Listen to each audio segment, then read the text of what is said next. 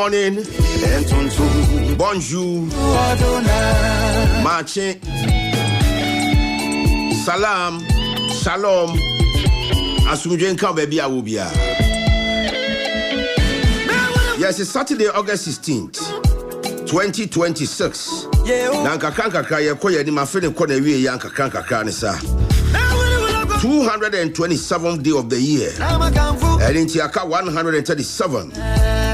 138 more days to go. Na anopei yes so nyankopon boy ho ban ene. Ene nana aka in the year 2026 and beyond. Kwaku awusu aduo mi oha. DJ Danny Beats, Kenneth Tobin, Samson Kwame Nyame chansu bedi omo a. Omo kwakwa akɔhwɛ MPP abato no. Behwɛ na omo de nsɛm ni nyina fi Jubilee Park de aba. Na yensusu ye de amano ba bia wo bia. NT MPP votes this weekend. Oba Ashanti region ha.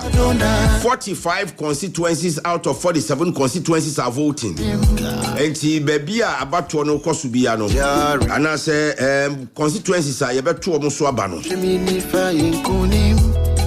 And as a constituency, so I'm to abani bino. Aha, the hunsun so ni nyina bebro. Welcome mache. Le commander. Na enedie. Acha by 5 p.m. Ombeto abani wi 3. Wow. Enti 3 no. Na se sorting ne counting ne. Ya koso bebe. Recounting ne bibia koso acha me fan say by 5 p.m. Na ye who will be. Wow. The Ashanti regional chairman of the MPP, who will be the secretary, who will be the organizer, who will be the deputy secretary, and then the Akika Honi na. Now election way, menim so nyankopon bema ne nsa so na aye boko. Menim se aba no mbeto na mbeto awie nso no na asomdwe ne nkabo mu ewo ho. For me eno nko ani hia. Eno ani. O ma se obi aye ne campaign na ene ne yeto aba no. Delegates ne nim. Candidates no more. Sure. And I believe say delegates ni be choose nipa.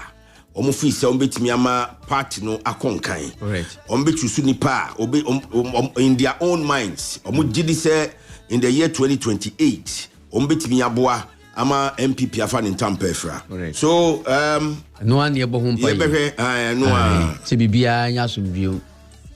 Asomdweo de kwa hu hia. Sure. Bi say moto abane wie na wedding kunim na nso so asomdwe ni ho a no a different matter na no pempenfo bebe fi ha na yahwe legal vacation issues Ghana Bar Association say wa wani tua ya wo cases bi a lawyer attach for instance or say the next case it involves Yura Edubu Ahene or say no onko because a legal vacation or the kind of court nanim say at this time of the year, lawyers ne judges de omokokoji omahome.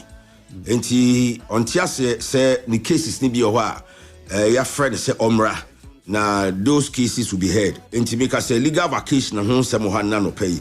Na what twin so nipa mienu aye chi omo initially say baako ye say oye Christoni a wakan sema efa nkomshani Muhammad ho na enye. Ena ba ko so ye muslim ni imama ono so aka nsema fa waka se wa be kasetia Muhammad obi kura ti otimi kun ni ade empemfo e de omo nan si so enra IGP Asia the religious leaders me hu Yewra of Safi Ankra ho me hu the national chief imam ena me hu Christian council empemfo so e ho enti anope behwe sa se me sorry ye die na ebetimi aya ebi nkusi biom evi say na nya nika by nura the police management board led by the IGP Ghana National Peace Council chief imam and in the office and a Christian council and paying for share in Tiano Pebedi Hunkomo and a Galamse Ashizwa 60% of our rivers you see the scientists near catch and say na yensuno 60% polluted by Galamsey. Waiting command paying for bar you be no pay. Enti kwakudi no. Wow.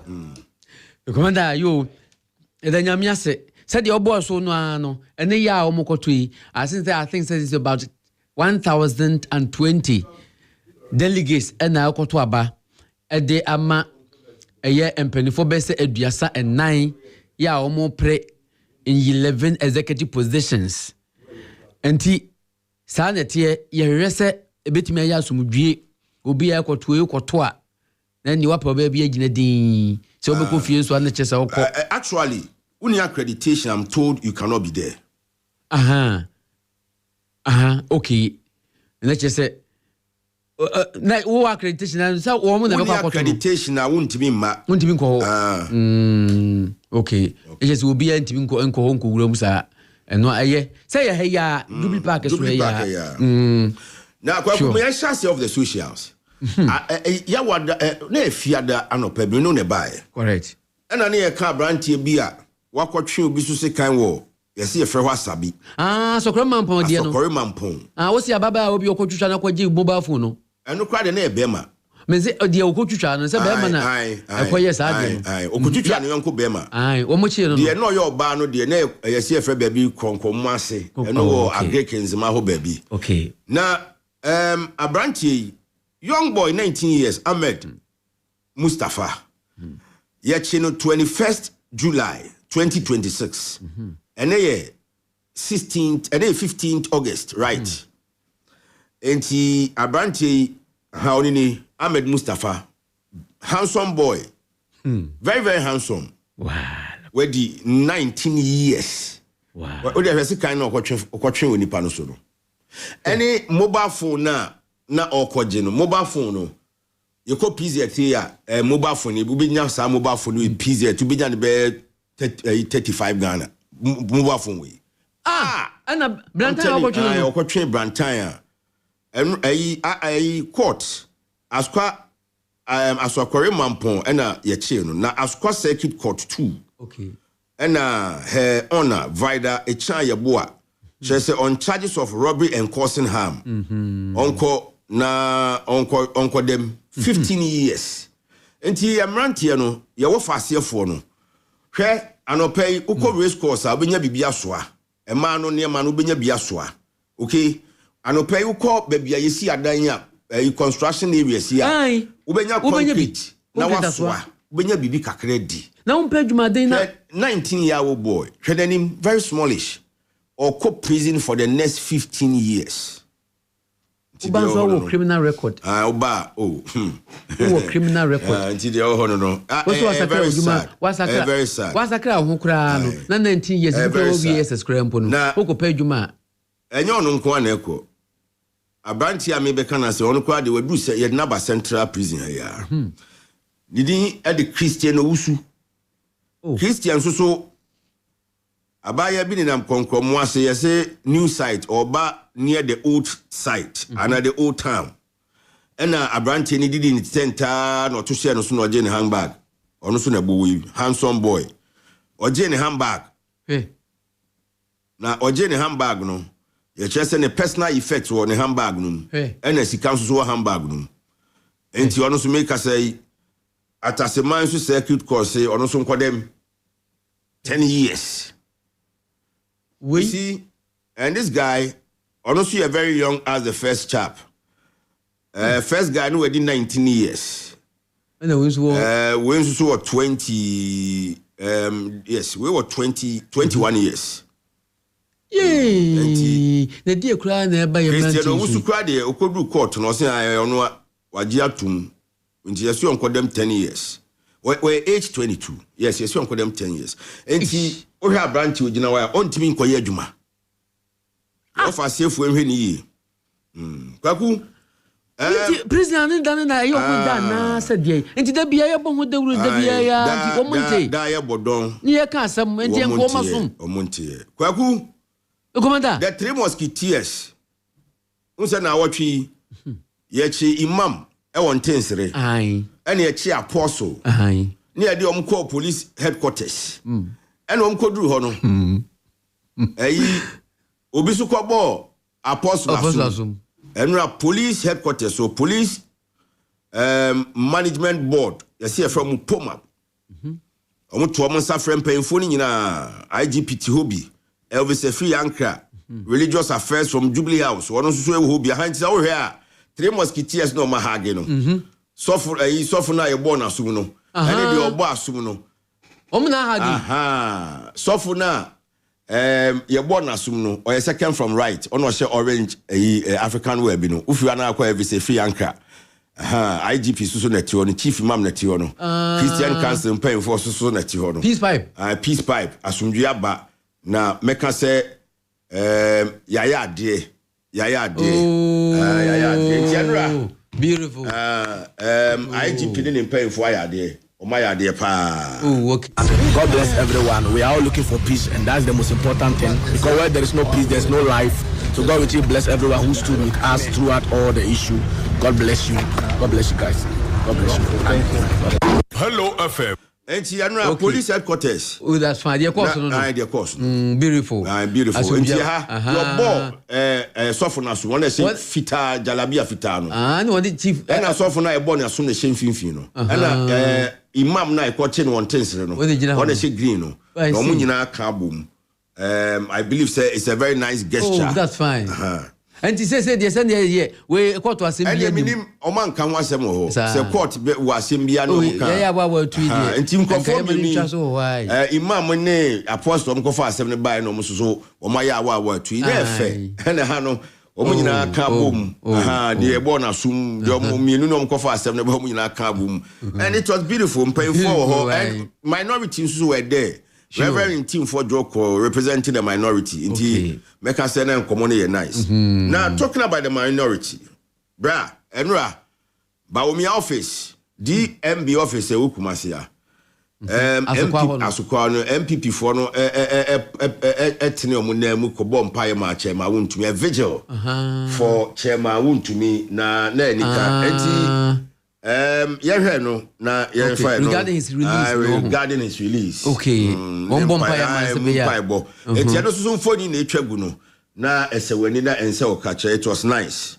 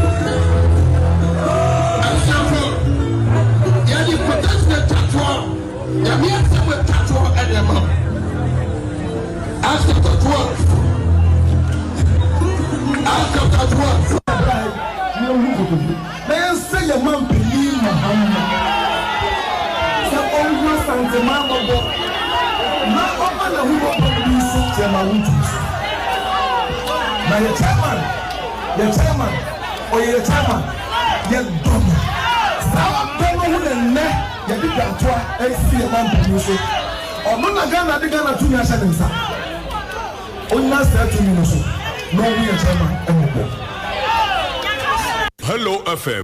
Kwaku, look on that. I'm said the MPP Ashanti region so be am chairman and Nra. Sure. Omoye. Nefe. Sure. So here some of the visuals are deep in the night. Na amanfo bompaye ni binum abubu nkotodwe ebinum tetete form ebinum da omoyefunu so bompaye se onyankopon su enti emehwe omo sufre na chema wuntumi omampanyene susu hu ne mobo na omani mfiafiase enti no enra yewra chairman entwibo asiako Bernard entwibo asiako chema wuntumi enra MPP for no so Ashanti regional MPP I mean ahead of the regional elections the also mo ye bia mpaibo mu ne say omo hye omo hu nkran ene de eka ho nyina omo ye na megidi say omo chairman na eno omo koye vigil man ni a omo nyina pese chairman free afiase eno omo nyina so na enkabo menro omo de call vigil no omo fa sa nkabo mu na enko na abatu no omo ko na omo to abani wi omo omedi nkunim no they will rally together as one people and move ahead. Good. Let's move ahead, my brother. And betimi aboa wo mo. We said 2028 we must person mo prepare abemu. And you hear sanka bo no. Crucial election. Very crucial election. With the general because election very crucial. But say 2028 a very crucial elections. But every elections is crucial. Crucial. Okay. And yes. You commander, ya dasipi. Abusuya ye ko peace. Ye ko jikase bono e dia bremu. Ye anopei akakuma bi na chese ne na ye ko no anu no. Na ye beda na kodjo jesi company limited ko ba simprimu ase be ma ba ya daro ma waya de papa me na da e ko ba ya de na se di waboa bia adwuma mu na abusuya ko mia hodo bebre ne ye betumi akone akogye da ho ni mane bi no ye mo na ba so sei woni same mo good morning na odi iron rose papa ba na afen so odi cement is waka ho en chance ni na doa plywood so ni mesh ni nyina ko ba de be gum ye betumi nya bia tom Ashanti region ha e de wo ko magazine ni rudu e ko ba wono atekwana no wo betumi nya pio ko nkran so a wono so wo town na hono na abusuya puku ase wono wote no na afen central ni western east ni western Brunaf region and Tarrants of Ghana no ekoba wo town bomodin bia pa na kira kwan mstro na bomodina to bi na baso bono metu din akire sesi efis wa yade papa nya senkuma obomodin frɛ number wo ya bebon komo 0244 419-393 0244-419-393 na fe tabia heba dok ya bedana sio tabia heba Mr. Enebusia dok diaba nya no na treat malaria no ene nya numtu rough honam ya nom ene afe tabia takum wodi abeka ho eno na eboa memema yetime di adwuma yie ewo empemu no yenso yafre wodi agro mu no ene wode eye wo na ye akoho bia nim nti yemu bia afe yo tabia na cha capsules ene so yem team rough no usisi yade ne pass kuku beko sesi na tabia zanik enso ho etiti all kinds infections na afi boosting immune system no so esa yade bi entimi woda pharmacy shop bi anso bi ho wo number ne 0243 686861 ufresi see ya obejo die Lilian season pada until Lily yamana chano pay the more de me pacho bomodna pe bi kira kwan na macho ba ye de restaurant ye de so yama min to bi kwan ho de no ni nyina so ye de wo hu na onyansa no a aponchene ma obetum de ye beef obetum de ye chicken akonkwan ko yi na di nkruma to kona afenso jollof rice no ene afi abomu ene nkwan bia instant noodle indomie ni nyina ye dia begum bomodina pe bia kira kwan ne to oku supermarket bia nso wonya bi to simple adum ejekum building heye hono ba Mikado Plaza dankesi ye ho na busuye we number ne 0244 406 129 0244 406 129 New SCC Otamodin Bastamina. Hey, we are catch our say we're going to 7 dear ye the aboy bo bomodin be frog bass ni ho see was for hey as for runabout I won't say labor office ho to filling station won't so much wabosan fefefedem udu ha bia be ko bia ni twamfoni e wo so wo pese ko wagadugu okoboko hu hamile aflawo tamale sunyane be bia ye do be ko sisi hunti no anu no be faka no ho na afenso du ho akomodo don't worry want to two ani nkopaduan be bia restaurant ho na afi babren shop nso no you tikakra enfetifu ye ntukwan esa wo ye memena na afenso shopping mall nso mtu dudwa kakra na adeko na afi event center nso mtu wedding engagement ni ade nyina yetimi ye ne ho your modern waiting area ho ne yetraje amade no yenye mu de nie mu yebue New SCC water modern bus terminal no ofre number we here enkomo bia mo betumi atoa so 0244 412 016 0244 412 016 Enyan Montessori Educational Complex woma ba yenna principal se wona na chichire fo nyina dwuma mo ye no eso ne ato mo nka enkwada mo tete enkwada mo tete ya nanso enyan fo nam se ye wa chichire fo mo ni mo dwuma ni so enim se de si handle enkwada intino ya handle kwala ni pa perfectly on 2026-2027 academic year yesi yanfa crèche akwada no bosumi nsia obetimi dia bana okọ adwuma na afenso nursery obetimi dia class 2 ana say year 2 to 3 afenso kindergarten so year 3 to 5 and afi grade 5 no ana say grade 1 so no eno no year 5 to 6 wo do ba badwum sese ye bomodina na udru a emu de CCTV camera ya hontin kwada mbambo no fantabruta ana afi akwada bia so yenye mro nkwada aduonu ti achechefo ni kun kwada no ho baby akwada no bi a na afi ye training akwada no ye chiro mbrofo chiro mathematics robotics science ni nyina na bibia ekoyie abakoso mu nyina ye chire kwada no bo modena bra ne nko hu wonom ye wa francho Church Pentecost wo moda ne nche ho na wa na making yemfrey 0555029185 and one nyan Montessori Educational Complex no the brilliant family Yasantwera Bank wo hima bank sika wa boa ne nananom se bank we Mr. Yasomo manfo ache iguso anso som account nyina so yahye bo modifa ho be shom na apebosi ya mobi savings account ho na susu account so ye biebie current account so ka ho small and medium size enterprise so ka SME loans into person bi odwuma mu a ebekọ yesese and afi ya float shares so into ba na chese so abetobi 100 Ghana kura utimi tobi ade coins ne de 21 ni tua esa na bank no ka ho ano agye na meeting na utim pompom fe unu obi ani asam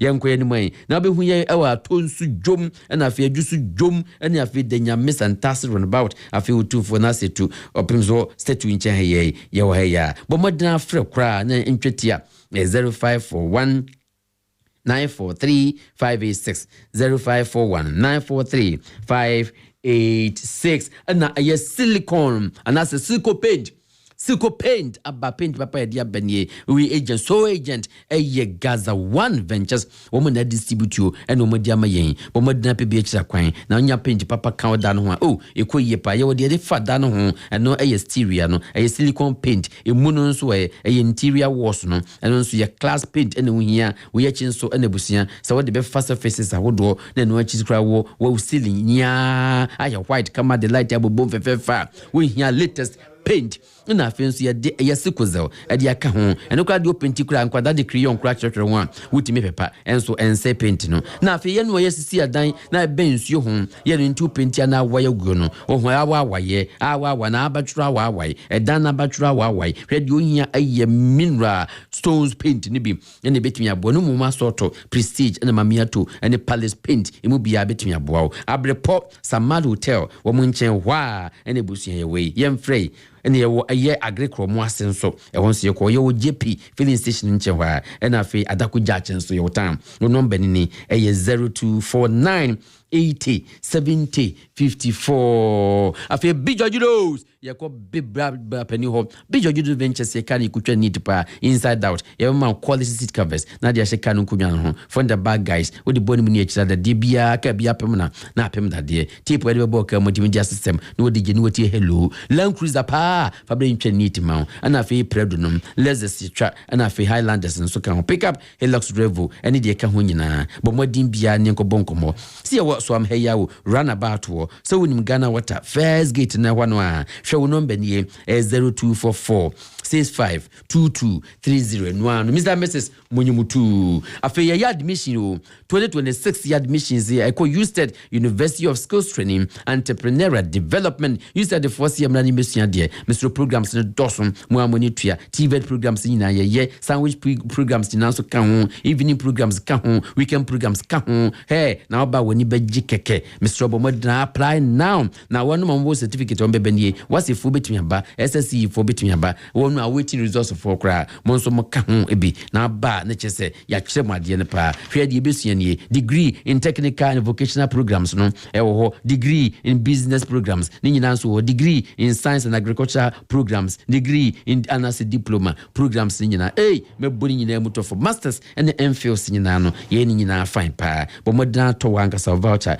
na apply was it direct applicants 230 if you post diploma and also 230 and our friends graduate programs and no 288 mature applicants and no 345 and international students and no 115 US dollars but more than to be now uko banks bia benyebi eco bank and the keke ka ho nyina Ghana Post me santem hokra ubetumi nya bia to simple kra wo number ni 0205 111-906 0205 111-906 ufra no ano no afenso ya ka chewa se ohina spices tasty wom bomodina gibia no pay flavors ne dawson chicken wom hwe na fe jollof na fried rice ne abomu na afenso gutika ho instant noodle ene ginger ne garlic munyina wobenya bia temu ode na non dairy powder ka ho bomodina gibia no pay obetum de twa beverage bia yawa asafo ya commercial bank nchewo ene supermarket bia obenya bia to wo number ne 0244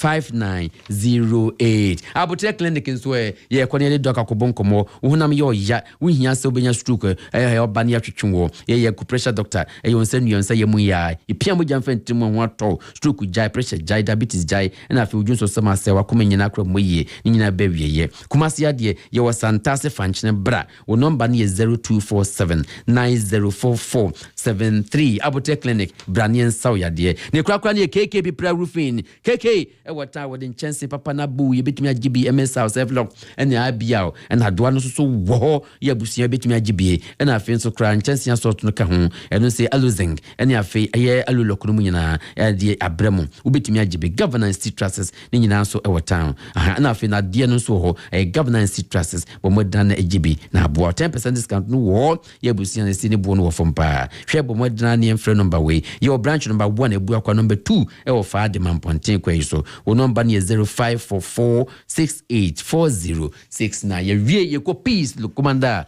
merci beaucoup.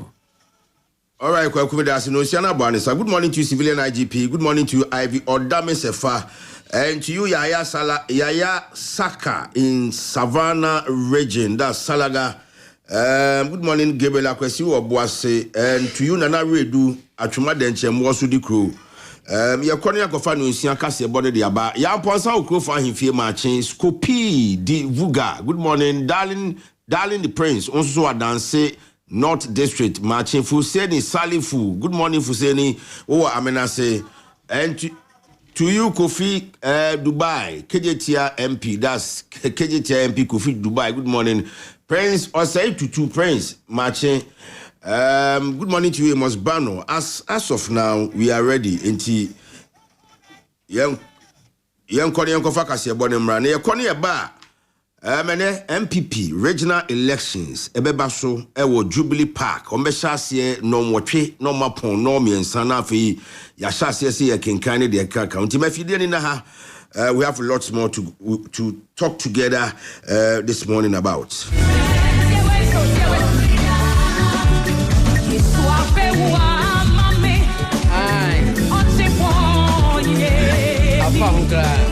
Hello FM.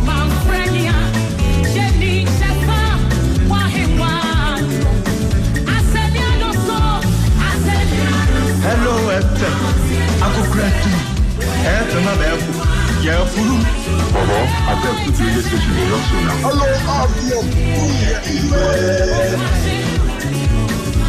Hello Abon.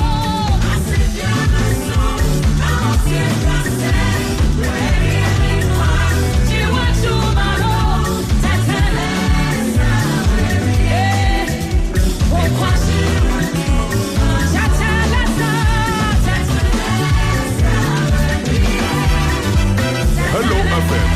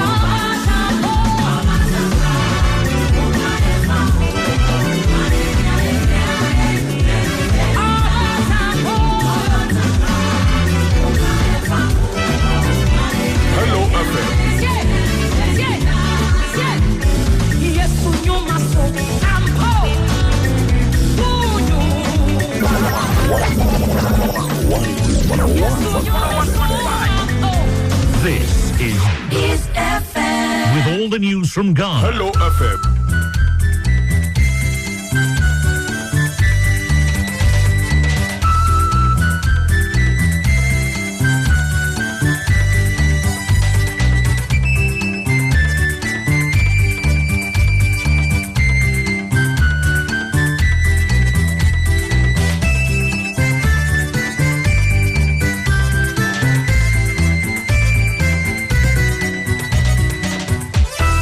Abononsia higher peace 104.3 FM. Okay, 101.7 neat 100.9 FM. Yeah, worship house Abeka Junction Accra. Yeah, Kokumasia hello 101.5 Adishimama. Yeah, mamunyina achi. Onfa ncha yense simenu mamba beto simensian no nsia so. Monfa ncha ye na traffica. Wa ekwan so anopetututu we afa no omo ye kwan no a ewo achimota o stay ufri o station ho ba ye nyina ye nim se ekwan no na enye eho no se ye kakra na enso so si ye kasai afa no omo ye o anopetututu ye grofo kwa adwuma ema adwadifo okono afa yi e no omo ye kwan no ewo ho enti traffic aba apeso wono bia ma se wakamu akire ho enti traffic ne de eba bia wo famu aso se wo kwa kofa la pass wo fa beka market no mu ho no a ehon so kwan ne yesi no emsa ho ma wa fa hye nti wo ma si kwan na ha ne aha enti eno so gise okowurawura mu ansa na sa oba betwam de akọ Accra Central watumi akọ nti monfa nche sesi manum no aba beto so abusuafo no pekase ebonia edimu akotene ebi ene se Vice President Teddy ato aban nwumayefo se won se adwuma wo mo eye no enya sa akeke esafata se animonyam ewom no wo mo bekuram na ebra no no wo mo na ato aso ama adwuma mo ye no anim abanyam na atimi aboa ewa akwanhodo nyina so Health Ministry womo ayire won ho wo ye adwuma se de be ya emma wo mo kwa wo so a wo hwere won kwa no wo betimi ahwe aso ano na ne titiru ene asante mantamu wo mo peso wo teso kra emma no eba fom se de be ya enkofa wo haw kese emfa emma hoteliers ana womo hotel wo Cape Coast ene ne importamu no womo HSS sesei womo hia se investors beba womo adwuma womo yenim ne no so atimi aboa ensam no pii ka ho ne de bra mo kaseboi emu enwuma ko ya daroma womo na aso asene ama ye de anope kaseboi eba this way chocolate drink dio hia yesu hie ya was special ice mineral water your special drinks. Sanso ena your best point savings and loans. Woman you make aso asene ama anopeka seboi yede ebremo. Me de akosia sapon me ena me kenka kasebo no ede ama mu nyame adom na se biama ekwan ni timi to mana obeba be ka ho. Hey.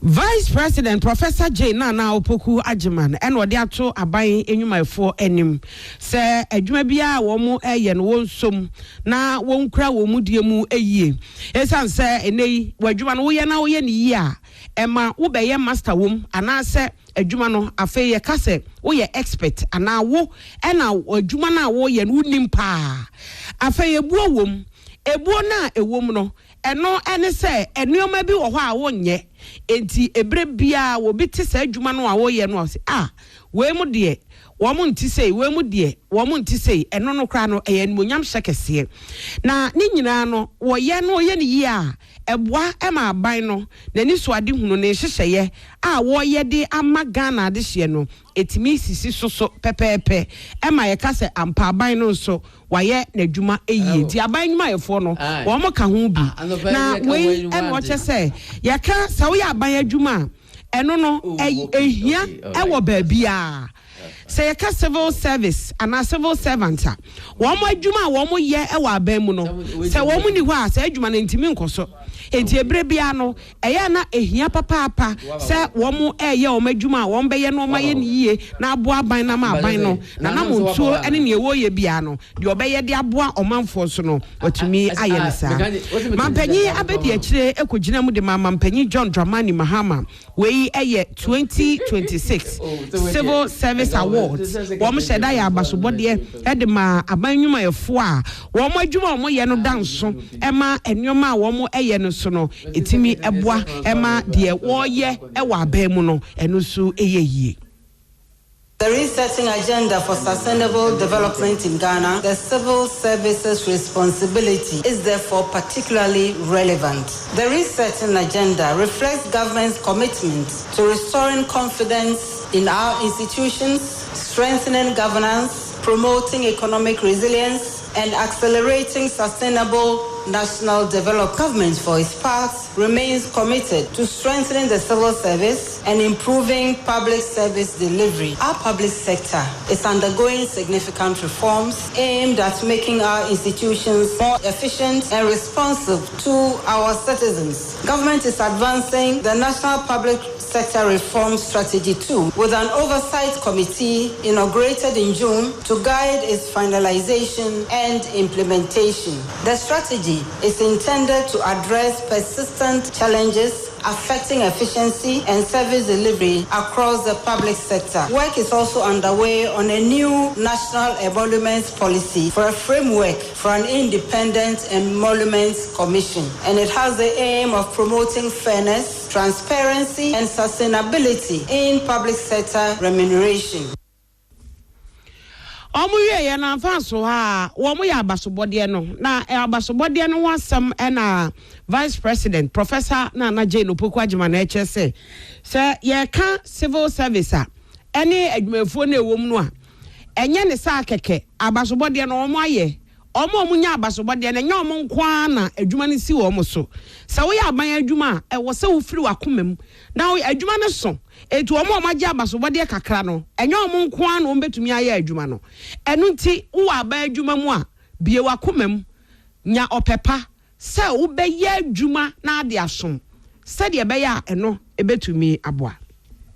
These awards therefore contribute to the performance-driven culture that we seek to build across the civil service. To our distinguished award recipients, your recognition today reflects the discipline, integrity, innovation, and perseverance that you have brought to your work. Well done. You should take pride in your achievements, but I hope that it will also encourage others to move on to even greater service and go on again to inspire many more of your colleagues to pursue the same high standards. And to the many dedicated officers who may not receive an award this time, I want to acknowledge your contribution. No institution is sustained by its award winners alone. It's sustained by all of us.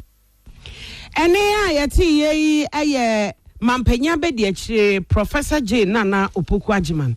Ono na yete se wakasa no na Head of Civil Service Dr. Evans Agri Dako.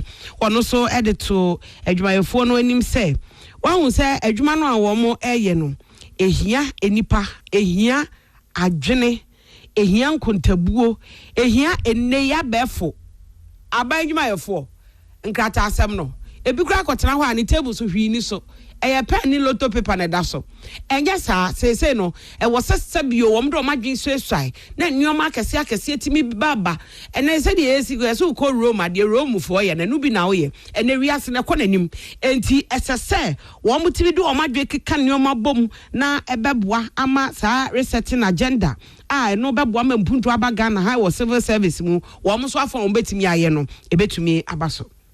This theme is relevant to our development priorities. It calls on us to reflect on how we work, how we improve what needs attention, and build on what works well. For the civil service, resetting means moving beyond business as usual to greater efficiency, innovation, accountability, and resource. It requires us to improve our systems, to strengthen collaboration, to embrace technology, and continuously develop the skills and capacities needed to respond to an ever-changing world. Now, the heart of this agenda are citizens. The effectiveness of our policies, our reforms, our programs ultimately depends on the commitment, competence, the attitudes of our civil service staff, and to the large extent, our public service staff. Ene ayeti ye Head of Civil Service Dr. Evans Agridako ena yeti se o kasano. Yen sentroni Patricia Sefa Fisher wono ena wode ensem yi ebreye. Oswafo abedi akire ohwe mpomden ewonsem ye Dr. Grace ayensu dankwa na dog akire se sesi yi se ohwe ewuo a ekoso ewo ema wo mo ekwa wo so a eya esa fatase ebetimi de hihye papa bi agu akwamu a eno no eso ebetumi ate na wo bu nkonta no oche se ukọ baabi ti sa asante mantamu a ene ema be se ahankono ekosi ahankro aduosi enum ena afimpinu ne aduonu enum 2025 no wo mo hihye no ebe todwa se wo mo afiri mu abra wo mo kọ awo so na eno ena wo che se ehihye papa wo betumi aye bi ama se ye ka etimi aboa ama saa ewuowuo okowo wawu ne bawu saa nyoma ne nyina no watimi asi ano ekwan wei eye maternal mortality action and response a wotwanitia eka no ema eno no omo ne asante mantama pomuden efuoi ehia ya na omo dwendwere ho enti womo ene regional directors titu ne asante mantam regional health director no afi health district health directors medical superintendents ene womo a omo wo mantam nim nyina na hiehyia ya Dr. Yesu Dankwa edi nsem yi tuja.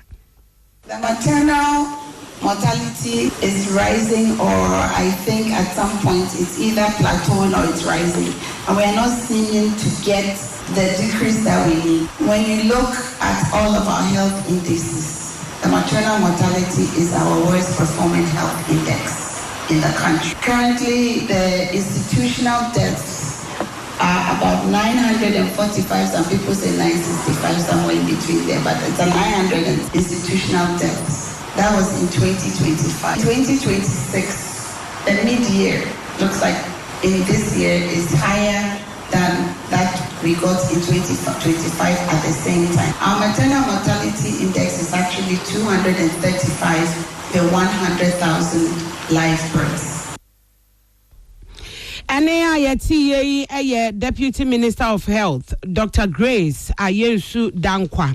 Na ne krakra mu no, ena sante mantamo apomide kwankyerefo ye Dr. Fred Adomako Boate echechire mu sede esi kosoro afedie wo mo ya obetimi de aso ano. If you look at Ashanti region 2024-2025, and we are looking at maternal deaths per 100,000 live births. In 2024, it was 195.6 mothers died every 100,000 live births. And then in 2025, we had 196.7 mothers dying per 100,000 live births. And you can see in terms of the contributions to this figure in the country. But then you see the other one, sources of death within Ashanti region. For all the figures that we are talking about, 15% of these cases came from outside the region. So we are talking about, let's say, 100 women, 15 of them. If you are going to do any intervention without in Ashanti region and forget about them, think that you are going to have that problem still persistent. Ene ayati ye ya Asante Mantama pomuden kwankyerefo Dr. Fred Adomako Boate ne te se wo cheche nsimu no ye nsentro ne otobro sie kwadwobo adu wona de ensem yi ebre yen ya kato won asem a na no da a omenya kwa ngomasika wo afini finfi ye oswafo hwe sikasam so Dr. Kessel atoba forcing kopie mu wo mrahye bedwam kyerɛkyerɛ mu no enam so ama the Tax Justice Coalition Ghana womo ka kire aban say eto a yagigi wo memu no de wo ho dada kora wo manfo ntua ena na no eye onumonyamfo Dr. Atoba Force nkopie mu omrahye bedwam a wode media budget ne banso wo sade bi beka ho ena omo say we wo ti asesa enye yie eto no de wo ho dada no e wo se ye hye nkrofo nkra ma omu tua se no keke no kra wo ho yamfa bi ameka ho nanka wo mu tua de wo ho no a anka beboa ma yetimi atretre ya hiem na we de wo ho dada kra wo banfo ntua enipa dodo sen na wo Ghana ha wo mutua to kakra bi eti ko mutimi tretre mu eye niye na ba fom na wo manfo enya opepa ne so mbetua anka no betimi aboa pa sense wo mu de bi ebesan ba be peso wo mu de peso no ene eno kra de ebe piepie wo manfo amomma ko machi coordinator Edema Tax Justice Coalition Ghana Benedict Do Ono ena ode ensem yi etuja. We've noticed from a number of our studies that we do have tax gap that exists when it comes to VAT, CIT. There are significant tax gaps, which means that the potential to mobilize tax resources, especially in relation to corporate income tax as well as VAT, the opportunity is there. And what is required is for us to devise the appropriate approaches that will help us to mobilize more revenue through these tax handles. If the tax gap do exist, then there will not be a need of introducing new taxes, but the approach that for us ought to be adopted is broadening the tax base. How do we broaden the tax base? Fortunately, in 2022, the Tax Exemptions Act was passed, requiring the publication of tax expenditure report on annual basis, and that for us is very, very critical. We look forward to seeing all that being enforced as much as possible.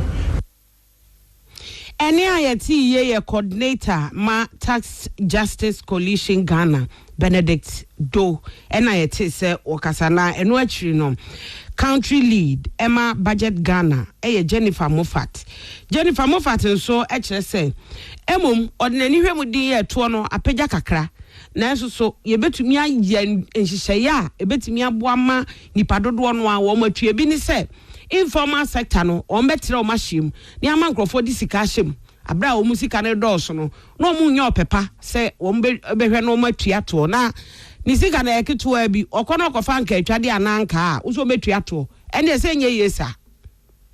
In terms of the tax issues, the 2026 budget in total, we've seen a lot, especially when we did the media review. We saw that there's a lot of, we've made certain gains in that regard, and so, but there are still gaps that needs to be addressed. We also looked at even informal sector taxation. What are some of the new strategies that can be employed? Because we've seen that the modified taxation is helping. So we are saying that what are other things that can be done that can also ensure that we can get more money, or that will not still burden the people who are already paying to pay more.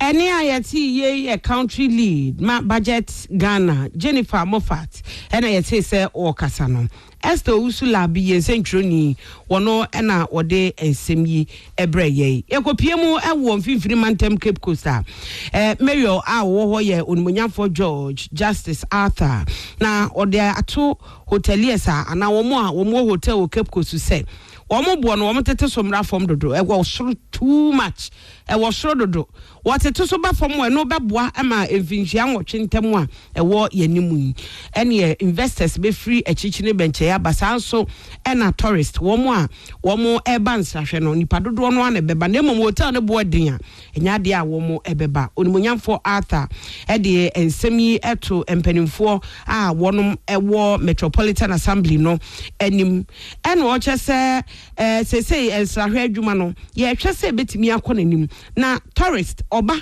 ana obi oba nsahwe ba na oba betua anadwo ba ko obeda no 2000 Ghana cedis and 1500 Ghana cedis e wo soro ena amononefo no so mo hwe omo dollar no se de ye tu kwa ko omo ho a se ye koto bibia ye hwe yesesa omo sika de ba ye sika ma ansa de ato saa so ena omo so say a dollar, say a euro, say a pound, and also so one more share, edit to Tomo share. And into a woman in Raffam, one man about from one, in Finchia, cheer dear Nimu in dear. Hey, investors be baby bre quas, also, and answer a reform, what be baby bre, not si council so at me abba. Ede anyone from there anyone in Komo ama is it maybe or attracting Kofo or Zubawu City. Okay, for example, some better hotel near tourist in Amabaha. Na mebeno hotel call the charge be 2000. Mokono londo da mada. Inti yanyu hoteliers in Bakasa now ama a bona Kofo to attract people into the metropolis. With the 8-year development plan, yeah there, yeah we declare some areas as industrial hub, a futu and 8 enclaves. Yeah, so they establish airport and airstrip. So on Bobuama investors in one corn adore. We are expecting that within the next 8 years in factories, industries, airstrip in a known businesses way to Waba. Enia yati ye Mary Owo Cape Coast Metropolitan Assembly unmunyam for Justice Arthur ena yete so kasa no eno achi na administrator ma district assembly common fund ora Michael Harry Yamson opanyin so chese district ahodo a wo mo so ma yen hye se wo mu pempuntu obi a wo mo ho sika no wo mo ahwe se obetumi achicha ne kakra ma obi enya ne de na afei community partners no wo mo community partners fund no so wo mo timi ekeka kan ho bomu na otumi ehwe de eyempuntuo wo wono mo potamu be bi ti se anafo market ni sei wo se ade a wo mo guso na abra market no eno so wo mo guso enti ni nyina no bibia be ye ama wo manya ultra modern ni nyina no mo hwehwe wo Cape Coast ho Jumetiara district no one wo dey there say sika wonya sika wo dey take obotu wa man 600 puntu abakro no community partners fund district assemblies common fund ya hihye no ye betum ye that way then they able to chief executive then say betum alpha and alpha market na hinde na abra market it's okay now start to look at market and there when you make us be yama you go putting no here technology park you here agro processing what would be also here skills development the market the afini chance share my betum ya yo dem nyame ba sen ho na repiska e be in private public partnership any ayati administrator ma district assembly common fund ora Michael Harry Yamson say or Kasanane Krakramu no. Na sebedwani o Cape Coast North constituency unmunya for Dr. Kwame na Minta Nyakon aka Raga. Eno no so say obesese Cape Coast Sports Stadium no. Yemfanto mampanyi dada Professor Evans Atamilta wenya ne baby ko. Essence wo konkode ansa na sa stadium wo Cape Coast no. Wo mo de to so anke beboa. Eno o ka kire mabunu se mabunu. Montwe mo ho mfiri enyoma bone ho, eni suban bone ho na eno ena ebeboa. Afei ahunidie ho nsem o kan ye. Ena atemdidie eno so so kan ho asem. For the next 8 years, let's go sports. Usually there are no problem beings about in soccer. It's a team. I'm going to propose the Cape Coast Stadium we want to the next professor Atanos. We are not opportunity there. When part of that, just working on many of the parks around the area. It's in the formal use our method. Let's be committed in working and making sure Cape Coast will be great again. And after you got after that, ensure that we now we share and dialogue. If you know that we will do that, but not that we will do another. It is our own business behavior. You want to answer. If you have to be and get more time in here, you have to make sure we do the extra now. And then see, let's be intentional about this. Sebedwani o Cape Coast North constituency unmunya for Dr. Kwame na Minta Nyakon aka Raga and yete so kasa no kwasi mensa wo Eagle FM Cape Coast and odin semi bible sua yanya aboafo nkrato mra ye ba ye bekwa agudie mu nsem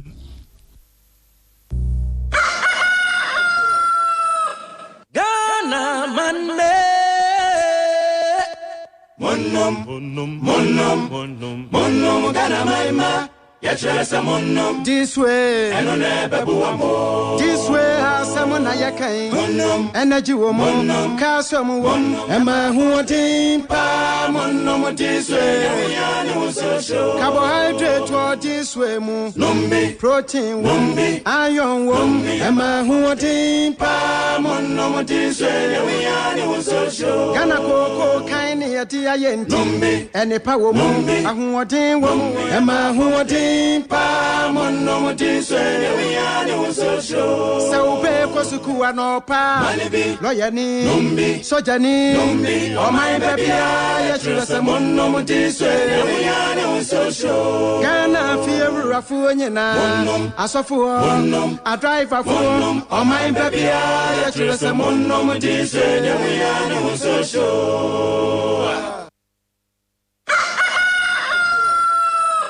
Ghana manne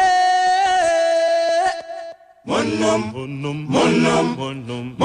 Ghana maima This way, this way, someone I can, energy woman, Castle woman, and my hunting, Pam, this way, carbohydrate. Hello FM. Yera a league mode inti said the Spanish La Liga na starting no enche English Premier League and also EPL and also eguso na mamindi kan emfa African Cup of Nations and man de no we third place no ene memni Morocco any Algeria na ebebo na nyame admo a wo chena finals no ye Cameroon any Malawi wo mo abona me say me Malawi because say the Malawi fosi bobo no omo park so aso omo ye memo omo bobo no te say mema inti African Cup of Nations no de eno ebeba ana ebetodwa ene no eye third place hwan ena obedi third at the end the ba o means omo de Morocco ombe skimia ma Morocco awini because na host nation omo anya hwe kra esa enye fine inti sana ebekwa akoye inti sana beye yenko Spanish La Liga no ene Deportivo Alaves ene Getafe ebo Sevilla omne Rayo Vallecano ena ebebo china Racing Santander ene Villarreal ena ebebo Espanyol ene Levante womu nyame adomo china womu bebo wonom de ne de no ena mede ato ehono English Championship no and now Wolverhampton Wanderers womo ene Black Burners Isaac Black Burners Blackburn anyway they want to ni ene ma ehunu ntro ye ne ya attack Hello FM eti omo boy no enra English Championship no eye 2-2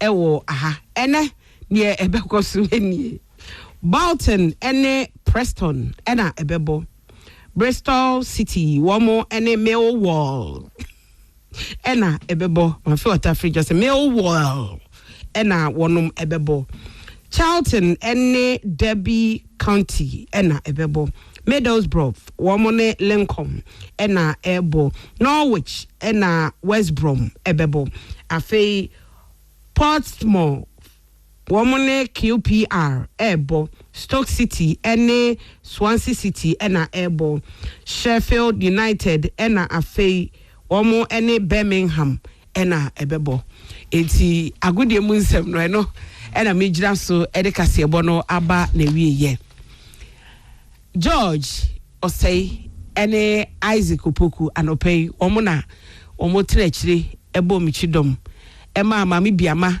ye late traffic ye omo ye kwai nti ono obetena me njedi ena ye de kasebo no ebre mu midin di akosi asapo ya mamumo enitia adehye okay abusunya ko peace ya bedase pa inweku ahodo abu ayeni o keke bi Roofing Company Limited keke ya be na moni ama na chia no pay na daro ma obo moden de nchansi ahodo abesumese magibie na yemfa ngugu ya daso ms south several ko na bia ene wadi aba ye na apechusu na afi wadi alolo losing sheets e dia ka ho aluminium sheets ka ho governance sheets ka ho roofing accessories nyina so dia piso na dia man radio ho gali ho na afi so kra valley nsusu ni na wasanso kra de gatas na ka ho side panel nsusu ka ho nti choose diope na adoa nsu ni 4 inches 3 inches na bia nails udi ni nyina ka ho beboa afi wo governance trusses na dia di good dance ho no kk yabana mo no atete so 10% discount nti ama bono from pa na akọ branch sinyina opesimentia ubenya bi iron roswa na abodei na ukọ branch ne ba ko a ewabu akwa ubenya ni nyina na afi so Fadman Ponten kuntuchikwe yaso ya afre ya kura ni ntwetia 054468 4069 054468 4069 afi Abotre Clinic in Suwa Town yene dok bonko mano peya ebebua papa ohu Abotre Clinic hwe ehon pressure doctor doc wono no nya duru ho a e yonsa nu yonsa yemu na ntaba na so no eno a de busu be pia mogya de fentim no wo kyese se mogya ntim die frisa no widie nyina mu a eni so kwabra na wo da sene wo yade o bisade no e chiwade wo nyale da ntie momodene ne dokomonko mo wie eno aso benya botrako onya botri gina ho ano stroke fo ba no ho to honom no mokọ pressure na ejai diabetes na ejai na afie wodwunso sem kura aseye ni nyina wodwunso awo breme bo a nyina ne dokomonko mo wakoma nso kura moyi papa etwu hwinhwinhwinhwim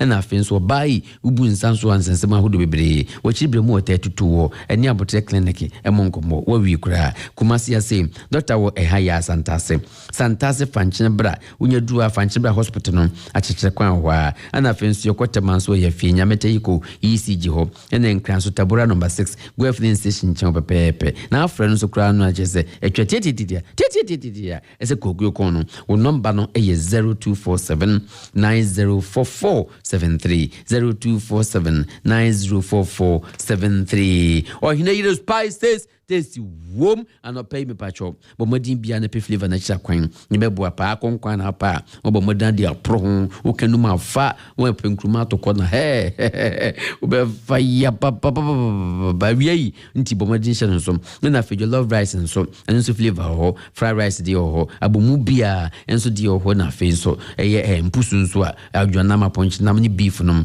ni nyina dia ho instant noodle na fe nso shrimp so ka ho na ginger nso so ani garlic nyina ebi wom jirem ntu bitimi abagebe eno ano no so tasty wom or hina spices na fins with the non dairy powder nso so dia be pie so nti ano pem so betwa beverage bia bebia kira kwan na fins Christ yedigu asking kem ena ni wachi yedigu rice otem na afi juwe obrayo so dwe obrayo menye ditini ba masa bomodana kanum na busa fa eno ano no na chesa wonso dibia ho to se ye se urade me da se simple but what the ani ntinsi krum oko supermarket bia no shop bia nso otimi beto na akwa asafo commercial bank nchen he abode wo number ni 0244 5259 08 0244 5259 08 hina spices tasty warm afebusia kachom se yankoni nkosua de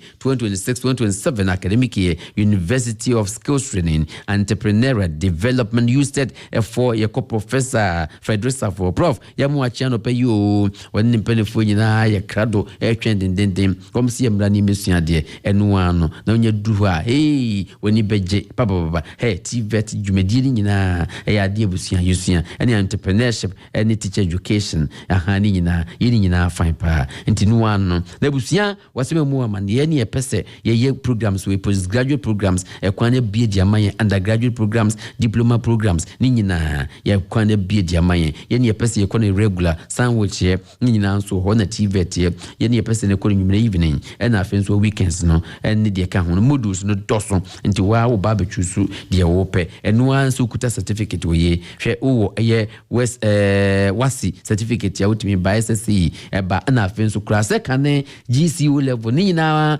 you studied you ya bedde university ase papa sine ya kase bia certificate na ewu kodwo to ntim fanya we masoko ubisi masofa bomodra masofa na fa ko used professor Frederick Safo provo wo ene lawyer get the champion omunyina ene lecturers nyina yamu mammo wow into ba betime ba program bia opeso obey bia ana afenso TVET certificate ye naptech naptest no ni nyina so ye into ba ne chese wawie kura into Mr. awaiting resource ye ne afia ni atro enwo no mo atro wasidansi antemi ya afia no resource obey so mo kura so betime apply no chese no resource ba ne chese wo de ko ne mpenefo abobo ahyehyɛ mama enwan so undergraduate programs ye masters programs PhD programs ni nyina technical and vocational education and training programs in business sciences and agriculture social sciences ni na ebusia ye na fine pa na ba modama member programs no nkyerɛ one area of studies no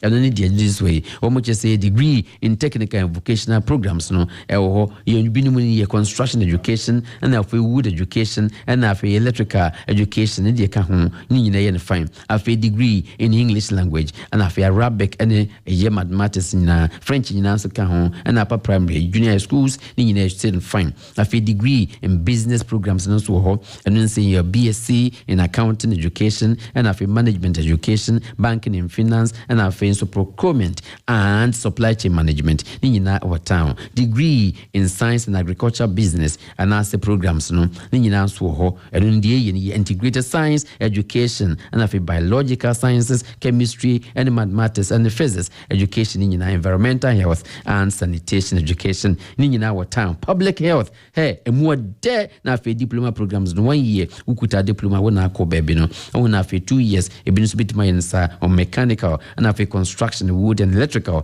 and afi so electronics ni nyina fashion and design ni beche mu nyina fine masters programs so ka ho any MPhils no and educational leadership and afi training and learning afi wood science any de ka ho nyina construction no ni nyina ka ho afi electrical and electronics engineering technology mechanical engineering technology automotive engineering technology fashion and design hey programs ni me se me ka de beti on ebusia yenko na busia yen ne empenefo no ko bonko ma wose na abeto pro wade no ukọ wonu mpeye direct applicants no 230 cedis ebitimi amwato ana afi so post diploma applicants no 230 sa afi graduate applicants eno 288 Ghana ana mature applicants eno 345 Ghana international applicants most say $115 na Okosa banks here and one JBC bank Zenith bank and Eco bank afi consolidated bank Ghana CBG and afi Ghana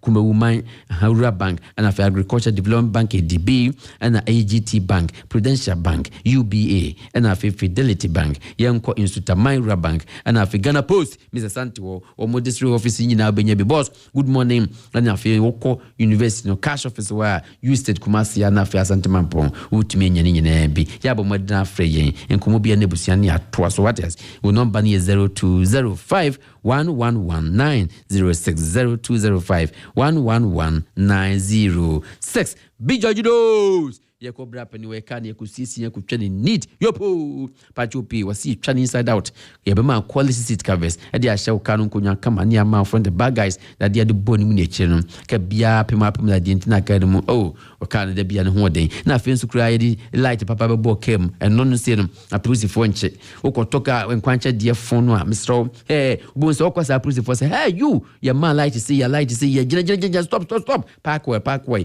umbetu tunani nyina afese unkani na nya papa free frankrofo ni ko big jojidus ekwaje papa no light papa no afensu ni yebe ma oti papa bokem multimedia system na de bia wonsu uti hello na land cruisers ni produce nso yesisi ntwene neat pa yopo fine emfa won so land cruiser na che wo de Fabra Lexus 4 Fabra Highlanders Fabra RAV4 Fabra pickup luxury boni na yegini na wodi obisi waji hiafo waji yarefo bijo jidus die wonsem fakani nyina bra eno ano we was run about we ya swami run about we ya wonse Ghana water first gate no onye duwa brusani si woni so ntentenso no e wane we wo number ne 0244 6522 30 0244 6522 30 unyafra wa nuano Mr. Mrs. Munyumutu enwano afi eye silk coat paint papa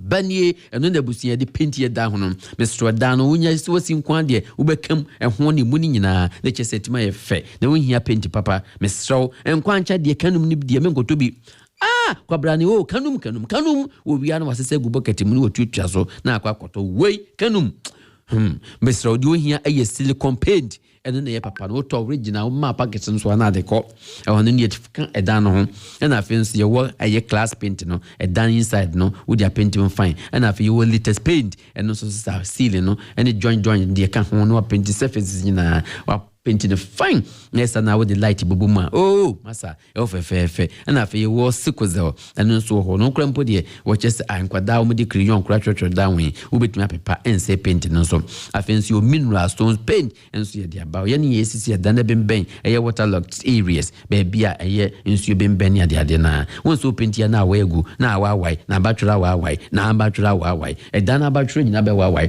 Mr. do here paint papa ni deɛ aba ne mineral stone paints ne mu asorto ye wono ye prestige mamiato ana fi palace paint emu bia no choose simple ye beda Gaza One Ventures for us pa o ma yeda ho efe na akwa abrepɔ won se Samad Hotel wo mu nchen wa ne busia we na afi nso kɔ agrek kromo ase won so JP filling station ho ne yo ho na afi ye wo adakugyache eno nso so he ya adakugyache no edwo so fam ha o number ni 0249 8070 654 0249 80705 yes and to bank wo hima bank wo hima tunsafra ye mrai wo tunsafra nana no nyina sikastamo mpese be hia ye da ti Mr. Omienko bank we no mwai o man tutu yahudu bebre no savings account wo wontu ba he wo di dwetra ba betimi awo mo atimi nya biedi na afi susu account ka ho pachoto no kakrakra obobosia ni ama obe current account nso ho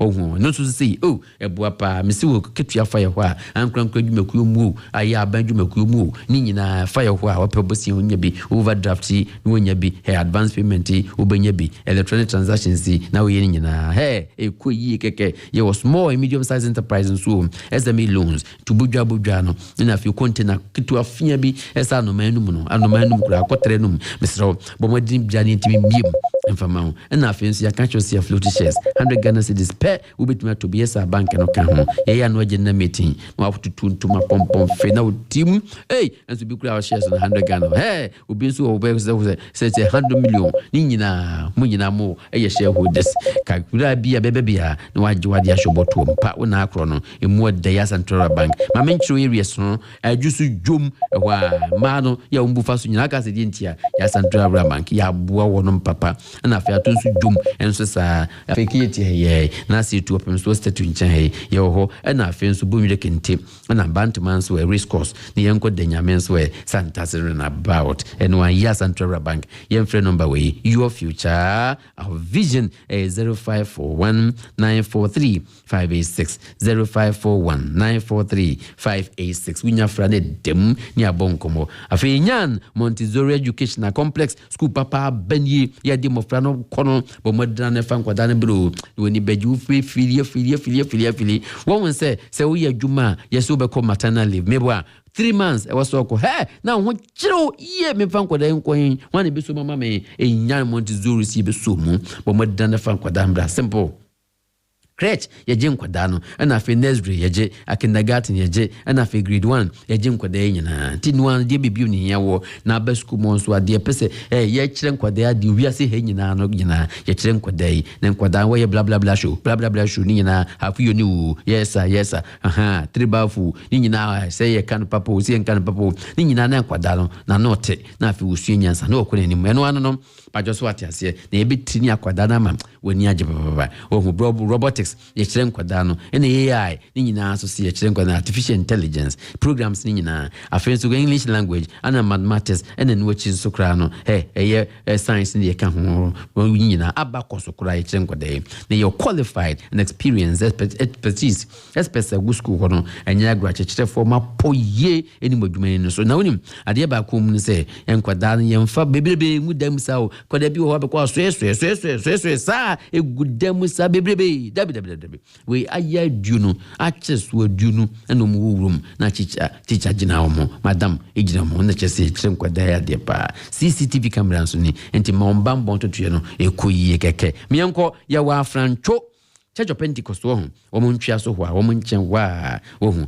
na afen so kra ofre number we ya yetimi akoye pa Enyam Montessori School the brilliant family and one Enyam Montessori Educational Complex together we learn together we care wo number is 055 029185 0555 na miensa 0555 shanusu friend afi yemfa nkoda no nkoi na afi new SCC what am modern bas terminal we going to start in the aboyeboy ya tama boyebo obi si tamboyebo adeba ya fa ya kan chose busia fa nkwa bomoden na bra we going to semi nyina nfa be hye yensa ba bia pese ko bia no ano ha mi lie do beko bokuye do beko ankran do beko takurade ehi fata tamale bebia ohu ye di amanfo di atrantwie o mai musania amana nimpo kura o fisitugu edom ko beni edom ko Nigeria ni nyina edom amanfo ko wagadugu no nyina ohu ntino anaw duru ho a ekomodo wa restaurant ho no wadidi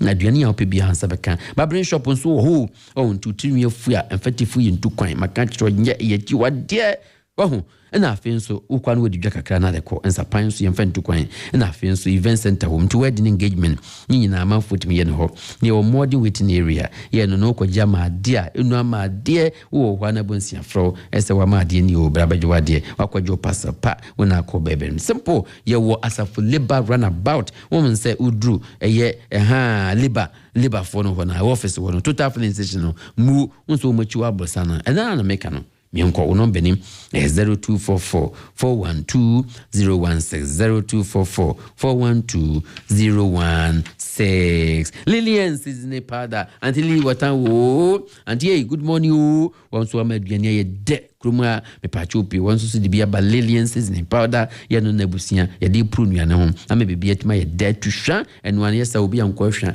kro da bi wo ha ankwada wo mahwa pa wo mahwa ne ade mami we ma de wo ye hwa pa ade no kwani abomu ye kofie ekoso ofie ne ye de bana nkwala mu akohumenti wo mutiminka woni wana akwakasa wo maame nkwanye de wachina bedi ye enti wonim Lilium Sizine Pada ntina mankwada no kohwa no Mr. Modna pe wufie na timi aboa ma ye nyina obi edidi fie yirim bedidi fie ekunu bedidi fie nkwada no nyina obi a ohu na ope eye good flavor na ebi ho beef nso ho na afi nso abomodi ho jollof rice di ho ohun na afi enkwan nso di instant noodle indomie ni nyina wa town na obetumi nya bia to supermarket bia nso ebi ho Lillian Sizine Pada ya bomodi na across Ghana ubenya bia to simple adum he ya de udu adum ajekum building he ye edan mu ho na meka no ene ye Mikado Plaza dankesi ene ben ho Eco Bank for no kra ho a wo number ni 0244 406192 0244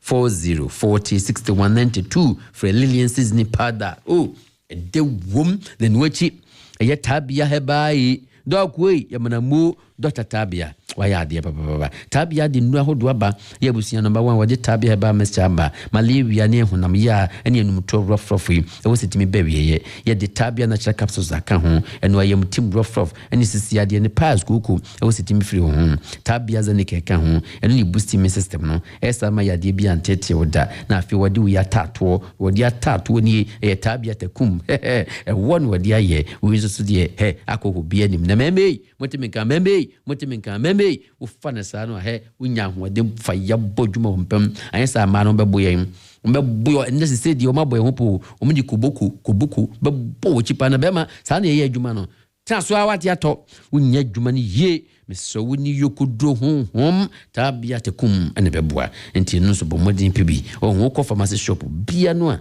e available na yesa ye beka se wo bema we wasapa baba to papa so wo number ni 0243 686861 0243 686861 ni kwa munie na kwadwo Jessica Company Limited ekoba simply mu bema be ekoba wona no muachi mu adwuma wo ye no soni ni same no nyina ya mu mamu same bomodina mu adwuma no na busia ekoba no de ye na de na ba ayon ro standard ones de opesto de bia obetim de aje na afenso ya cement nso ka ho all types enchances ni all types na adwani ni all types plywood ni all types na mesh nso ni soto to choose di ope Shanty region koba ewo haya magazine new route nunya duru kwano ho a no wane tewe okwade opebia no akwadwa de sema kasa memo ho ahonti di opebia wansabeka okon so a greater Accra region wono anso pokwase ho entina pokwase ntajenye interchange ntem no ekoba na afenso yenko central wonso yo eastern western ene bunafo range and entire ranges of Ghana ekoba wotan ya wo boy ye papa enyase nkuma kra na sede wo bibie nwumen wono nko abetima ye no woni mebun ya na sede wo fa mebun adwuma mu no enyase nkuma nti ye mana mo pa number 1 Nabaso Bonini Simaf Cement Man of All Best Consuming Award ni agye Western Diamond Cement eba nso ni asa agye ne no achi otumfo pem so hira nananti ama sese ekoba ye nhire eno ye Faith Ashanti Business Leaders Excellence Awards ni ye je na afenso Ukraine wo so ate yanka Ministry of Education Bureau of Research on Governance Commerce and Administration also do omode by ni agye ene elder Dr. Ohun na afi Presidential Global African Rezana eno so ni agye afenso Gosh of Godana enso ni agye ensan yo jai COVID betete ye no wonu ma Akoko mobro baby die no ekoba ya de baba Intima Institute of Sustainable Environment and Public Health SF for the award by na eno ye World Diplomatic COVID-19 Eminenzanes ye jesa award no wo hu nansan yo Sentio Steel wo mo 2023 wo mo the award ne by ya je no nse o mudi huwa tikuta track ni trailer ne baye ni eje na afenso so kra o msadi BP so 2024 eno so ni asaje 2025 ni asaje ndi huwa tikuta tracks somewhere ya de twoma for mani ma na nyagru na 2026 this ama yebesa gidi piso ekoba simpremu bema ba wasimenyesha nso se anasi nyina yenhye nso se okoto ne ma na enkutubi mfa nko na ekire nsa pharmacy wa abroso ntimidi we ba dabe yenye nsa na afentu kanto ho na nkasa ekire ma befa de bise bo do betransinti wodo nkwa bo modna ne nyensa so na nkofanta ntawabia ma ekoba peso ne etapa yenso yenatna odoso wo number ni 0244 419393 0244 419393 koba simprimu bema ba yedase imekuya hodo bo amiko peace over merci beaucoup yebesa basesia de ubonkrata no yebeba hello ebiasema kumasabye yepre no pati yekodu anajusumtum eduru baby hello Gana makuma swadye 101.5 FM hello Ebiasi makuma swadye Ebieno pati yekosi anajusumtum Muchimuntu ho hello Gana makuma swadye 101.5 FM hello Ebiasima kumasabye Yepre no pati yekodu anajusumtum eduru baby hello Gana makumaswadye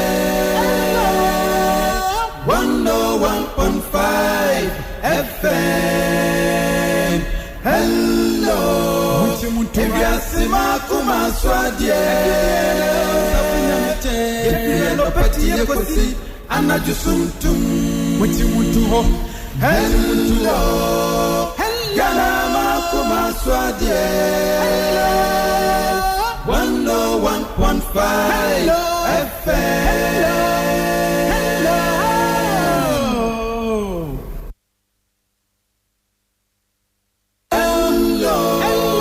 Ebiasima kumasabye Yepre no pati yekodu anajusumtum eduru baby hello Gana makumaswadye 101.5 FM hello Ebiasima kumaswadye Ebieno pati yekosi anajusumtum Muchimuntu ho hello Gana makumaswadye 101.5 FM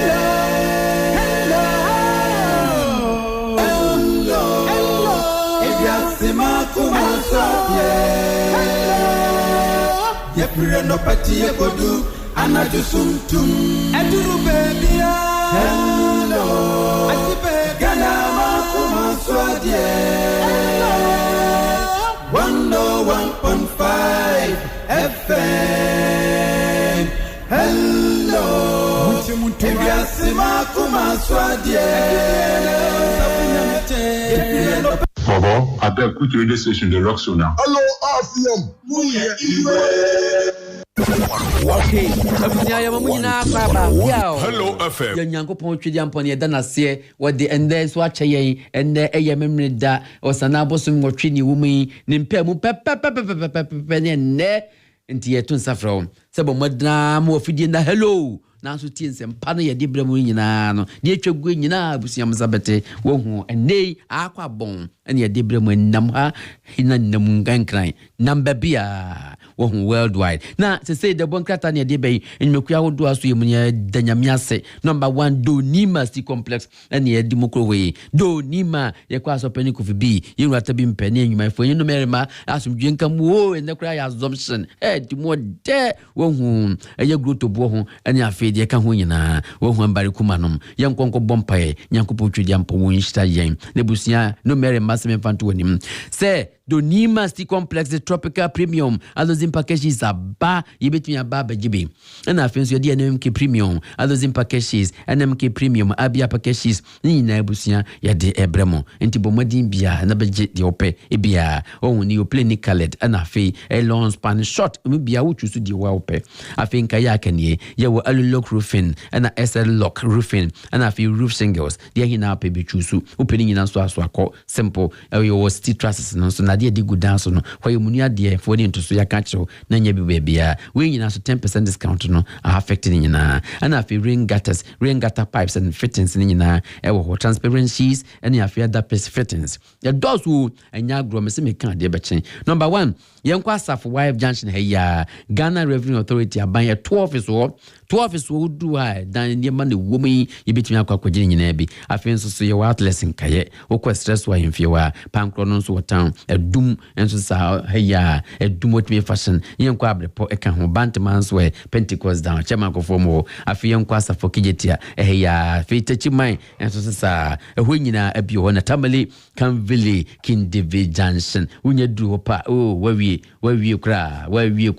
wensa betimi aka tinse obusuya yenko na afi yenso yenko to de o frɛ number we here wo beje wo de simple wo kwa buza kofi b echa kwan no wawie o number ne 0544321150 0544321150 unya frepe ne chese enwana no amemfima ra bank e town bank way ja sika mo mistro ya de loans ahodo de aba betunya ba no abagibie na afi wonso de ahwe how far but just what has you mu enwana no very simple, it is just simple na unban so a ye wo ameb high interest savings account ho udwetu betumi de aba betumi ya wa mu betumi nya biedi na wetumi mba account no so ho kwala ni ye die ntim stro bo modina pa ekira kwan ne betumi aboa enkwada idache we echi ye di ameb current account no so aba stro eno so say no udwete usika fa ye ho a wo wetumi nya bosia third party withdraw akra possible san check yenko jusika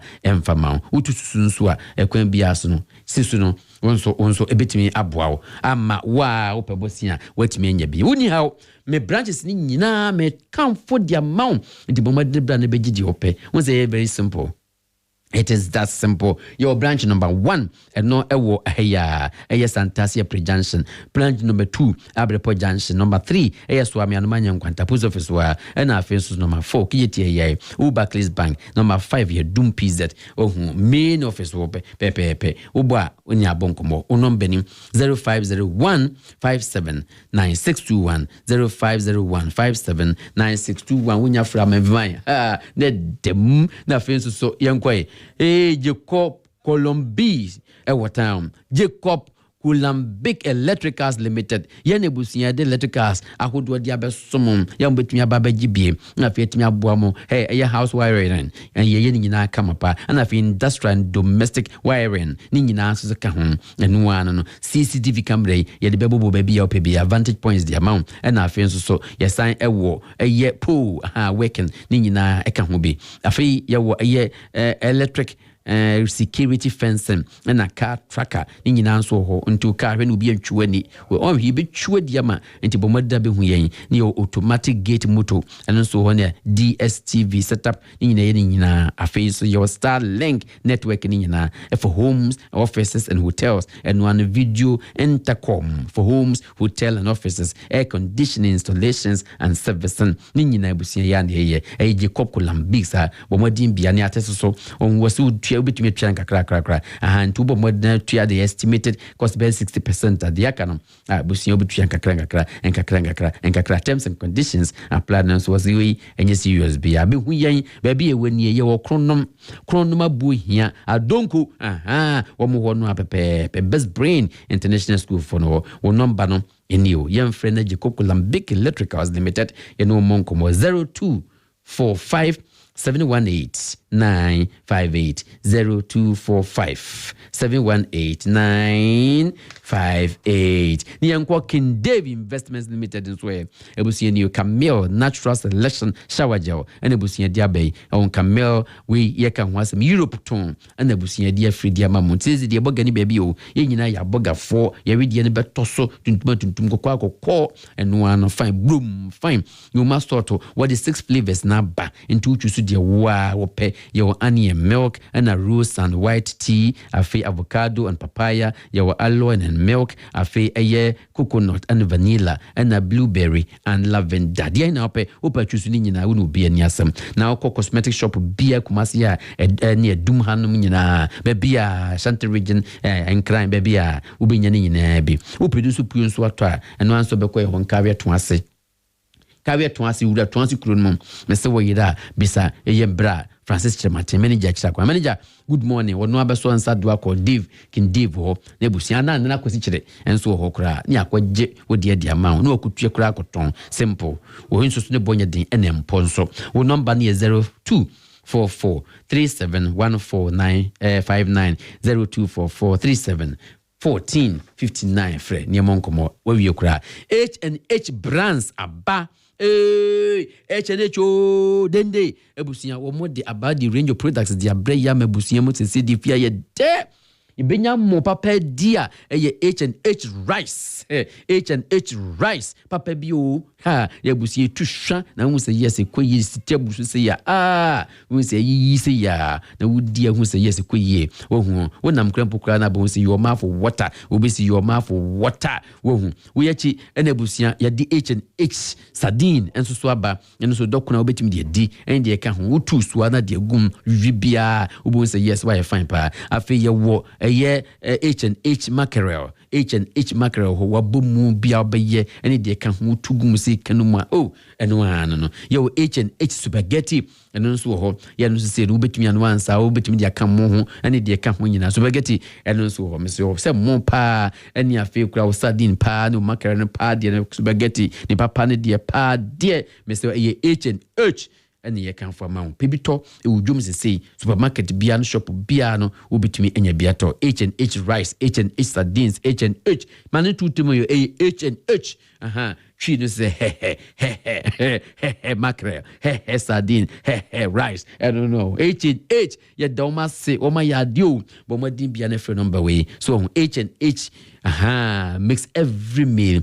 a good deal. Our number is 0322190877 0322190877 H&H one bomodna ye brands nyina ubetumi enya bi ato wonyansa no a netumi aboa afei de bonkrata no ni dia bible so ye betumi aka ho asem eno ene eye we are the daily graphic weekend special at the omodie ade aba ni na so hwe ni mu he nsema hodo mampani ya ka chem so kwa aproba hodo na eye some cars in the community day senior schools ni osisi ye no ya want me anwie na okoye ya ban bet MPP ba wo so beto obenum so you see wasa babiem ya wose dia kare nyina no wo be sikura na sese wose wo si kura mpo awie no ya dibi kura mpo kura sa be ka ho no kura mpo se wose ba 35 kura ya wo be spread nationwide then no so etimi akoso nti you see wa no great be the president inaugurates block a paga senior school and ebusia sese ya no great ya di amount so so wo munye na omomfa enye adwuma afi climate change see we must cry abapa no krum nie is eating up pa so ko coastal areas na enya senkuma wo epono yeso wo hwa ufie na wo hwa na be hu so beti kokoko adan hu ade aba asem wo po aba oposi me tu ampa obetu oh yes ja pop me so opa ma chaw obetu se sia beti aso chen wom wodani nyina na adwiregu enti onya bokokoko so oba pe kwan ni tu firi ho na se de o chese is eating up ni kram ni eye coastal communities ne de se okọ a epono ene se ya mpe ebia sea defense bia yentie ne chese ne se enkran se ho ne poda mpo ebe pam nkrofo nyina fi ho na afi e pam nyina ne tete be kumasi o enti mo modda ne nsi ho yi efisa ade ne di aboa no yesu se wezu so a enkan kire wo se sori me so ka kire sori yeso fi se wan wi firi wa na ede ba wo ho afi security especially dia to just say we should stay alert we mirror and do mo dia ba ye see we should stay alert pa ni emi ni na ho pa fi se bambo ni anhwe ni ye beba yen ebe ha adwene pa and to assist vigilant pa protect your valuables on trotro titru on wuti kemu a wan hwe ankrofo be wiawo enipa nye okra wuti wunyina wi sika kra mpo anu wo hwe okwabra ni wi sika kra wudi twe keska obehwe ni mu sei hansa aso pese wo no beche wodwene ho a wontimi ntiase o wonhwe ne die so da wodi yi kan ne kan hwe obehwe o han okay and afin so music therapy and see a hitting high pa note pa at who teaching hospital music therapy has a high note at who teaching hospital enti no so unya na de u kan mirror na chese be man chichiri mu no enyina ewo aha we eni afoforo ena ebusia yensa kan ye anopei ya unya ni nyina ubetimi akenkan ni nyina na ehu de ekọ nyina awie ebusia nti uye de na mienu pe ne baye mienu ya daily graphic a weekend special and afi the mirror so de abaye CNC vigilance ti ebusia ye de nyina esia enyumeku ahodo mo boa ye no ye bedo masipa H&H eye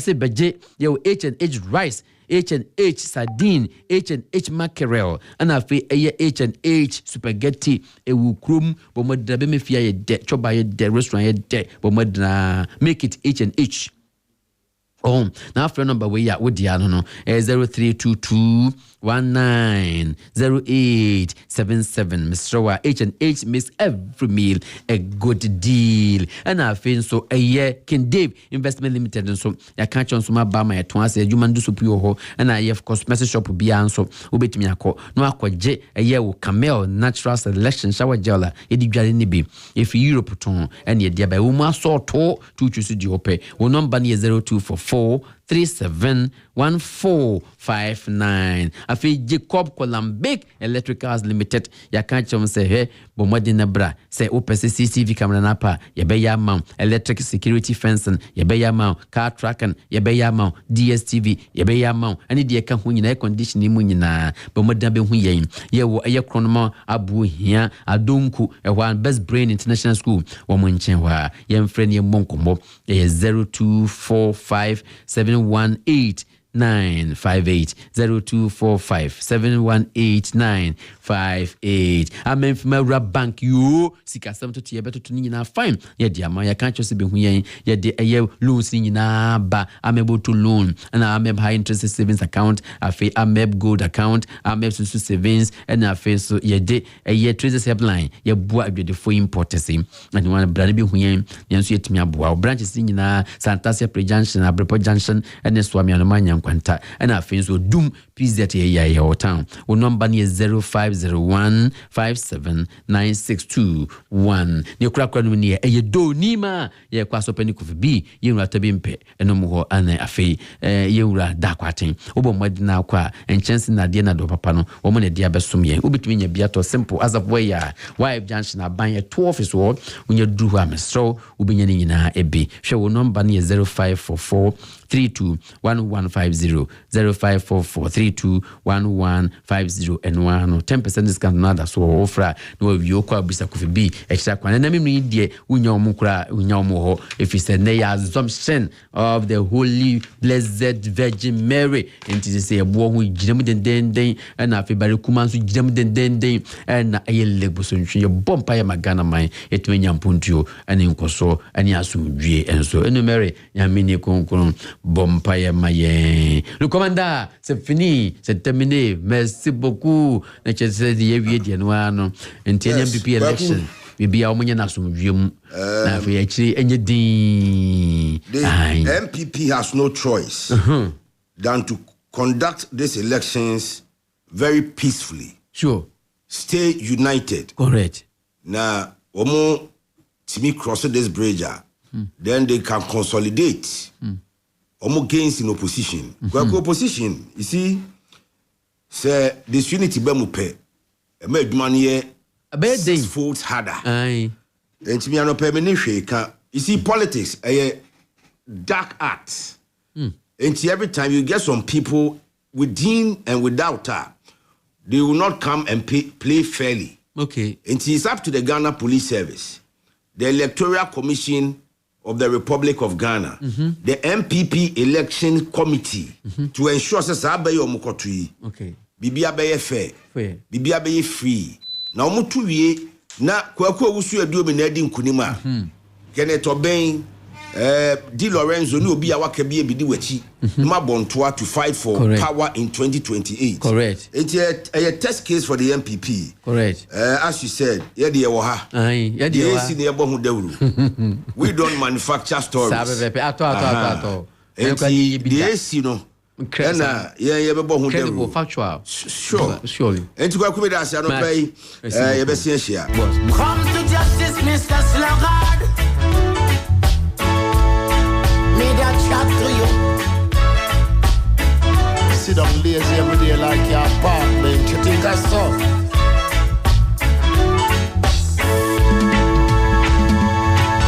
So tell me where you get your bread, Mr. Sluggard. Tell me where you get your bread each day and night. So tell me where you get your bread, Mr. Sluggard. All right, just gone by a Kwako Usu Ediomi. And it's Saturday, August 16th, 2026. Now, Anopay, Mamin Kamfu Tabia Heba Miss Chamfa Mount. On Sunday, weekend into a year or ho. Weekend parties or ho. Weekend engagement, and if a friend say wedding, say ho.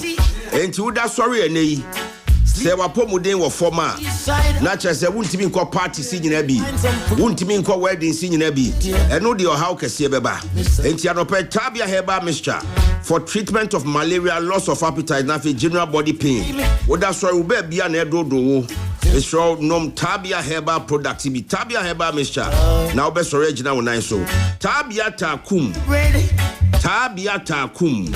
baby amema won ye boss edredin na ubodin Tabia takuma na mema ni nyina emfa ho ne sumo wom emfa ho na manyoko wom emfa ho kra wo free so na omote Tabia takum na omo nyina aka bom na ma no so te Tabia takuma na wo mo bo mutirinku ebise se mema no nom tafe Tabia takum ya ensanim na eye pure organic honey any herbs ayaka bomwa na ema no so chese ekoyi pa sanso ne Tabia natural capsules for treatment of severe constipation sano pe wo de oyama tim titina na ewe kurase no oyam tim ayenkoya ane so ko obekọ no oko ha adwene ho enti be sure say pals ni waist pain e ha wo oyam tight intim a wo de ne Tabia natural capsules your Tabia Zenicare and for infections and for general well-being, immune booster, all leading pharmaceutical and herbal shops across the country, Ghana. Baby, I be quiet tone no be no kwa won sabeke bi na won to be. Nemo wo yire afefura ma money bi. Se wa wo foforo so ama money bi. Akola wadi enfie no under 12. Yes, akola wadi enfie eye edu ba ko eba form no. Wano so entimi enom Tabia Zenicare bi. Fresh 0245749206. Now so say we pharmaceutical shop and herbal shop kutubi na koton. So tell me where you Anopa anasa de chia. Ishia yonko an say machi good morning. But good morning no. Eya nye nyina na da sorry yi. O say obi o ho a mattress no da so no. Obeda so na ne komu bu, obeda so na ne sisi. Mattress ni bi o ho a edi mfie no aduosia. Etwam kra e wa amano ne ye de aba bantama na nso akoto. Mattress ni bi o ho a ye de fi mortuary home. Mortuary. Na mattress na ewo. Na ye de aba eye friend say bantama dwom na nso akoto. Besro oda mattress bi sa so a won so da ye pa. Oda mattress bi sa so wa pomode nyina yi. Enti bomode a so beto latest foam. Now to latest foam. Yes, if you do good, you do for yourself. If you sleep well, you sleep for your own mental health. Enti Mr. So oda ye now so da ye pa nko ade a. Bomode a say latest foam. Any mattress a obeda so. Latest foam. Uo kumasi afre 03220-29365. Now only latest phone for entering come for further inquiries. Yanko Jacob Coban Link Electricals. Also the CCTV camera installations, electric security fencing, car tracker, Okani area, tracker boom, automatic gate motor, not just automatic gate. Udru fear anymore. You can use your remote control while still in your vehicle. Now putting a be announced room. Almost on your DSTV setup or your Starlink network for home office and hotels.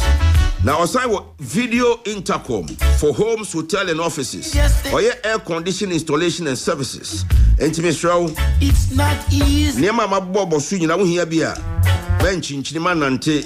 For Cronoma Boy here, I don't go near the Best Brain International School. And I say friends 0536 006 441. And I say 0208 0208 304 990. Now no want to train come on. You better quine. They say I quine to no I scary and crime Kumasi quine so I death trap. Enti wo busu ani bi tu kwan a na wo so aboabo abusuafo na karona mo bom pae so obekọ no waba me sure say wo di STC na nam a wo di STC na nam a STC drivers no wo mo abotrese amanya meche enti wo di STC na nam na wo Kumasi anase wo fi Kumasi na ekonkran wo fi nkran na ba Kumasi wo takrade wo ba Kumasi wo tamale wo ba Kumasi a unsuro na Kumasi omabie extra a new STC Ultra modern bus terminal. Na yekase bibi ye ultra modern. French for bekase nouveau. Na chese abe for kra. Or modern waiting areas, advanced ticketing systems. Na chese ticket no. Ubeti mini omakasa ye yudi esi ho de etwen. Or more accessibility features. Na chese baby a ultra modern bus terminal no no. Enya de ye yira kwan. Unya dura safu na ubisa ya ani achro. Or barbering shop or restaurant or saloon. Enti ubeti mi ayuti. Emra wo twen wo bus no. Na osemi kan trust our parcels and our packages for quick and reliable delivery nationwide. Once you obi an yede amande suma no, obi o ho a wo de for 10 cedis suma no. Bedu ona 50 pesos a free so. Be sure you asafu labor total asafu labor runabout behind the total filling station. Na say opese oni etwetwe nkomo for ticketing and reservation 0557943607 0557943607. Try any entwetwe nkomo. Ahafo Premier Rural Bank PLC.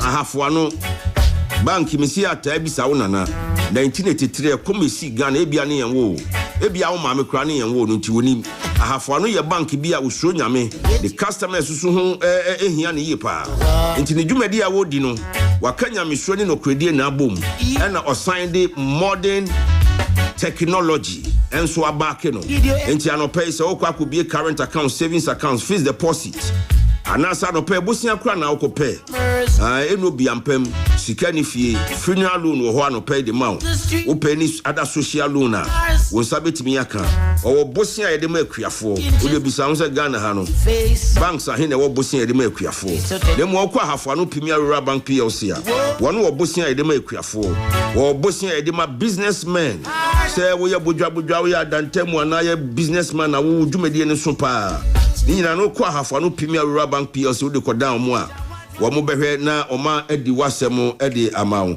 saa nso na obi ma no sika Eddie Friamanone, Western Union iTrans. Right, Ghana Pay. What the fa afuanua unsaka usika nyina. Last stop na ya cost to be na ya kwachuche nkobo just Sky Roofing Systems. And offer baby say Ushimase Hilltop. Uko baby say Atasemanso. Uko baby say TUC. Utimi sampa classic corrugated designs, modern architectural styles. Na nyina say just Sky Roofing Systems. Company what Jamase Mamponkwanti Mpoenso Agana Foni Asantema Ajo Matum no. One omo the long span. You get your bread. Any a Gavalum And the night. RBR sheets, Euro tiles, shingles, steel trusses. One they are changing the face of a roofing in our country, Ghana. And it's up as all ball dinosaur. Now ball dinosaur Fiboa, Sembian Kobadia, Kai, said the Biamica, say just Sky Roofing Systems. Ubet me ako agona na woni o mako akwatwetwe nkomo. Ubet me ako Asenia King Jesus Junction. The ones ubet me no mako di nkomo. And as a better still, you can call them now. 0595 99 24 67. Now when you're on nkomo, remember to protect your home with style. Roof it right and roof it once. All right. Sabrina, you lift your knife. Yeah, quite the man, sir. And then, August 15th, right? Tell me where you get your bread. And Tiana Zuba. Honorable Richard Kwesio for Ribuadi. To work in the Honorable Mayor of the Kumasi Metropolitan Assembly. Now, King Zuba, a traditionalist, a revolutionist. And na wuda the air can say, the baby can't then yanko puansi. The patro Monfa Zuba, and Fonia was shaking tea. Zuba or a traditionalist. And tea, Monfa, very good, thank you. Monfa Zuba and Fonia was shaking tea. Aha, Monfambia Sumami. Na yen Yamia saw didn't fear back Wakamano. Na yen say Yammy said one tuning quem. Na yen Mompire man said, you may do the askia me mayono. Yanko Pomani in womb, one shan womb, woman of some Jedebia.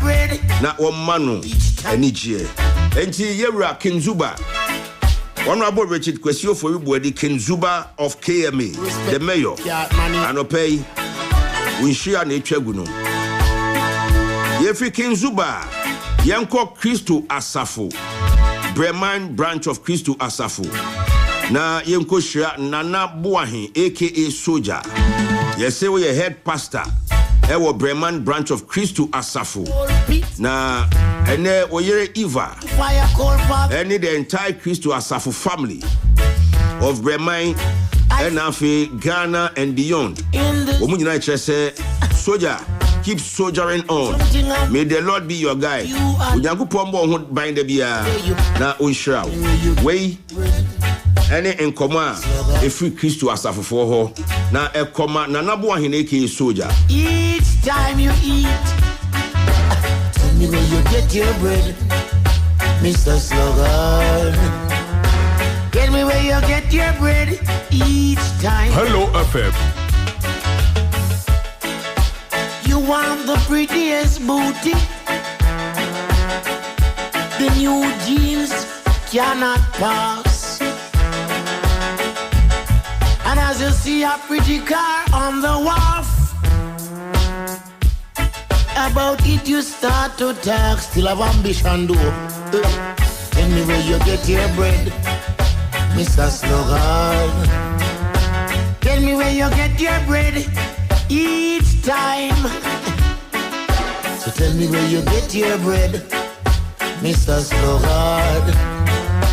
Tell me where you get your bread each time. Did you ever push a hand cart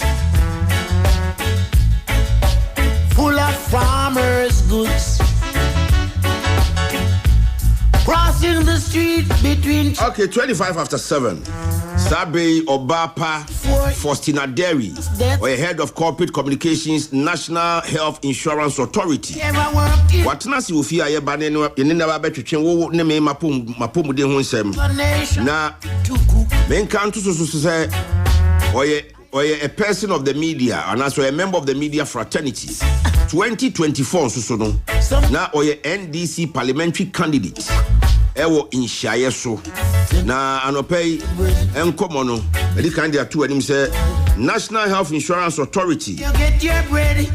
Woman kasa de woman nya doctor for nemom se wo ko doctor se ne be kama wate ase no se wo ko hospital Tell me where you get your bread. na unkita o National Health Insurance card do ba bi sika na doctor no beje wo no na hospital no beje wo no wuntimi ntua International Health Insurance ba yi ama me no ye ho ahahan kakra yetimi ko hospital na ye sika no nhyeda no so ba ye benya yarehwe anope oha enti ene ne ba betwetwe nkobo ye nsa mre bebre ye nua ba Faustina Dairy. Good morning. Brasami, good morning. Na ti saying Nyame nadum. National Health Insurance for so ho ti saying Oh, nyame adum. Efri ya papa Dr. Victor Asaribampo so koka yen staff a ewo Ashanti region nyina obi bia ho odin aye gina ye na so edamase the nyame ase na musi no a heavy guy pa man for tai bona baso social media is it Victor champion CEO champion CEO obi a nidi champion so bia what ase de I got it nti ye mo nidi kwa a champion nti din a wotiti no abontin hina no ese champion no so right me te amanfo boni di on social media enya kwa ye money din kwa na adwuma na din nam right dwumadi a wo di no so ntesu kwa na nti no ye bibi na ye ni yi a baby a wo bia no the light to be on you of course for you to receive your commendations of course na mobile ban mu so far how far National Health Insurance dia na mo dia ba be ka ho a mami ma kwan na chia chia wi ansa chia me ye asante my background in fact oto koso enyina ye nana me bom mu asema nana na kasai me de nchia sronko every National Health Insurance aso ye ebra asante manyina ni titu ni ya nana kron ne nana Dr. Asari Bampo your friend the Wonder CEO the Wonder Doctor unimse na yes Dr. Biwa asante memu her friend Dr. Wonder Dr. Wonder yes we will be wo yaso enti ya denchia kase free ya papa Dr. Victor Asari Bampo ho ema ya nana ni asante manyina awibia wanya bre HCA Hello FM manopai obapa Faustina mesumiti hai mechia obibia from kokra ni true ene mensha isofo mechia obia. All right, now let's get to the basics. Health insurance ya bia is it from 2003? Yes, ya bia ntini yakoya ni mususo kama na ene mayensha semfen free Ghana fo a womodo mo ho ahye dwumadie no ene niema mo ba ye mo ye na ma ebe ma Ghana fo dodo na o matia da obi a bia oni health insurance coverage mo be twe sa de pani na ba health insurance scheme no so na ma Ghana ni bia ba bia obeko bia no say oko hospital na mposika de obutom no so a you are guaranteed quality healthcare. Brasa me da sibebre said the wa usika no on say okasa no odi asembia hyase me de pa wo say obi kura wo ho a oni card ni bi na de ne ye be ya ebe ma ho aba akono amasa nipa no nso so de ne ho aba be join say de o si kan ye no National Health Insurance dwumadie no hyase in 2003 and aban akọ since that time aban bia aba obone ho modern say obeye ne yie obi aba oye na fam die nanso so obekaya ye man pani a wote so sisiye eye osagefo Dr.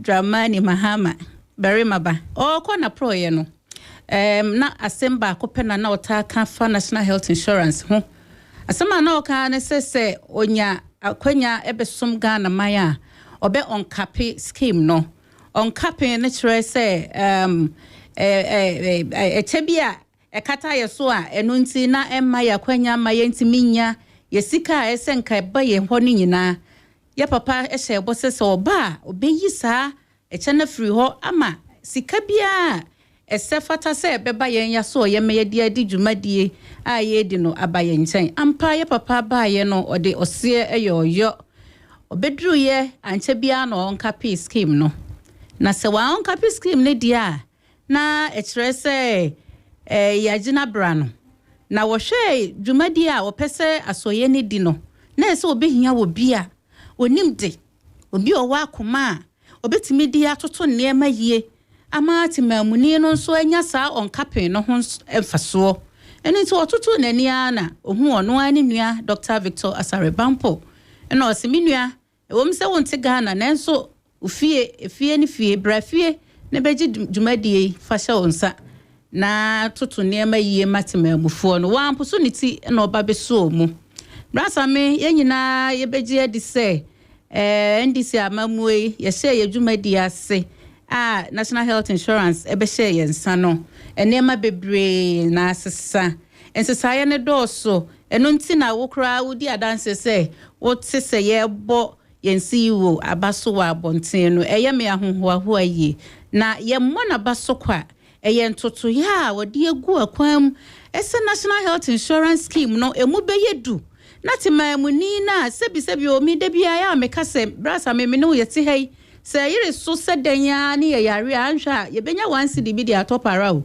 nanso ye maame ne ye papa nom na omutin krase no sebi o mu so saafo ni nti na ye bre se de be ya National Health Insurance scheme na ye se ye de so o mase no ebeye adepa ama wo mu so anya so mfaso eno nti yehu onse se obeye bibi hia ese wo hu baby a woto sini no eno nti ye kofom ehu baby a ye to sini ene ye decide say ye be ye ne ya pejam.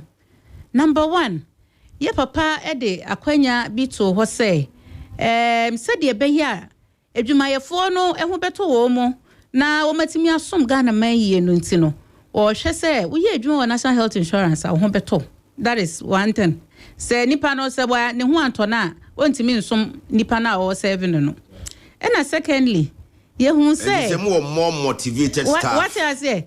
Secondly, you say ade scheme ni nya kese pa ya ade bia ye fe no out of pocket payments, illegal charges. Say me no yeti hey ye kuta your National Health Insurance card ni ye besan akọ hospital ni ye san giska abraban na tuya sa ska na ankasa. Enti ye papa Dr. Victor Asarebampo de sine ni so say sa de na so tu na se so timamuni no benya National Health Insurance so mfaso I just say at the time I wode ne card no be ko hospital a ye be hwe ne be wi a ye se bra kwadwo wonni ka bia atua esan say aban atua wo ka nyina ma sa mpempenso no e na doctor epeso ode National Health Insurance ekokodu eno nti wode asinani so say sa illegal charges na wo hospitals no ye be hie free ho na anamo a watu afa ho no edoso ema even last year hospitals ni be sanction wo mu sebio ye nkase on say service providers hospitals no omu ye partners edwumadie na ye di no ye no omu na edi o say ye ma o card no na say wo hospital no we nya de ese munya na che say edwuma no ansipi eno nti ye ne omu na edi dwumadie no enti ye ntimi emfa sem bia ntom so na nso se de fie bia mu mensa wo mni nti no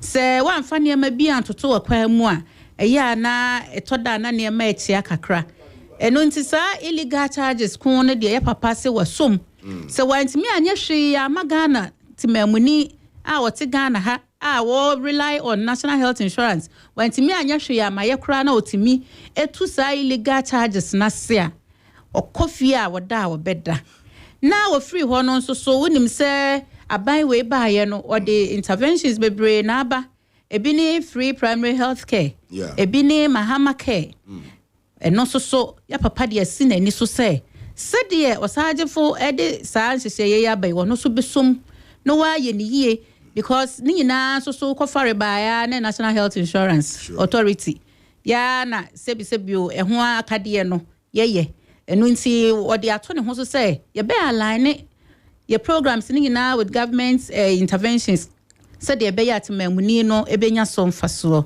na ni mprepre mu enkomo amene wo ba be de na no pai ya papa Dr. Wanda ne nsa no adwuma ne bi sɛ unim sɛ hospital sɛ de medi kan ɛhyɛ me kan ye no sɛ wo kɔ hospital na okuta health insurance card a toda ye san se tuase fa ka ho aha ɛno ye human institution ebi entimi nye ni nyina entimi nye perfect but me give some monitoring systems no adwuma pa we'll be picking some of these cases adwuma pa ye ɛno nti ye de nhyehyɛ agu akwam na ye ne ye partners service providers ne tena ase no omo soso de omo abusade to yanim na Dr. Victor Asaribampo otie na sopam na o se debi se de behia ye betimi atua wo mu kayie ama wo mu soso atimi ahwetimi amuni ni ye nti no omo sika ye tua ma wo mu no yentum 50% increment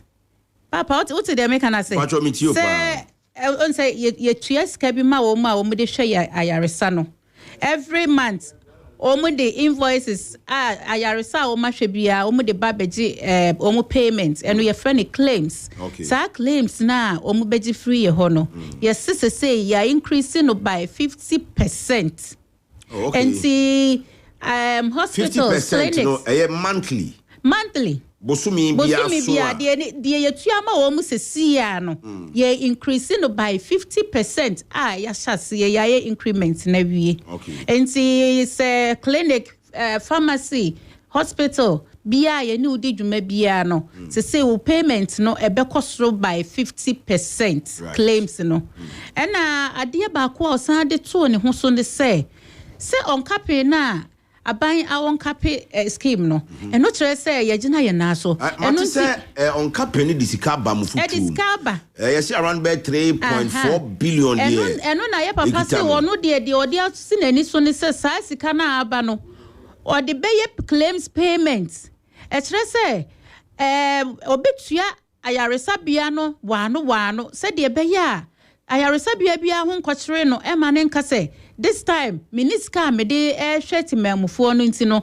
ma mensan charge ti mamuni no so what they make an say and until almost every month ye payment me no work say ye share afi yase as at 1st July na ya payment of about 1.2 billion to service providers and so best son is hospitals no to the hospitals right to the various hospitals na ye di omudi dwumadi no baby a health insurance ye gibia as at 1st July na ye payment of about July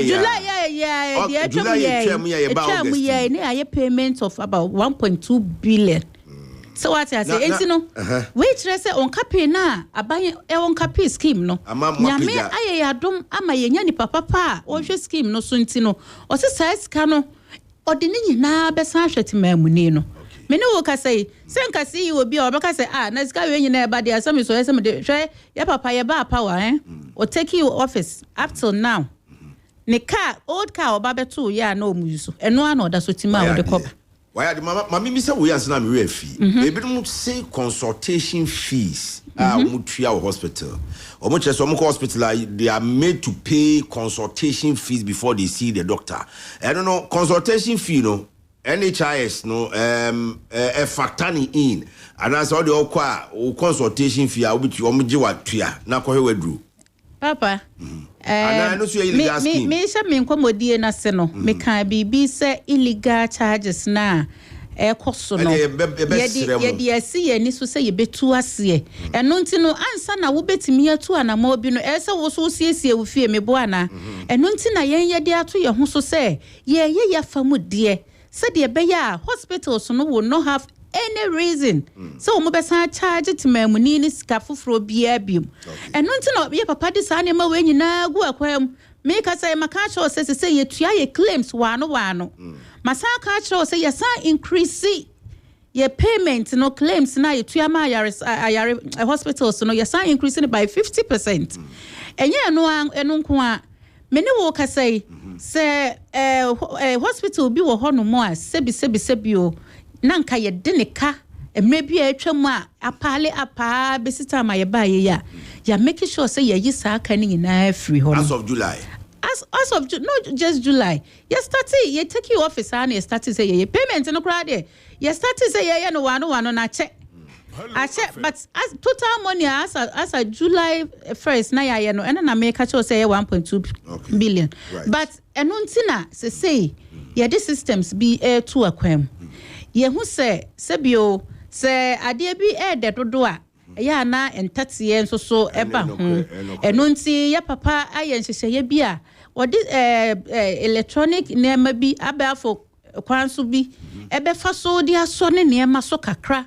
Said the beya, Yesika na abane de ma yesi yemfansha ya yaresa no ebetua the right services na hospitals no serve you know and no any yefra bibi otak one time attendance code and no ye nhihye yefofra asoye ne de abase say woko hospital there is a code bi a say generate ewo phone so right na phone no enye just smartphone ukuta yam phone cra say ya consider say ya maame no ma se bio omu na say ye di dwumadi ma wo mu say onkuta smartphone no ukuta yam phone cra ukuta smartphone cra bia onimu wo betimi a generate wo code na code no eno answer wa boss star 929 hash no ya kan star 929 hash 929 hash Oboy no na your options bebre. Okay. Obe generate OTAD code. OTAD code no o generate a ebe ma processor obe fam no. Right. And they nka OTAD nko ho sam OTAD no a whole bell 2 hours enkomo ba me bo so kakra bi na ama. The same code na me botre wo no. Say na me ne wo kasa say wo membership card ewu ana say wuni bi kra obo star 929 hash na e do be ko be bia obetimi a generate o membership card no right enti e hono for timami bisa about electronic subscription. Yes. Jane Chairman Tense NHIS is active and working but mami bisa electronic subscription no koso because in Ghana em say obia wo mobile phone obia wanyini kakra bia o mobile phone enti if say you share the accessibility to mobile phone and electronic subscription a advantage to ye nyina ekoso sen ekoso eno na ye encourage eno nti na ye de sa code we say to dwa no say enei say wuni NHI membership card obo sa star 929 hash ya edo obekọ your platform no so okay wan kasa obetimi atena wo fie na wa subscribe yeah on set no na nka obekọ your various district hospitals obehu say queue tin na nkrofo push your district hospital asem okọ bantima ha ya obehu say nipa se wuntimi nya sebi o abofra bi a wako school kakra wo fie ho bia ma me fa phone no ma no na wo se wo star 929 hash na won renew o NHI card ne maw enne ya enne eso abamfaso kire se papa me ne wo kasai asat July ya ending year bi for the very first time ani gisema NHI ya de magana fo ne say ya release your first funds akwa start free primary health care say ya nyina ye nim say nche bia na ye papa John Dramani Mahama oba beda free primary health care na di na free primary health care no ebedi dwumadi a ye say eno ye pre finance right ye say hospital ne clinics na omo ba be operate no district hospitals and be operate free primary health care okay sa district hospital see ese ye di kind this kakoto omo efutuom na omo wo sika bi da futuo nim ansa o matimi NHIS moye talk se wa hu se de enti ameka cho se ye wo champion CEO no na district hospital no atimi e de adi dwumadie na matemamuni no enti se me ne wo kasai this month ya saska no ya release the first payment for free primary health care ya release a eko district hospitals no direct me hu no baby enti ye we say NHI no ye kasa ye Ghana ha no paper semunko asma ya kan reduce sonko and say eko form na ye implement sonko ba ye de ye nye propaganda kan si studio ama me say eko sika no eko district hospitals na e ba be di dwumadie for free primary health care so when him say free primary health care no enye hospitals akese ene ba bedi sa adwumadi no ye community centers ye district hospitals omon ene ba mamenka ska total ye release ye 35.1 million 35 and I release for free primary health care. Wow. And see papa dwumadi na nyina na ye di no ina ye betrete mamuni no a wo so ye di dwumadi na ma one se e wo ma nyamre kakra na ye nkyerɛkyerɛ a ye no na tie bi ma ye na nse mi hu wo beebi se asanteman mu ha mi bibia efa asanteman mu no ya na mani di ekyire ye sanse wakonya wo preda aha ye mi fie na nanso ntino asanteman Obey Philip say I don't have one any help Obey Philip yes star 929 hash star 929 Obey Philip. This is the time ube here with National Health Insurance card because sebio yare on say yare na ema efie jadum na ene kokuram yare na aba no on say first no na nka papa pani maami pani yes wanya kokuram yare eno ya na at that time na enye so but ene ube hu abofra 15 years 20 years na wanya kokrom yare eno nti na ye papa osaje fo John Dramani Mahama ba ye no see odi bibia ba ye fe no Mahama case now na nyina chi no sa Mahama case no so se wonni National Health Insurance card untimi access eno nti se na wo the health insurance scheme no se bi o fa ne se enye adwuma nti wo nkwa ene me for kokose it is now bibia eye wajapade ese usomu yie eno nti no ye ba ye no papa after entimi generate otak na ni so say ye update contact numbers wo a sebi o enya real number ekuta o ne no enya no na we register o National Health Insurance at that time no say yakwanya na beto ho say update your contact number so obo star 929 hash na ye wo baby a ye de obekọ say update your contact number uko ho na obetimi update your contact number yate ye nwumafo no so agum say omunko round say bi o say omunim say ye target audience no the masses ye ma no aha enti ye so omunko round na omu update obia contact number say the be ya numbers na ye wo ye system nim no e betally with nipa na wo kwakoje ayaresa no hello FM there and then metena say na me Evans penny o ya tu chama mu na on se dwumadi bia wudi no so hwe so na wo ye ne yie a untwamu da na de bia wo kɔ wanim mira ha no me hu se still hello mu da so gina mu na so yes you da se o se unya be ma no mi nua be ma no na santemai nyame aye yadom yes lawyer go lawyer come kabori come kabori de efie nipa abato no menya so se obi kra be ha me ni fie nipa nsem bia amafo so bi se bisa ne nsem bi mu National Health Insurance sem no edoso na mepem mre na mo ankasa mama me mre be wana wa na ma church because unim de enti am I passionate about it say me baby am tinti no na me hwe bills na me tua as at that time na ene ya papa Dr. Victor Asaribampo be so dwumadi enim no sa bills ni na free me so because ene card na ye adwuma right timamuni no de ne card ne ko hospital na ohu so mfaso eno nti sa bills ne be de ni na free me so eno nti na me nebo ese ye som na ejina bra no se de be ya maame ne ye papa no na se bi o mu tin krase no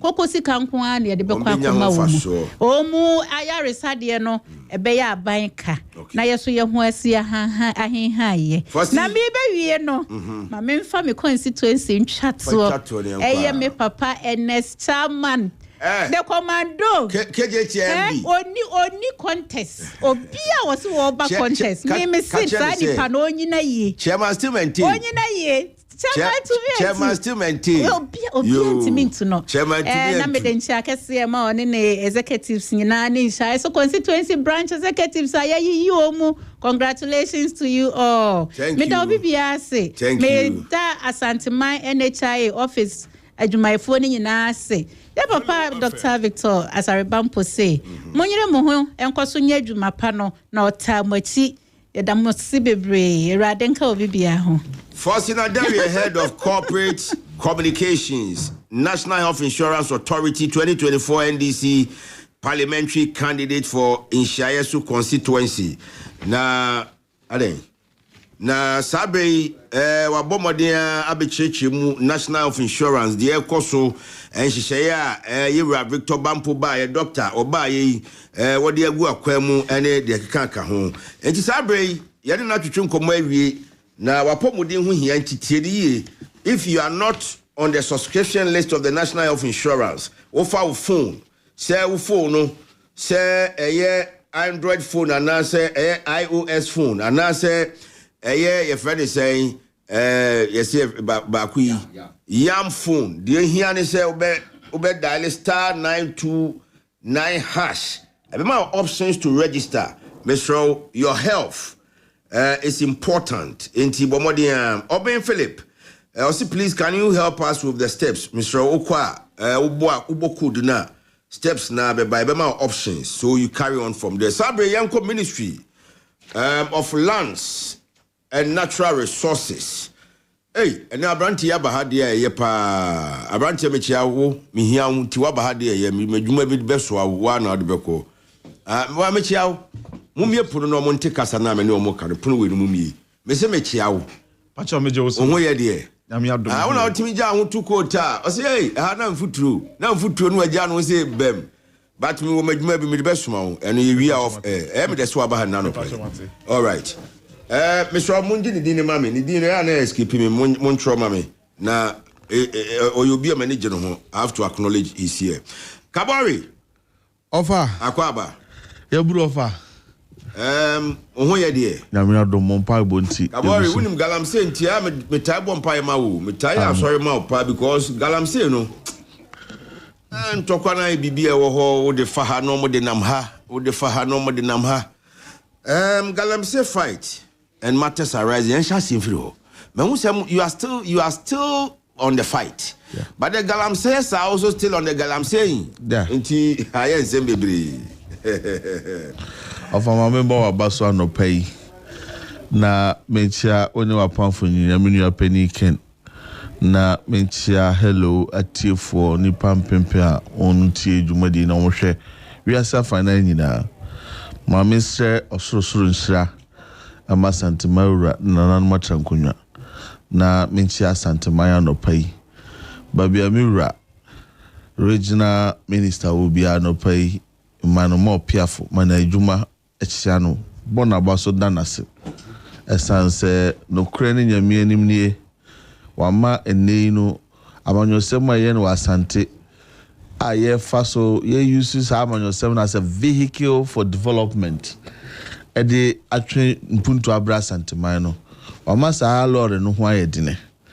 Na ne die yen susu di asante maya nwino ho na sebiu na ye feel say amanyo seven ensem dada no ano ene wama abamu aye anika mi hu ubi seminu ya hu say na obo na baso say kutare ahodo ni ade ene isabio the old disananim no wamfa ye hawa nko na wa nyina mpenifo kon so amampuntu no ama no matter how good you are as a communicator, no matter your strategy no uni asema okoka etisa sebi son sebi nyado wadware asre wa frusu na uni atare papa obese enko ba bia obasan dia kwetena dem enti yebo regional minister abaso nei nananum ewo sewia fia se praboni ade nyina no omohunu aban no so mfaso abusuafo a wo asante mampon edwura ana sataso bridge a mfie beye dunie na eho abansem a yebu ye ne egusu ano nei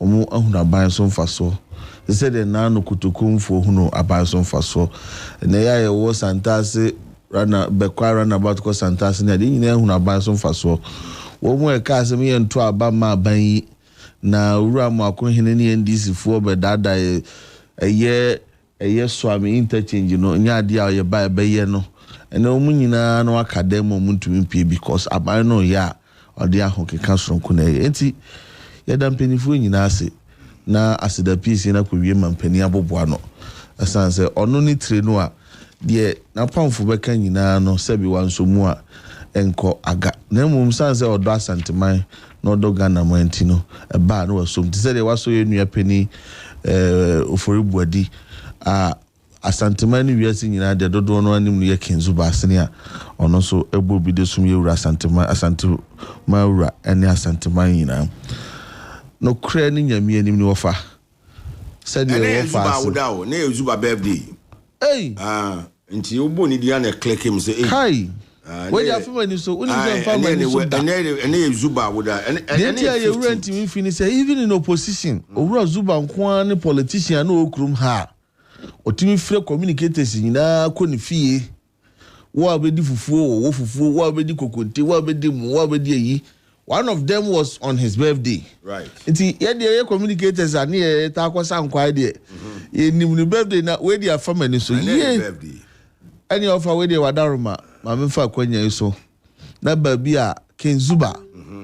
E wo bia Kumasi mayor extraordinaire. Adwuma obokura ma ase na no well obi abaye ne de na obo adwuma na adwuma so anipa sure enti ba bia yewura Kenzuba wa no pa bia no yesre osoro nhyira de ma no enhyira apomudin wom enhyira ahodin wom enhyira sika wom yese sabi kronto ofa papa so pa homa so nyena no mode ene yewura ba ye no otwa niema bia wo ya minim se efikesie mu dia santima wura nani so anyankopon so ani so nipa kakra bi wo hu change wo hosa ni obi a the change sabi ntuma kura to asede ni fete no Zuba no a traditionalist and also a revolutionalist two can be no bomu dia that just say we dey offer na ajima na san ba biem no to atase nti babi owo bia no nananom honhom endi nanim kan na osoro nyankopon enye ne kan enye ne han na media minim se de oye no oyema nipa ene nyame na se tie bia no ono akura ntwa so abapa ne nchirima ne ne ma na nanom ebetwa so ababa babi owo bia yema na woda pa ese osoro nshira de ma no right ofa se de na me be ka no wo fa se ntetiye no ne babi e free anyone can say unua prekope Minister of Lands ono so said ye na fasuo ni pa ban tie no but I am for bonnet chipa ofa one of the good signs of every leader say manipa no kan bra omuhu positive results obi ohon so on te woniema wo ya ase still my osa ono so ho kwan no ono so nka de mo unya kwanya tsede ne manya kwanya na ochechiremu ote ase a de na odi egbo na chi na afi obo so odi aba betwa na kuruse na chese akwa koshim so it's one of the bits of democracy. It's a positive feedback for us at the ministry. Onipa no bo wachi ana ma okra nya hoden sunkum say you want to do more for the people.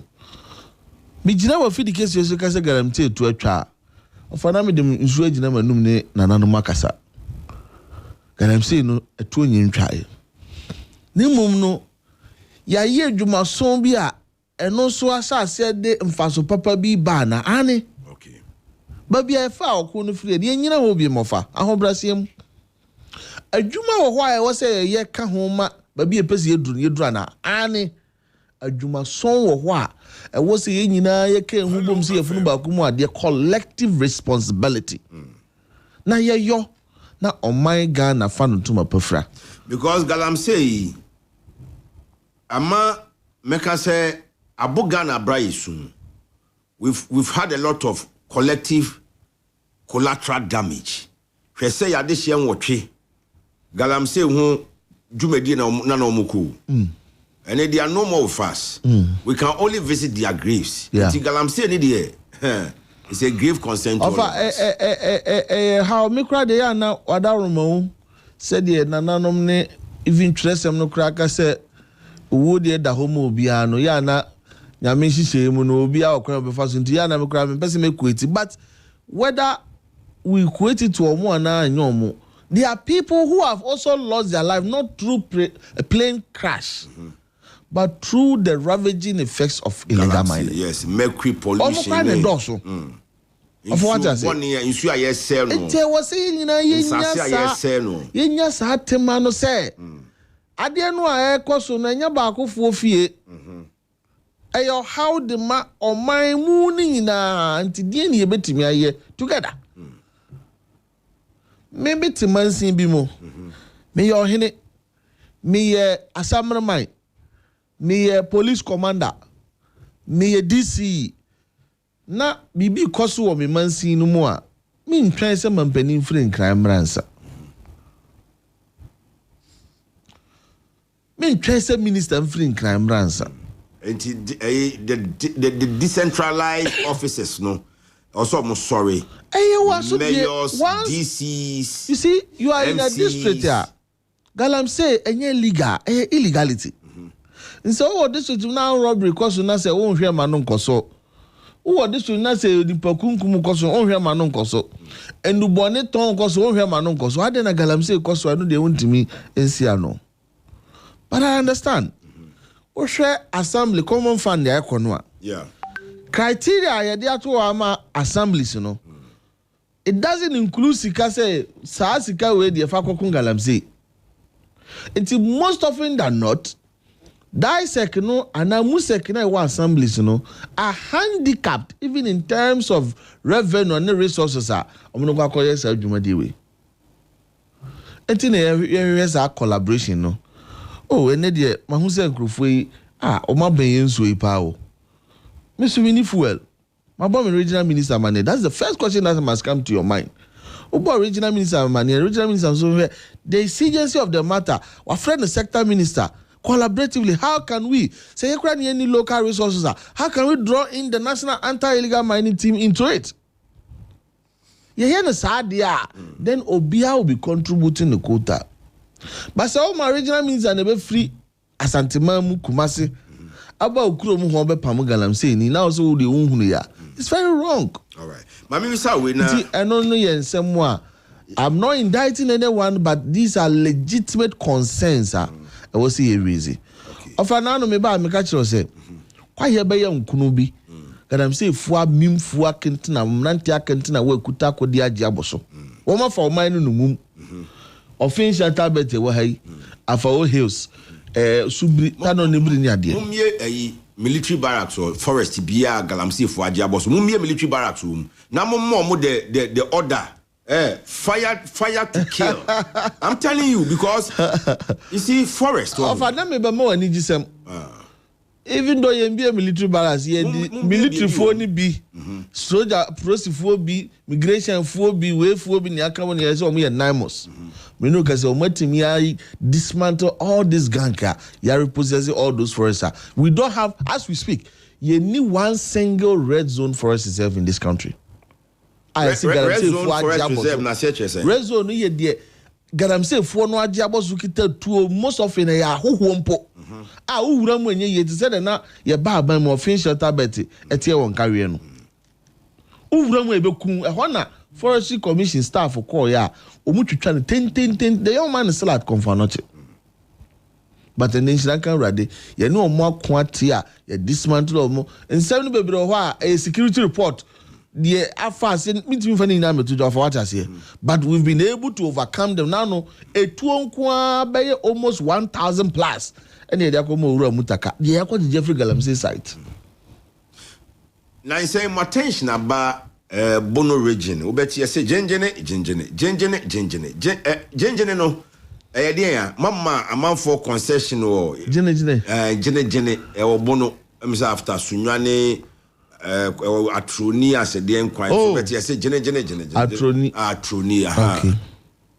In fact, we've also heard a couple of Nananumbi by press conference near there, shows near there, and all of that. You see, every region has its peculiar security challenges. And say, be a regional minister report or based on that report, then you act on it. Right. Bono region is becoming one of the next destination of mining in this country. Next destination? Yes. Legal or illegal mining? No, I'm saying mining because of the richness and the discoveries that has gone on there. Right. Until I was saying, we have to get it right. Okay. From the word go, we must get it right. Said the bear, we will not see it there. Okay. And see, we've seen there's been a couple of operations at 9 months. In fact, it's one of the areas in Siamino can say 9 months are flagging consistently there are patrols at the areas. Yahuse Mabununa are becoming interested. It's a considerable process. Any times have been given to them almost rolling into the cooperative, so that you get it right from the word go. Okay. And Kobase obi di chamvan ko see obi di we ko see so that I didn't hear feel as talking about Mabunu no ye na Mabunu no mo ne omo didi nkomo na mo twe o maben mo no me stress se na nan mo hemfo nso so no mo ne omo nkomodie no mo nhye mo kena na mo ntwe omo so memo pa. Oh say Mabunu no e na epa adwuma ye. Ba asase na de be ye adwuma ye e wo nananom. Thank you. So me baby amako me say we be pm and can me bring videos. Baby amako ko stakeholder engagement I want to start from the traditional authorities. Okay. Because an anonymous tia sia Krubia sisi agana ha when you say the bibia ya manyosem. But the only voice I have voice of conscience ekasa ni padudu tie o krumi ya nananum. Sure. So when the chiefs accept, now we believe in it, now we preach it goes down. Okay. Eti ukoba biti se brikuma mama so enclave honuma. Ye cooperatives ni bi wo honum. Me no kase ko mu certificate ready. Me nana hema nana brekum hema nana no ma wo brekum ni ade nyina no. Unu say amoma so is under brekum. Traditional council ni ade awu nyina no are involved mabunu no are chasing for it to be launched. Now we are taking advantage of so better of my life, but we must put in the right structures. Into your more sponsors being ade omukofa ba no are trying to put in the right infrastructure so that young concern ma meka say it looks like galamsey, it quacks like galamsey. There must be galamsey. But here in Penasa, we want to have it right from the word go. So that in as much as ensure livelihood, at the same time, we'll be very much concerned about the environmental situation at our area. We are so much involving the chiefs and the people, all opinion leaders, to making sure say at the end of an offer. And yet, nipa bako dia nebe kru. One positive thing about the cooperative mind is community ownership.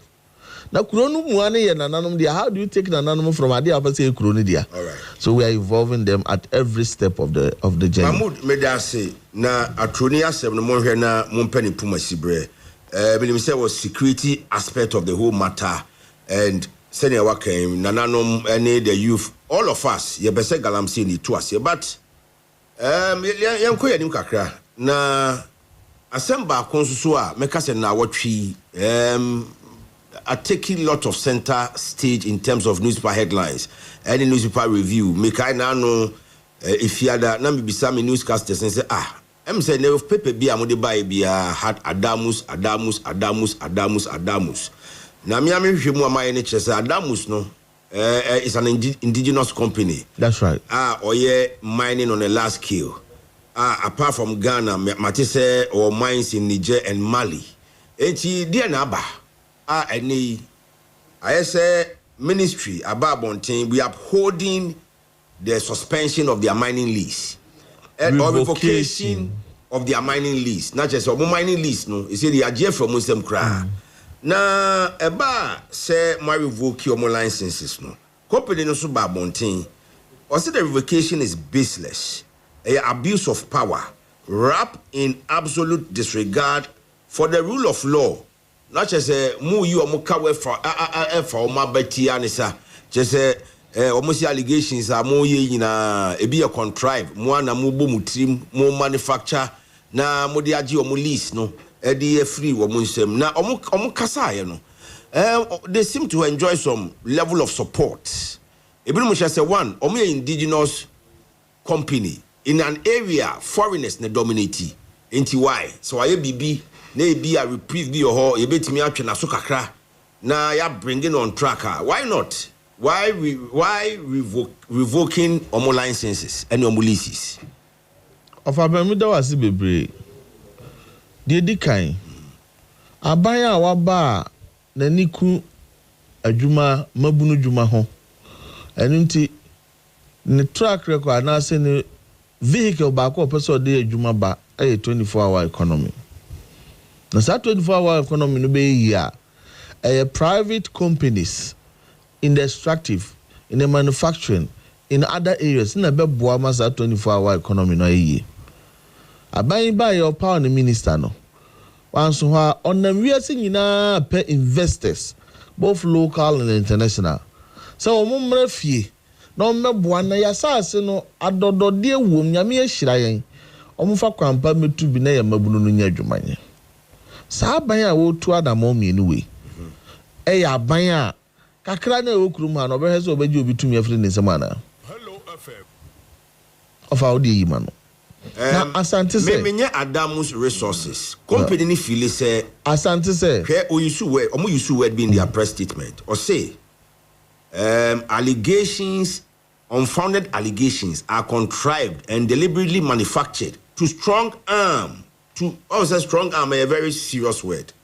Say when you be I say mafia tactics be na wo use wo ya no buni pani nsem na nipa na nkasa no waya mre no wagem. Eno na medical ma instances no. Asante say asem bi wo ho na eni ho adanse a. Asem no abi etwa de danse ma na yi. Okay. Ofa de dikan. Omaya ye wo mu no enye Banana Republic. Omaya ye de mra na ye adwuma. Ye gudie ye tu no mra ene nhihye ye da ho.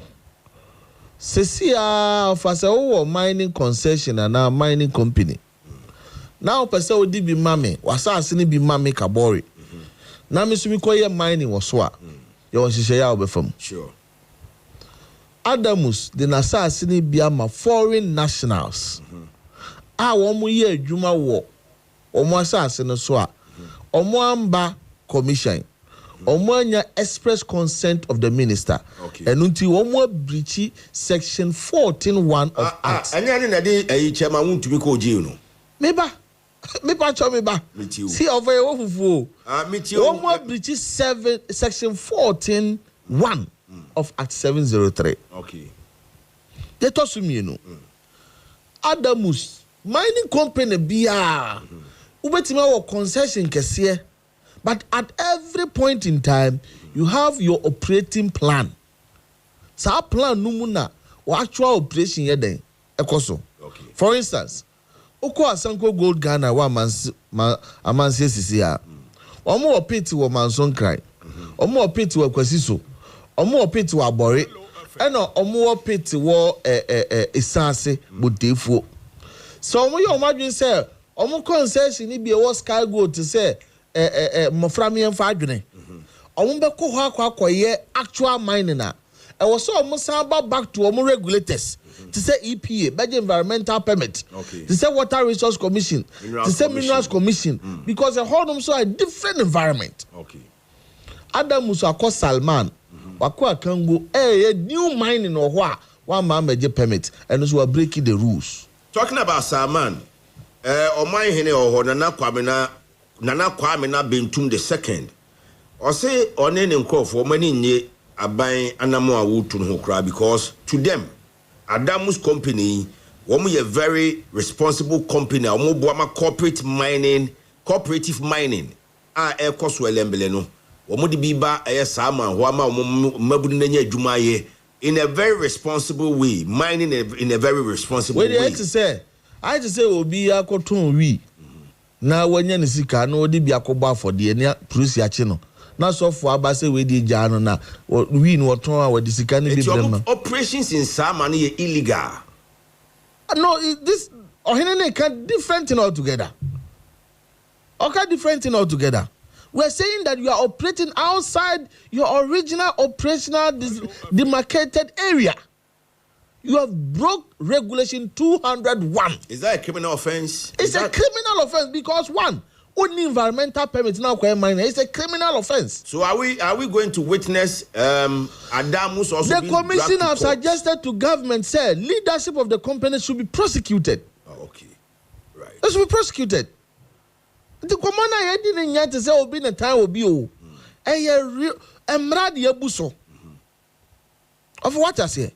Ofa de to so miensa. And evidence or say indeed the boom raso because who tie company na say they am yen strong arm tactics. Ofa that's say yen oma no na wato abama no so aban no na edi so. E na aban no na hwe obi aso.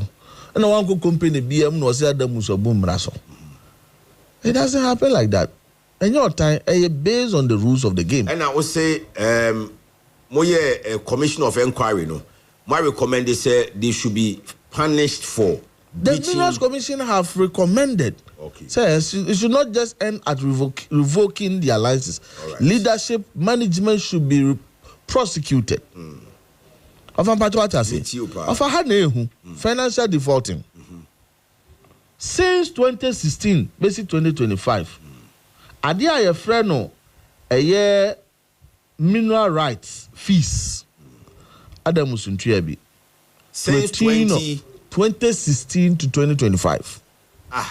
Now Minerals Commission, I am no more reminders name notices of this is the time to pay your tax. This is the time to maybe meet this regulation or meet this criteria. I have more reminders. It's Adam Musunyama na ya hunu no.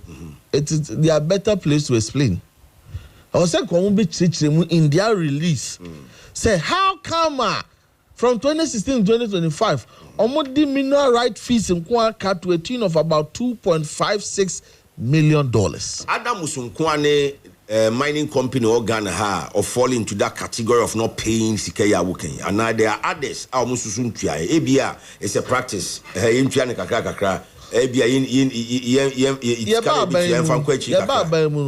near friend Zianju. Guanju. Okay.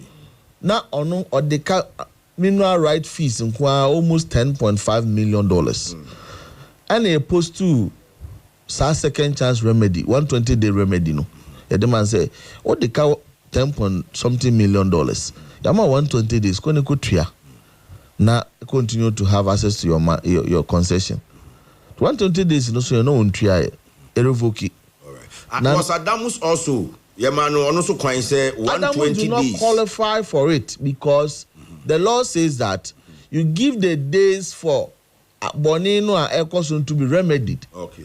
Adamus are contracted third party. Ama was starting here Juma. Also say to me, how do you? So a third party has been engaged and has been acted upon. Okay. How do you remedy that? Right. Adamus are mining outside in demarcation without EPA approval, without Inspectorate of Mines approval. It has happened already. How do you remedy that? Okay. Now read the case between the Supreme Court and the High Court on Eston cubic matter. You see, in cases like that, the minister can exercise administrative powers. All right.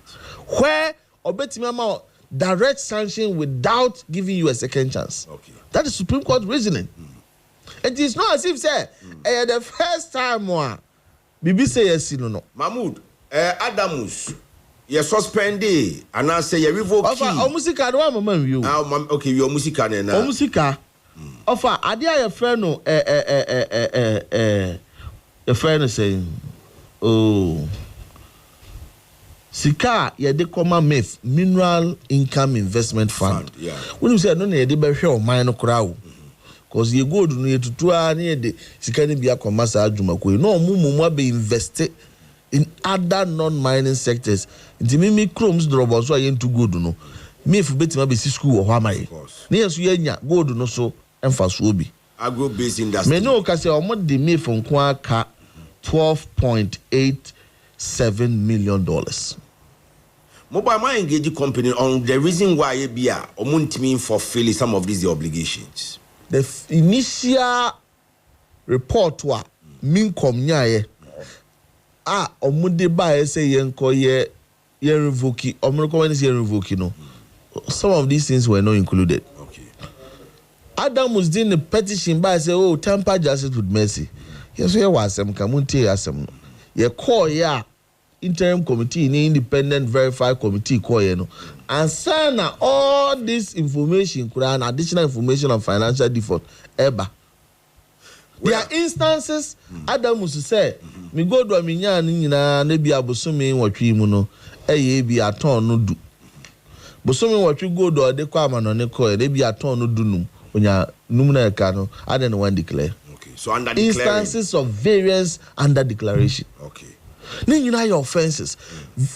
GRA or the GRA kwanka 290 million Ghana cedis. It's not the only company in Ghana or the GRA car. There are other companies. I am telling you, sir, beyond the flagrant breaches are why yet the mining rules of this country, no.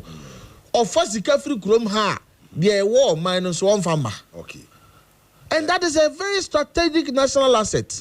Now, see their company, no, in their statement, or in the coming days, they are going to take steps to shred this baseless revocation. Not just a brofu or macain or now matroi, ye the battery moi, and nedi enemy. A poor machichira to mutriso, or much as in Yinasubi and now umbe take steps. Na a poor now mudiatum, so may you need catch up so of and was Yakura candy a chance. As when our press summer my one some. That's below the belt. Udika wa himfianche was a mode. That's below the belt. Nka say, nka ebe me the person ka brand your team nche ya Adamus Kasamafu. Now what beside say between say Obabeke can say we abe sabi where so mu use nyina is more of insulting to state institution. Baseless. The strong-handed. Strong arm tactics. Are those the words to use when you feel, even if you are not properly treated? Well. Now then, sir, press statement number one can say, yes, I mean the car 2.5 million royalty fees and yampa. A 1 city na medeka. Yes, I mean the car 12.87 million MIF and yampa. A 2 city na medeka. Yes, I mean the mining concession be a third party. Yes, I know. Madam Fubina Mdemano. Yes, my mining was Salman. My mining was Akango Yekoho. Salman 8 excavator 1 bulldozer. Akango 5 excavators 1 bulldozer. And yes, I know. Mining. Now me kwako 2 goto. You should have been explaining, telling us said the allegations are wrong. But you are here using words. Interesting days ahead. Mejidi say Mameka Saseminchro. Okay, the incident of Future Global Resources. Future Global Resources. At Pristia, friends, maybe you was this is how it started. We are saying VR required no much in Pianica. Okay. Honorable Abu Jinapo had to take the hard pill to turn it to revoke that lease. All right. $87 million. No, DJ. In the coming days. The should be ready to shoulder that liability. Okay. In the coming days, you be who hours all this will play out. But more revoke your more license, no. Are there Chinese nationals? More concession or so. No more yet there. Me who for be in their boardroom. China for be titiwa. Omudin komo like in a work like environment. Every day, different investors come to this country. One, either with the view to learn our mining models. Two, either with the view to look for opportunity to invest. Three, either to come and learn best practices. Now regulator ni Minerals Commission. And who will be about ministry now about mine no be ministry so a regulator ni man ko so if anything purpose of mining na. Me no ka say me see was Jiang Guangzhou for concession I want to be specific. I'm making a point. I'm making a point. Jiang Guangzhou for concession ya revoke. Your Narawa company ya revoke. We have 2 major large-scale concessions. Your Adamus are revoking. If you have a pool of investors coming to the country, normally they want to make a visit to all your revoked mining concession. It's not wrong. Secondly, if you have people coming to say we want to visit some of your mines to see how your operations are done, it's not wrong. And you know me visitors. Though you can have anybody on any mine at any time. Only investors. But you may say you can have anybody on any mine at any time. Specific to this one. Only investors. There could be anybody. Yet you see as from World Gold. Is it World Gold Council? World Gold Council. World Gold Council is an investor. And I'm World Gold Council is a group. Omubaho. Me say what? I mean, you Adamuso. Minim say but muna and I'm telling you, sir, responsibility. Every day, I've lost count. Okay. Every day, people come to the ministry. Obiba say me person me beti how Ghana, mo underground mining. Here's a communal commission, or they will take it to one of our companies that are underground mining. Maybe or the Ombeko AG, maybe or the Ombeko Pristia. Obiba say person me come visit some of your open pit. Manya contract will be a Sierra Leone. Person me hear mo don't say that. It's a be a call Manzo Dubia Asanko. How does that mean? Now, yeah, the company bemo be say yeah the lease ya mana. Does it start and end with just visiting the site? Yeah, mineral law na use okrum hano. So the company and a mining company bemo before fra. And no answer visit the site no afa. Adamus yeah de sasa cinema no. Of course, site one and I'll pass you through regulatory processes. Have you heard of any tender process? Have you heard of the minister making any negotiation? You to say same be a cabinet and I to say engage company be. So those are basically they are not even relevant to the discussion.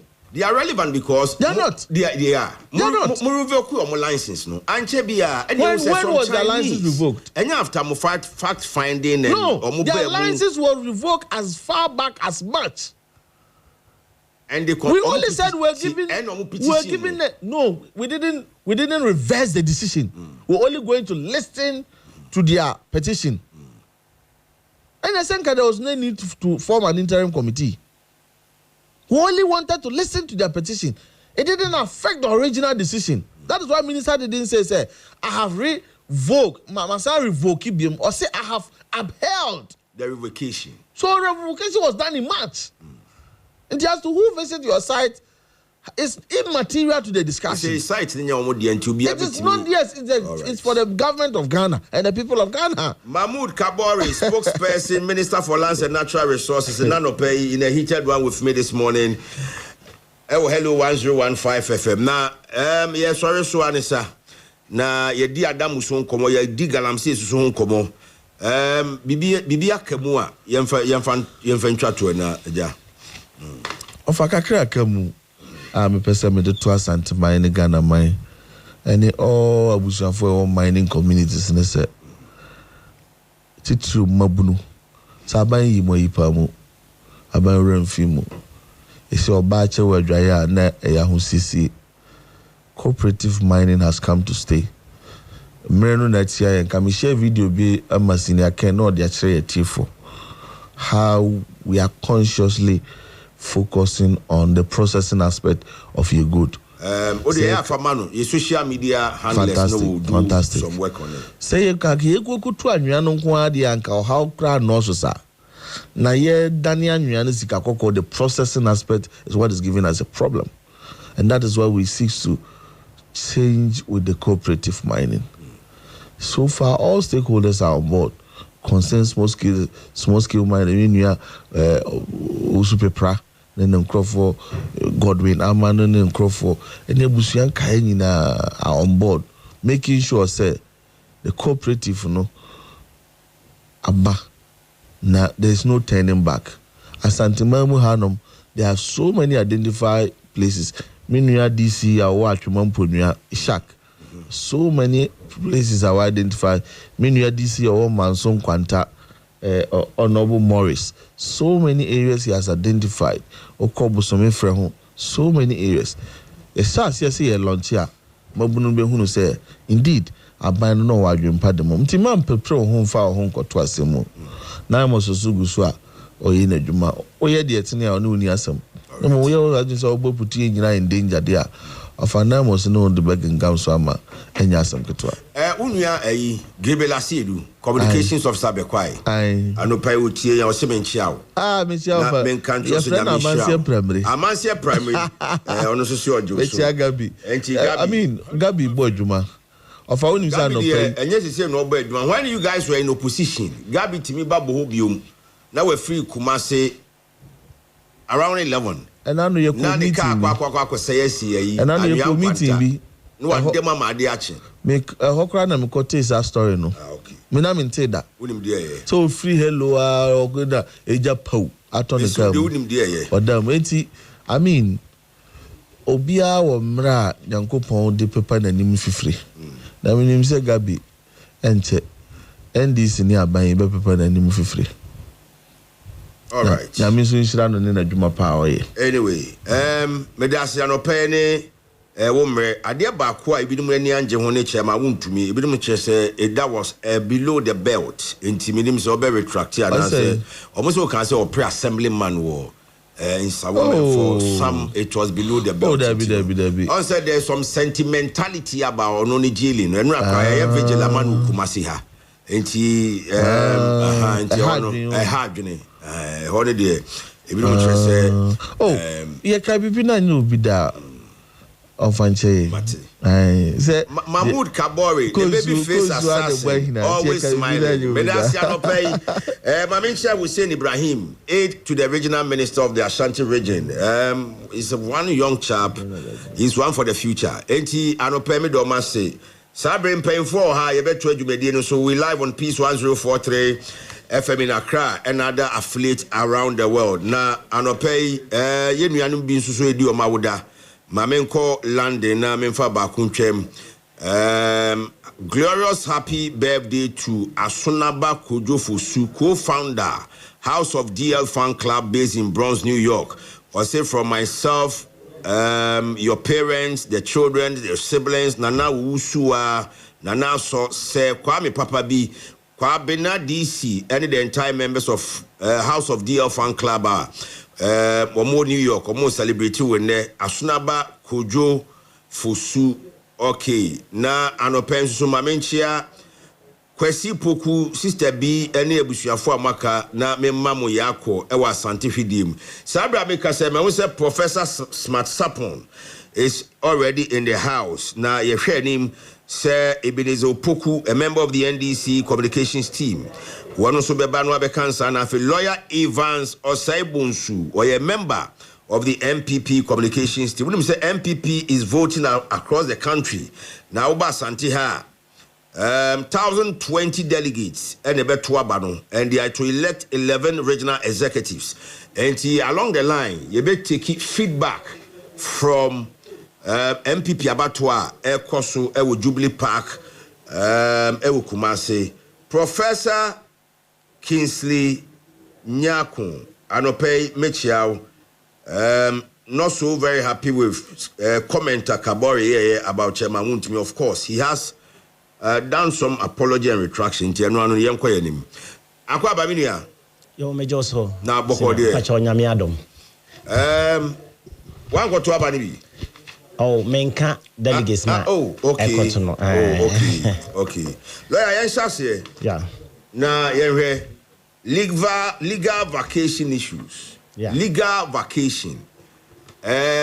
Yanko school baby. Inti legal vacation no. A lawyer 47 and a professor. Professor the statistics into there. Lawyer no obechim lawyer. Bacho. Legal vacation no. Any one sema sorry. Ye bisa se a convention. A mra. A dianya because ebedum si o ade aye ntron to nwoma so se ye ni so no ya ni esuban bi etima saa ne ma no so betintim so wan so kai abrabo ho etima me bisa legal vacation no. Is it a convention, is it a norm ye de an na matintim womram yo me da se ame fa kwanya na menchia wa na menchia meko yeah professor na machia watifo now social legal vacation. First of all, I am right because so kind order 79 of CI 47 that High Court Civil Procedure rule vacation into Embra Makwan. And what you know, a sign by a conversion because so you have to look at the history of the legal vacation. Ubon said during a medieval period, a medieval period that a Middle Ages, a period that now European history from about AD 500 to AD 1500. No, that is the coming after the fall of the Roman Empire, no, and before the start of Renaissance. No, na sa UK for no na omo was home no edema superior court no judges ne lawyers emo kwaje wo ma home eno na ema yeso ye copy ye ana ye kra de be sha ye order 79 mu Enti colonial legacy. Colonial legacy. Ne ya sign de aba ye booksum asama na beyembra. Because of here order 79 na and also cancel legal vacation no and asem. Enti something na emma judges ne lawyers no etimi ekọ recess ekọ je wo ma home. Emma obinimo yare a omotimi kọ hwe ho yare. Enti basa ya na ye particular court bi be mienu bi neto eto bekumase nyina 2 courts na betena se court 2 and court 4. Justice Razak na another judge on nua and on bettenase nti omo ne relieving judges nti obia ko vacation nti omo betiete but ebasa na ya na most often no omo nhye danye serious cases pa but the ombe ne say bibi te say interlocutory applications matters bia bail ene fresh applications ni ade ebi obi akọ district court na ya ruling the etia no na nipa no so eboda ne fundamental right ne bia why repeat application no high court and fresh cases are eba for no most often these are the cases are omutie in the basa na omo nhye da substantive matters na ewo hodada no omo nhye da ni sa cases no for instance e bia na me case wo high court 6 a bia ye dia ya drew infinfin baby me pese bia to case no so na me the corner relieving judge bi so ma obeheda my date e bia fresh application like motions I filed there by the best radio be free court no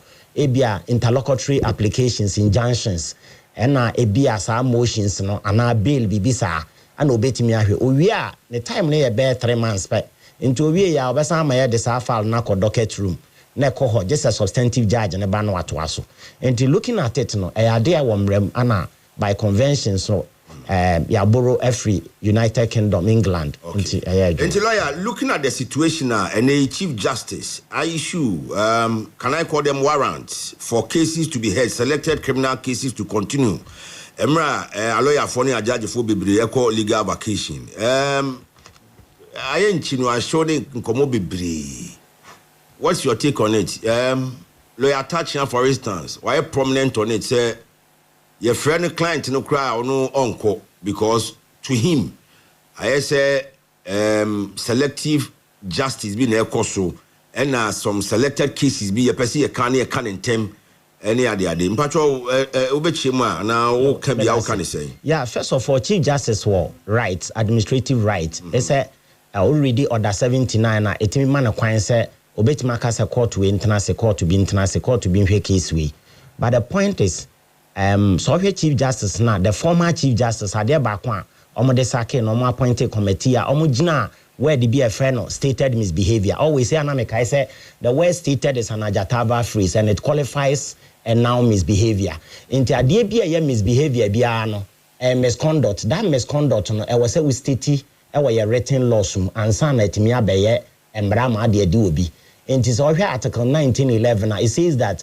Article 1911 of the 1992 Constitution of the Republic of Ghana, it says that all offenses must be defined and the penalty for it must be prescribed in our written laws. It means that whatever offense be classified as a misbehavior, it must be stated in our written laws and same must be in tandem with Article 1911. And so if be misbehavior, now find a dictionary meaning. Now the you be free a narrow. And you're broad, it does not meet the aspirations of the good people of Ghana and their dreams. And you be so say, so Bekaya Parliament, na case be a and 10 times so Ralph and your market, no the then Speaker of Parliament, Chinijua Biaba. And the choir Chief Justice by then or selected judges be empanel almost on Montana Samoso. Yes, hit by political heat. Absolutely, a Kobasano.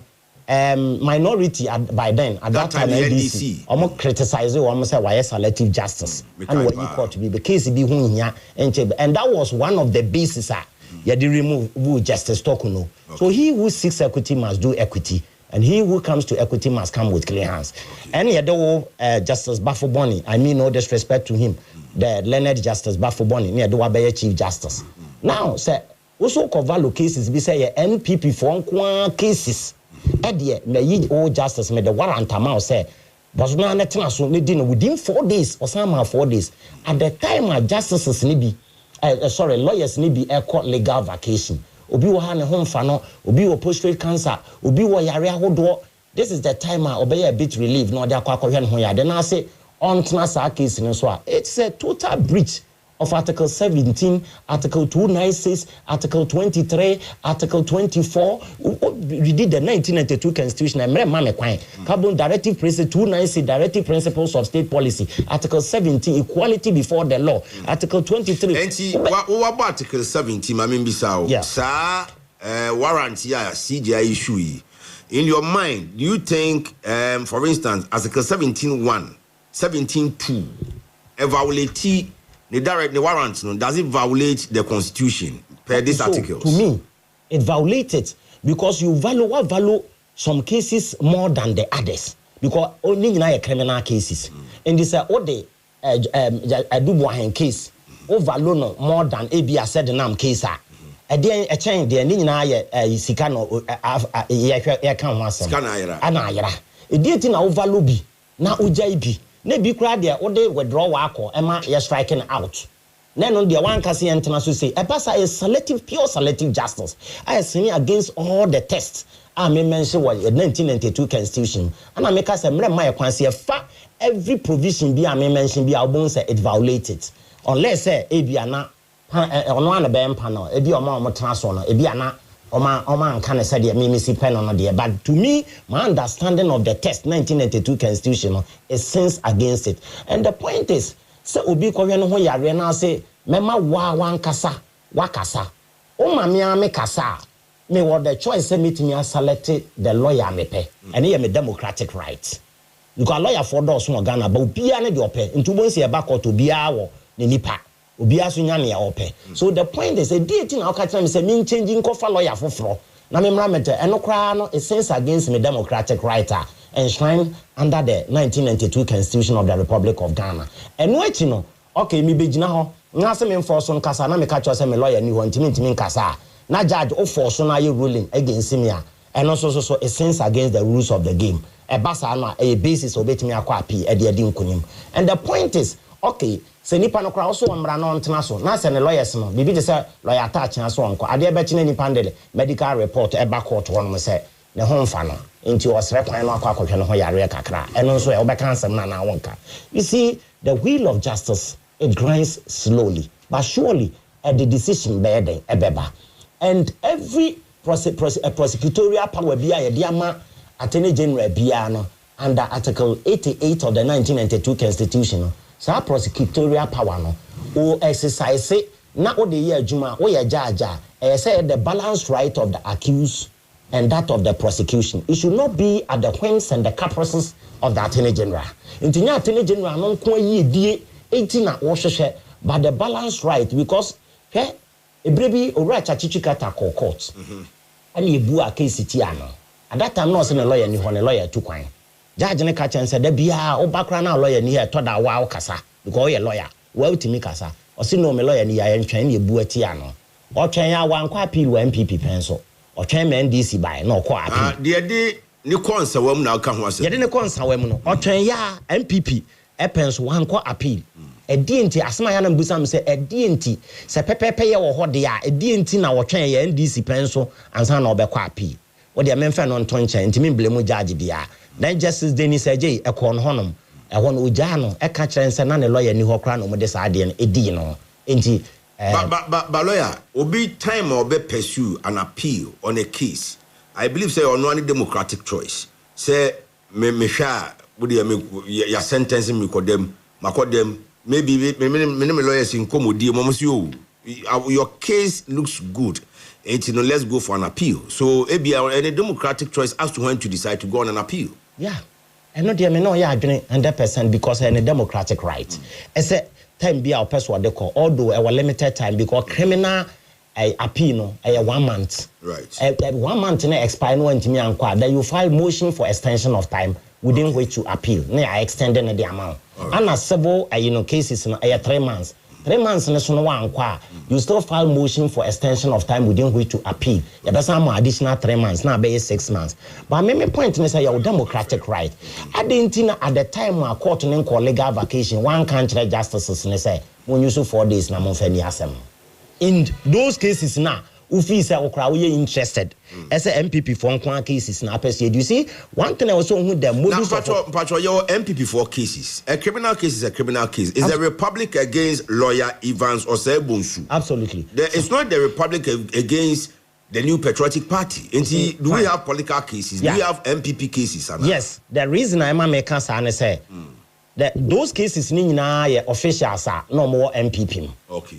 And ye will be so and never NDC mo obaye no eno de on treaty sa cases no agency say way and that since against Article 296 Directive Principles of State Policy. Okay. Because if you read Article 296 I can be 1 minute per na men kan to na where in this constitution or in any other law discretionary power is vested in any person or authority, that discretionary power shall be deemed to imply duty to be fair and candid. Right. And the last one, the exercise of the discretionary power shall not be arbitrarily, capricious or biased either by resentment, prejudice or personal dislike and shall be in accordance with the due process of the law.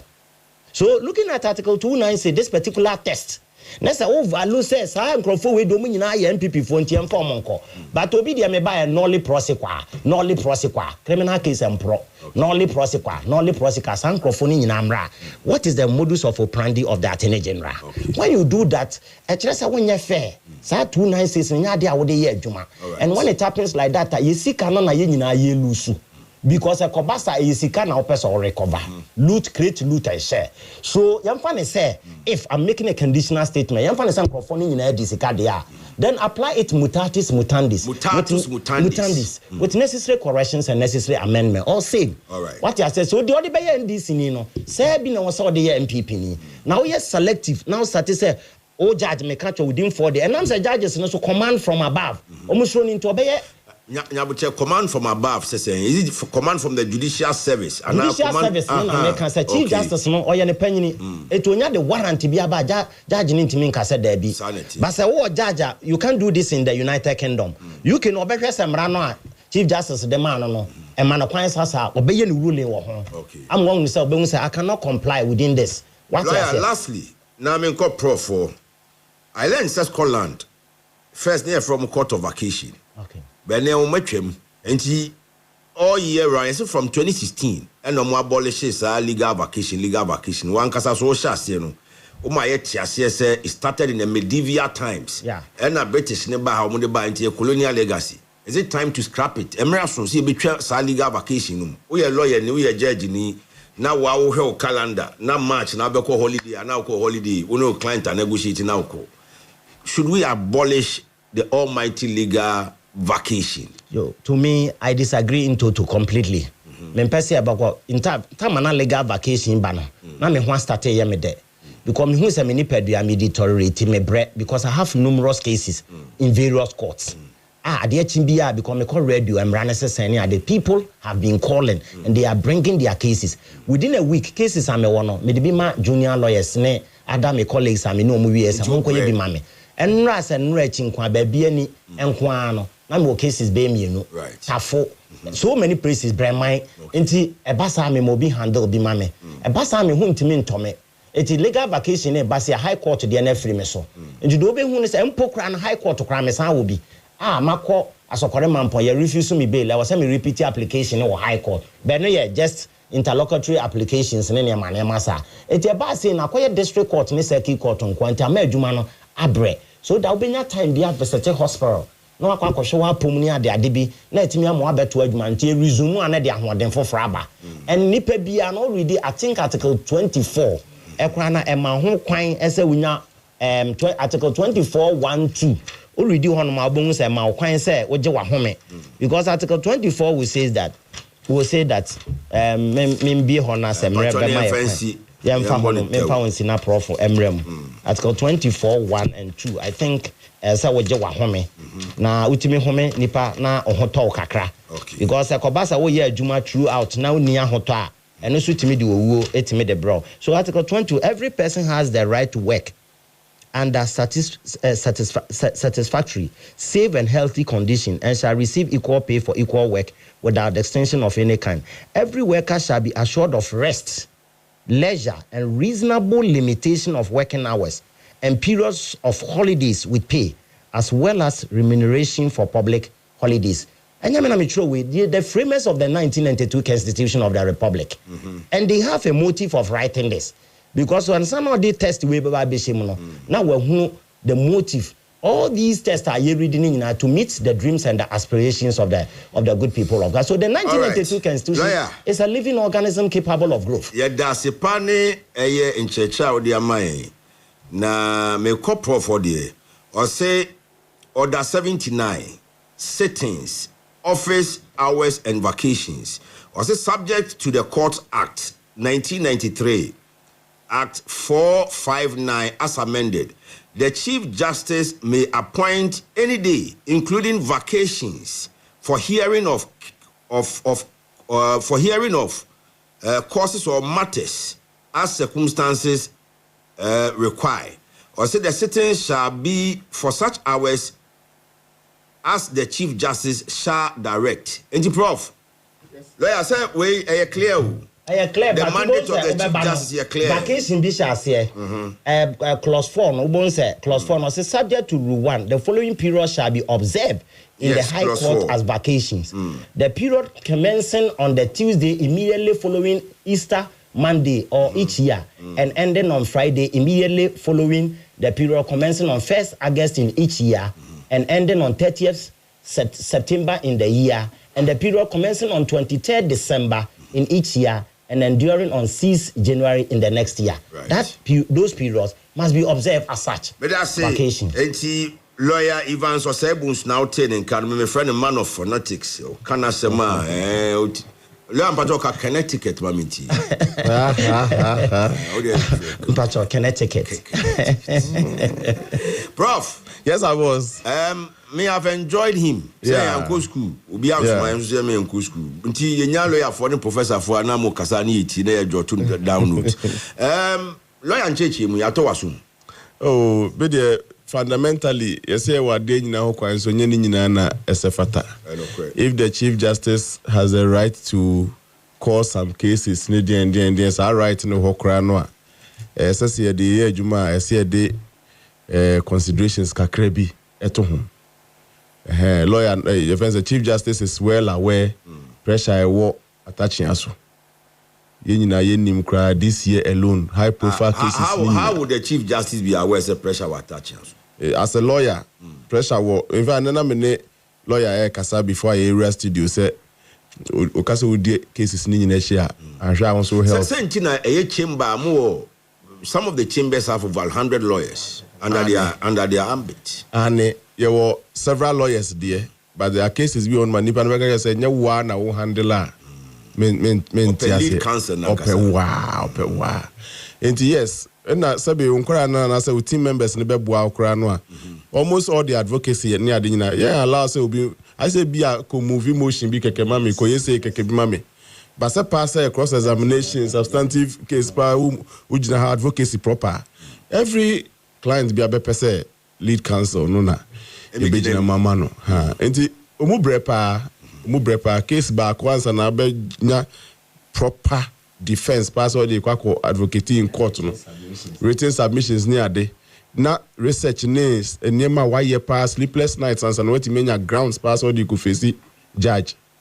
Ni adinti ejuma na yebre ejuma bia yebre ye de ade kire ikura no sebe semester na bekwa wie ya utimu se body ne kasa kire wo body ni so ni on pekura na se wo hu se vacation beba akwaso ode ade asoma akura na ya ben aso ye ho no bo se enimanimu ayidudu bi super ordinary bi oba anyemu a fan gradual but time na be so na wa any your friend finish hard.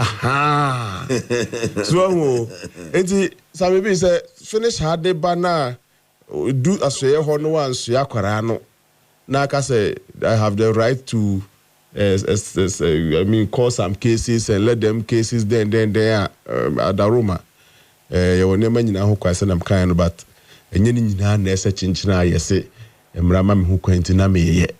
The Chief Justice himself needs some rest. Okay. Chief Justice Bafu Money, I think he took his leave and went to US to watch the match. My team members also some leave. Let them also go and relax kakra. Omunko reset. Kakra no mu enje mahome kakra no. Necessary. But Prof, lawyer was until me think about woman now what bring us on track. Manchester Circuit Court judges, they don't go on leave. No, there be omoko. Now one say Ninuya Ababa be take you over amano. No, could be a better 3 months. But two bones in Ninuya is a holiday roster. And two bones in Ninuya. Two bones most often Tafo Circuit Court or Koya or Kobe 3 months, not at Asamanson and neighbor. Or buy a not Asamanso Kona. I didn't apply our system. You are the apex of your court. But do you know what they do? So Obasi Album say fresh cases and interlocutory applications, fresh motions. No, take ubon say substantive matter no. Obisa wa file disclosure, one file okay, monko file no ajane. Ubon na na time na so. Na say do no ye na beto. No ba beto so. Okay. So and na yedwuma mu kra no leave here wo ya ebinu monje no. They should be cautioned though. Take your leave. Refreshing your mind. Kakra. Remember there na ya me say bi at the time meeting me a free margin. But especially women can't do combining if you man. We should be sensitive to team members and new year jumana. That's a vacation be on more. Oh, brown cross and nipa no cross our friend Nebra Jumum cry announce why you kakra or the consideration kakra to home. Okay.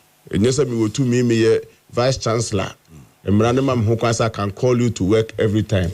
That's a security. Nibia ye Juma ma diachi I say na wa to say guy in the video air pronounce emergency sans or bra. Oja Juma hoda kran we traffic na fi waji weni so. Minim real case be last week and na omusi Erano for some marital reasons and near maneme bintu no. So maybe really should pan American. Is here in the last weekend. Wow. Why stressed ewe Jumembo? And no say Jumera, move me from here. Me say, ye me free ho. That crowd ran boom. Asa.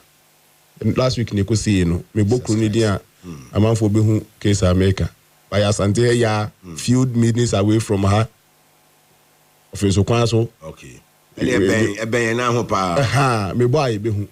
Sisi Jumera de crowd went to me and say na because Jumem for ni nyina de women say wo ka ho bi na ewura yi. Wow. Sana ope.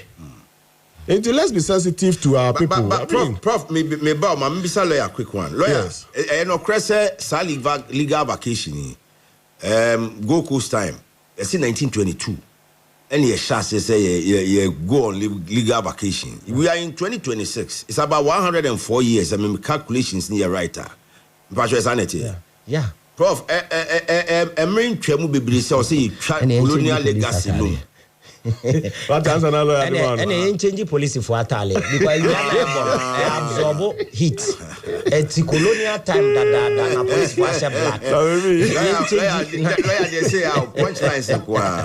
So the lawyer very argument have you part the on tiase mo. Nti police atale the legal vacation so yeah. Because we are born police ni gina mo directed traffic na we are no. No, black is so absorb heat. Yeah. Up to now, colonial tie you go social black. Yeah, it's the idea from 1922. Yeah. They say 104 years on. The pressure be about your media space. You do come social media for the come traditional media for the come.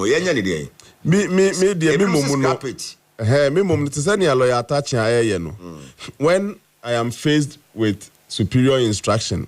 Any means so men kwana ma pomudin any yimedi I take my pomudin very very serious. Me na me wa uni majuma me up and down near the whole of last week ni na me water region ni chinchin all the 18 constituency districts in the water region then I chinchin at the Klu Mountains ni minimum na ye dey adwese for about 1 week. Why fresh o? But just why a friend because come on, water region I would always be back. Oh, Sky View. It's the only region so I'm saying Galamsey no so cry no ya. Enti e audience I say won some the okoye rough out do yes. Very nice place. Yes. Mecha Sky View Hotel for those who kept the water serene. It was a very nice. Hey, sorry. It's true. Serious it was a na be a me say ade body speaks to us. Me kan na no be a comfort polyclinic. Na me so chinchin ya me nam na yese madwuman ayi baako enumerator baako ye adwuma ma me odi motor call Apolliningo wako nya accident. Uma rushing the na comfort hospital. Fortunately na me nam central region into me rush call ho. Me kwa kwa yare phone doctor nhwe manim din o se professor Tenase. Wow crowd here mo. Ai o se Tenase na me Tenase. Senior or check me pressure doctor no not in the table so come on you need to rest. Ai. Hey. Aye, doctor said the obo bit detain him. Detain him. It's true. Doctor him and also on free her. In the police station by hospital, you see detain him. And I said, sir, I say, oh, that be the Transit more man baby in that. Woman me say be the 24 hours or and some no press na who laws and rules or the man me as a baby I when on the baby na I offer no yeah juma 24/7 so better na no abre but me say mo an or the family because the human nyina no hwe no san parliamentary work Bantam me the mess legal vacation no me lawyer but I can imagine the pressure on lawyers case by case.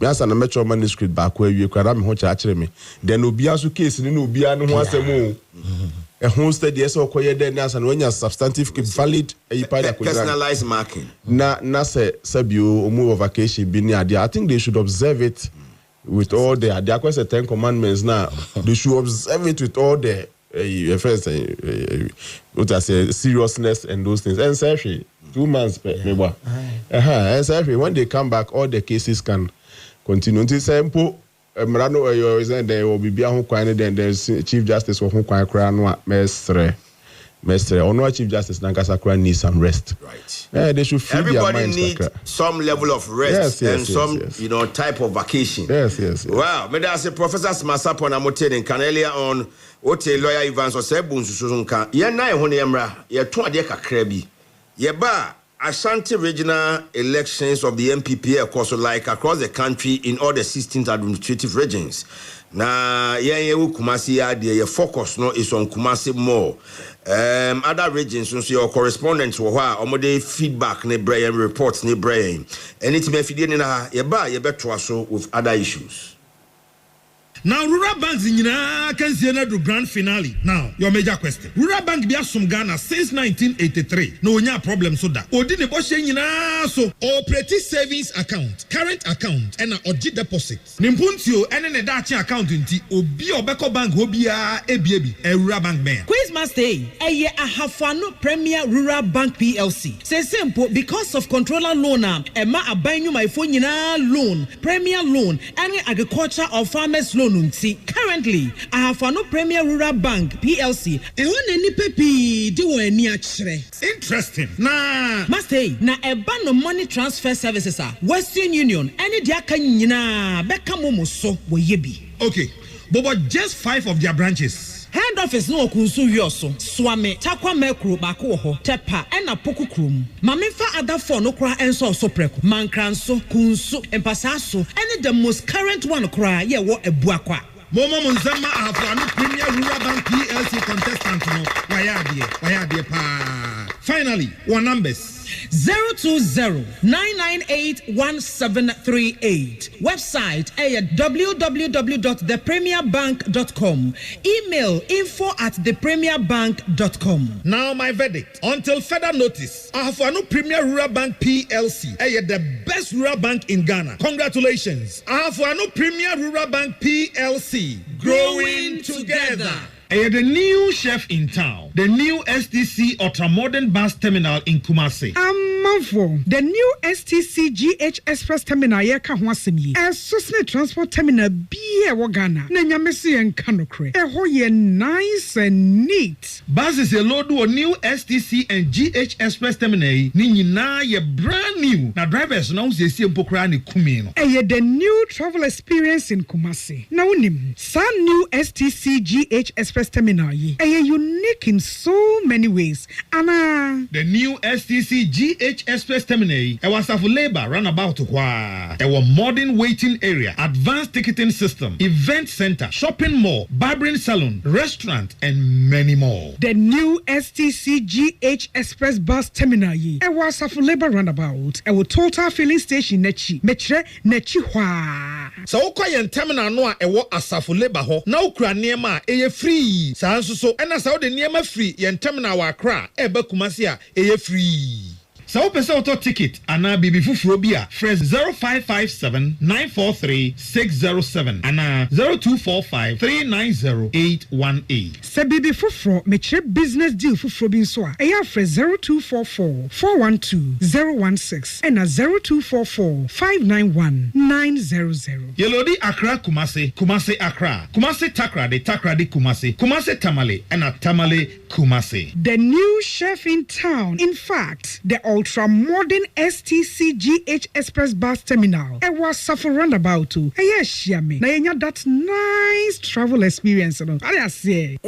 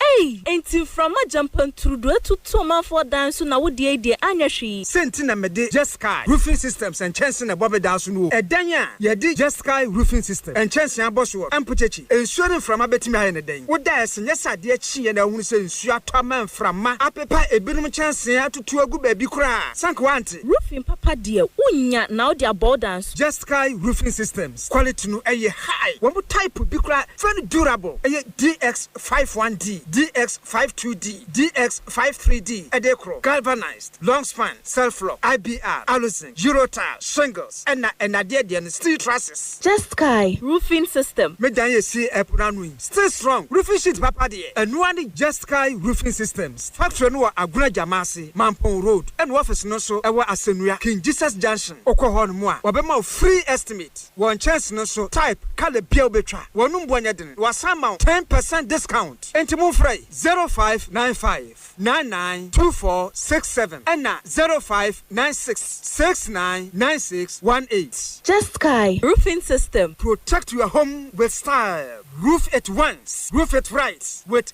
Just Sky.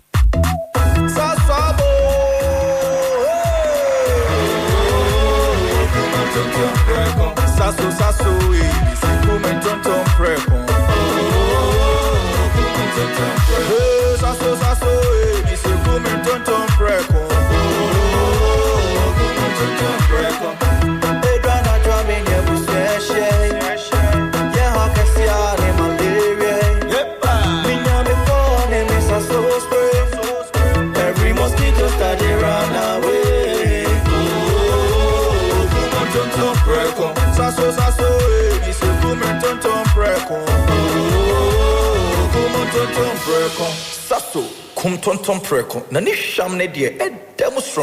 This advert is FDA approved. Semisoriano pa, Kale Chaco toothpaste na midi chuchi missing. And mommy confidence, the money in her. Se wushia amana misifite gusuna mesrea. Eya wawahu. Me de Kale Chaco toothpaste. Ene chuchi missing. Obadi eni pa e wobiti muno. Eni eti aye Kale Chaco toothpaste. E boy sin ho ban e free mwawa e boy sin mu to crow. E si ahye eni enumunka. Sure say amani Kale Chaco toothpaste insuniye. Yeti center for. Media magic Kale Charcoal toothpaste atubu. Me use na no pa. Ya na dwa me koda no. E ma me sinye fita. Confidence level kwaso. Enti bi na ma da me si 32 ni na guso. Enkane no ane maame nom di bidie twitwiri yense no asaya bebie mu o bidie wo kel charcoal toothpaste mu no MSC efita emana hoden ne sayi nka bia ma wonum ye hwam enunti mo amonom coffee wine and tobacco e kamo seso no abama mo kel charcoal toothpaste sankofa enchi Kel happy smile FDA aji ejodi nka to ya tomo. Hello FM. All right, you call for a short commercial break and we are back. Ashanti Regional MPP elections Ekoso Jubilee Park Kumasi. Across the country, all the 16 administrative regions, elections no Ekoso. Now Oba Ashanti here, 45 out of the 47 constituencies Tuaba. Delegates near 1,020 delegates, and they are going to choose 11 regional executives to work with for the MPP. Now, Humaso. Na yasha say ye to train Koba across the country. Yasha say from Oti region. Yene Kwabran 2. Kwabna marching. Kwabran 2 marching. Papa yin kase already when for family mejoso. Na commander. Na papa bi na ba Oti region. Patro send adwumadi ne koso. Yo sports commander and necessary yababe team ewo eye buem ja sekan eye Catholic Resource Center aha na otiman nyina abatowo kase edima eye MPP osuoko amayukuo a tese Ghana maima fana ba bia abatowo yi ekoso na unya ni ebepie mu a dede animumu yo ekoso no esewani ense kachire na nina enkenfu ano so commander ye hwe chairmanship na eye nipa mako enan nipa mako enan a sa nipa mako enan egu baako ayoba a tese committee the whole Ghana oba baako pe na eko as regional chairperson and the ede Hadia Sharifa na Mame Pia Tijani Sechre I just would mu apotene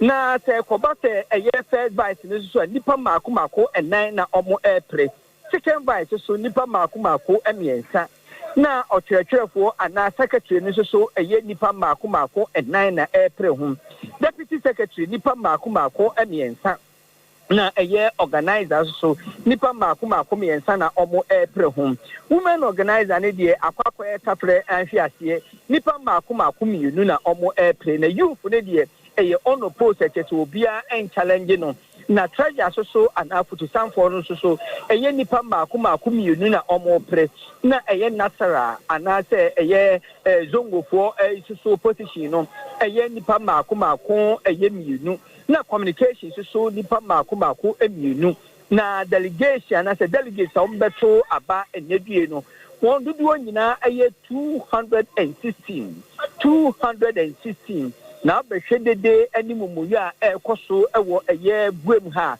esewani ensekatire chetia manugu so ameka sei abato no ekoso dendenden nenso eye delegate ni so mbeba beto aba ama ne kura no adena aye ntentem ne die tete kamea se wo bia chen se ebia bibi be form nsase anase bibi be koso ansare mo mbe pie aba beto aba mo aba beto aba na ne gate ya no so die bambo no omo ayibu pampe a police for ewa ha any all the security agencies omo shema abato koso no bibia ewa ha omo she ama abato etimi akoso medase ye call another region tie besia ba na ya beji initial and I say after listening to your initial report besia ba no am a very comprehensive report from the Uti region emra abato koso concerning the new patriotic party 16 regions in no womo to abano ma yomo regional executives oba asante mantem american dia tudwa say nipa 1020 delegates a omo kwakwa to abano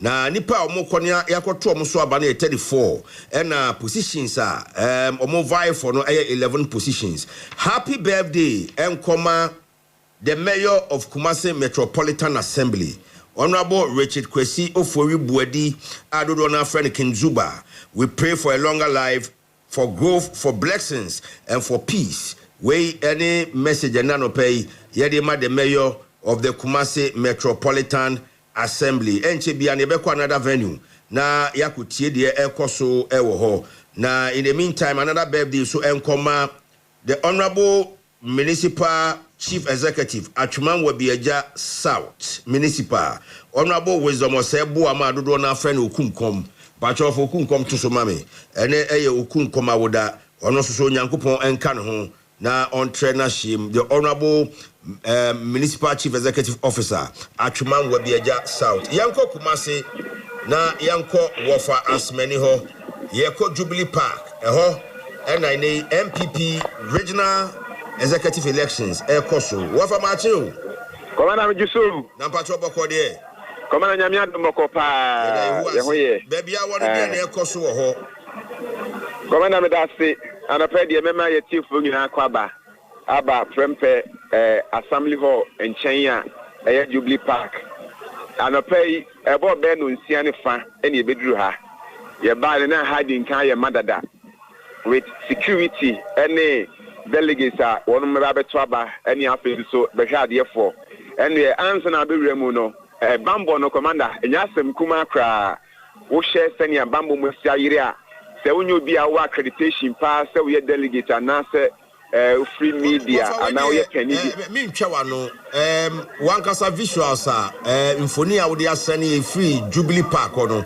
wo kasa de no so agu Facebook live for wo de Jubilee Park now person hu de ekoso ho a come live on Facebook HELLO101.5FM your fan page on Facebook na obi hu de ekoso wo Jubilee Park mpacho yenti o Kona me da se pa enti bampo de nyasem kuma e moyire pa before crampansa na wawrem to say a Ashanti regional executive election and a ekoso ewo Jubilee Park ha sisi amno ka say enipa maako eduasa 9 34 contestants and agina apre 11 positions delegates aye hwe ni mu say onuma beto aba and day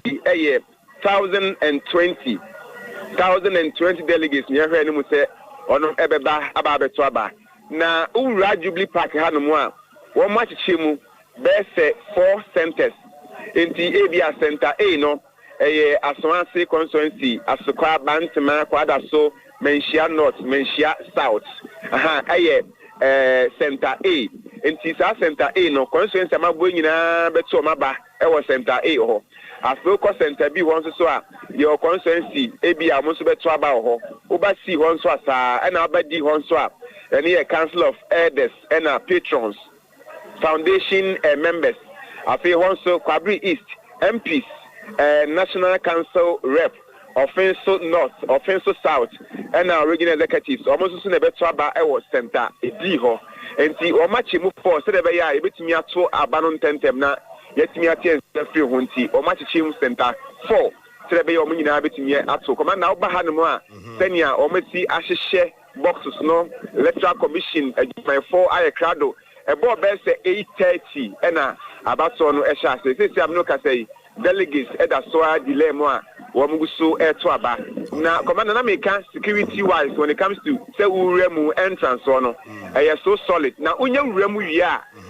kamia say as a police for na mu program and on matter o sa friends and tro for na say tinemu for say omo shebi because security no so solid to the sense that me mania best almost 300 to 400 security personnel and war inside the hub be a black bambo phone kwa wo mo say bambo so wasem ebetimi akoyi and so far so good so good me who say honorable Dr. Yawo said chum wa baba tuna ba pani ba kwa me hu ni say obaba tuna ba eno no empanyifo pi na wa ha in fact asumje wa ha o man for a bob last band di asa and your man for so I t-shirt ni bi di nanim ho and o mo pai montuma me candidate montuma me candidate obetuna se di nanim ho na wo ntimi fa nwura Jubilee Park ho dabi and ye de de obetuna ye di nanim ho no ma na enum kra bimukra doma bimukra ashi t-shirt bimususu kra kasa hodo mami mi so asem ne yanko another location before my yet ase say we ye bodyguard na we ye nipatitu na wo bodyguard ma ne ntena fi manfa ne ma ho okọ ho no wa wo macho man for ne bodyguard for no ho Baby commander, in fact, who remedy and ya with you? There's no way I'll be to the body guy same year by because accreditation and that is the we were say foundation a year share who accreditation no year chre and san ya mowrem enti enye match 70 say bia match oni be bakra bia obako pe baby atena e wo park na chi ho baby no bia amfa the bodyguard in ma ho enti bodyguard so far so good ni who bodyguard bia na Fox FM for reception twelve what for that say baby ona ya bedi what for as many live from the Jubilee Park Kumasi and ode nsem no e dey amane e na no pay na happy birthday nkoma elder Eric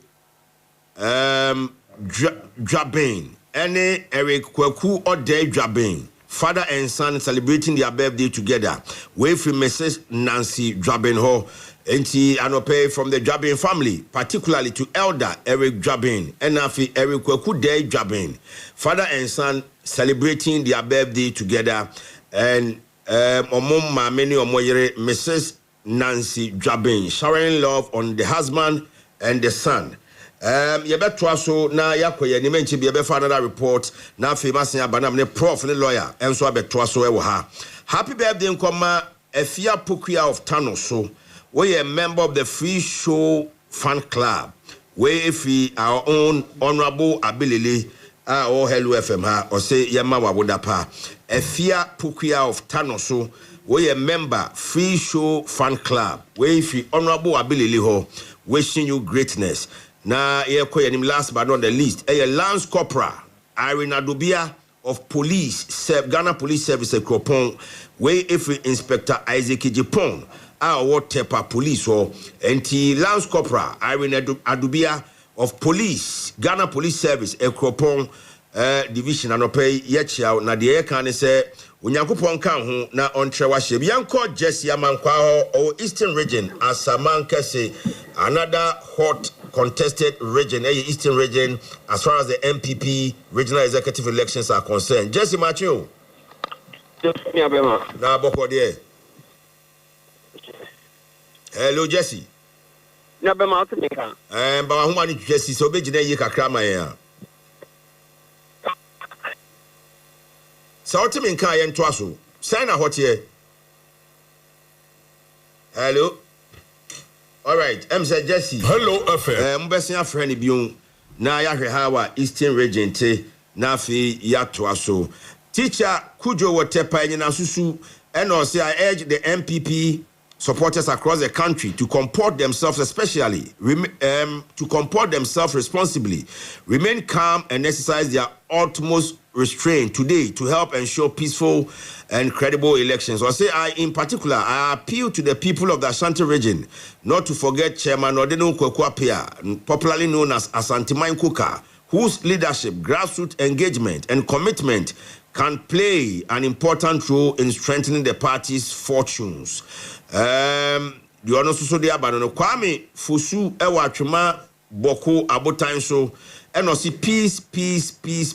MPP need peace and unity. Now, or say as we rebuild our party, all we need is peace and unity. Hello? Yeah, my friend Otiminga. Just have your tongue. Where the chief from Panche, PC network challenges Kakrebua. But I am called the Kosovo as a man case baby. All right, so far, no Bibia Eboko, as a man case a year sports complex. Now, today I'm a kind of Midisuana network in Hardin. Delegate a training 715. Say a training on Baba a year Hanum Abeto Omaba. And no semi break it down Amawa, a constituency executive. I 626 in a year training. The regional executive year 17. The foundation members AS2. And a regional representative or more national council yesterday. Members of parliament are yesterday in Tominabi Pimuaha 23 and a council of patrons and so 10 and a test on so 24.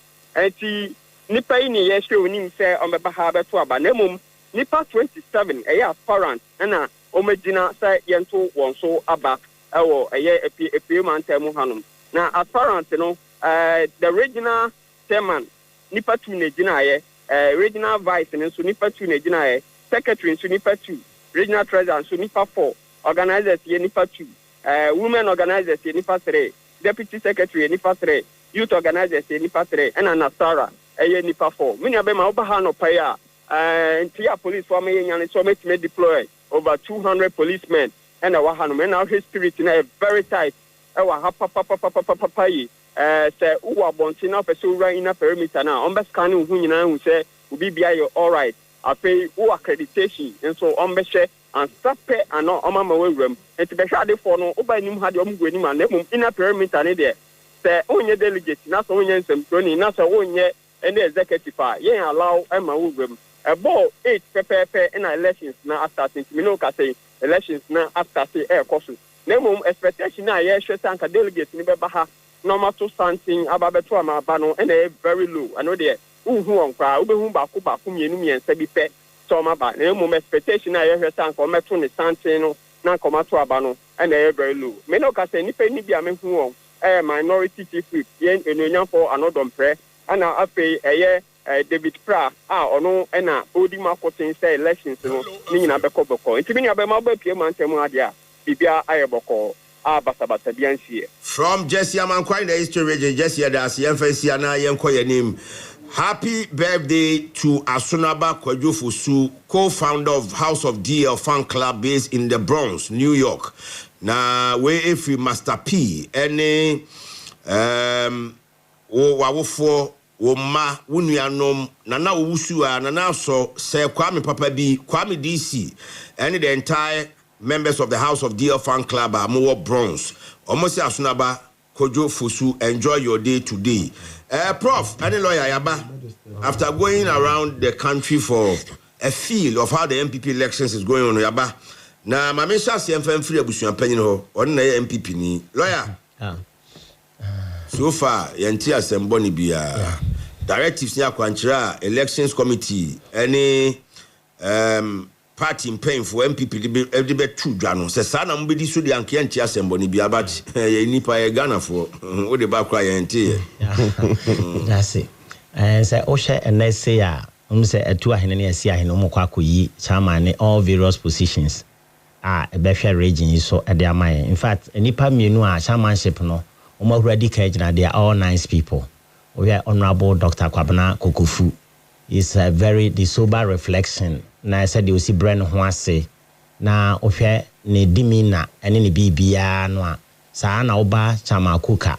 Na ohwe ono nso a otumu se ene eden so ono so okra bi. Or a nice person we kra fija kwabre. What do you need in a regional chairman?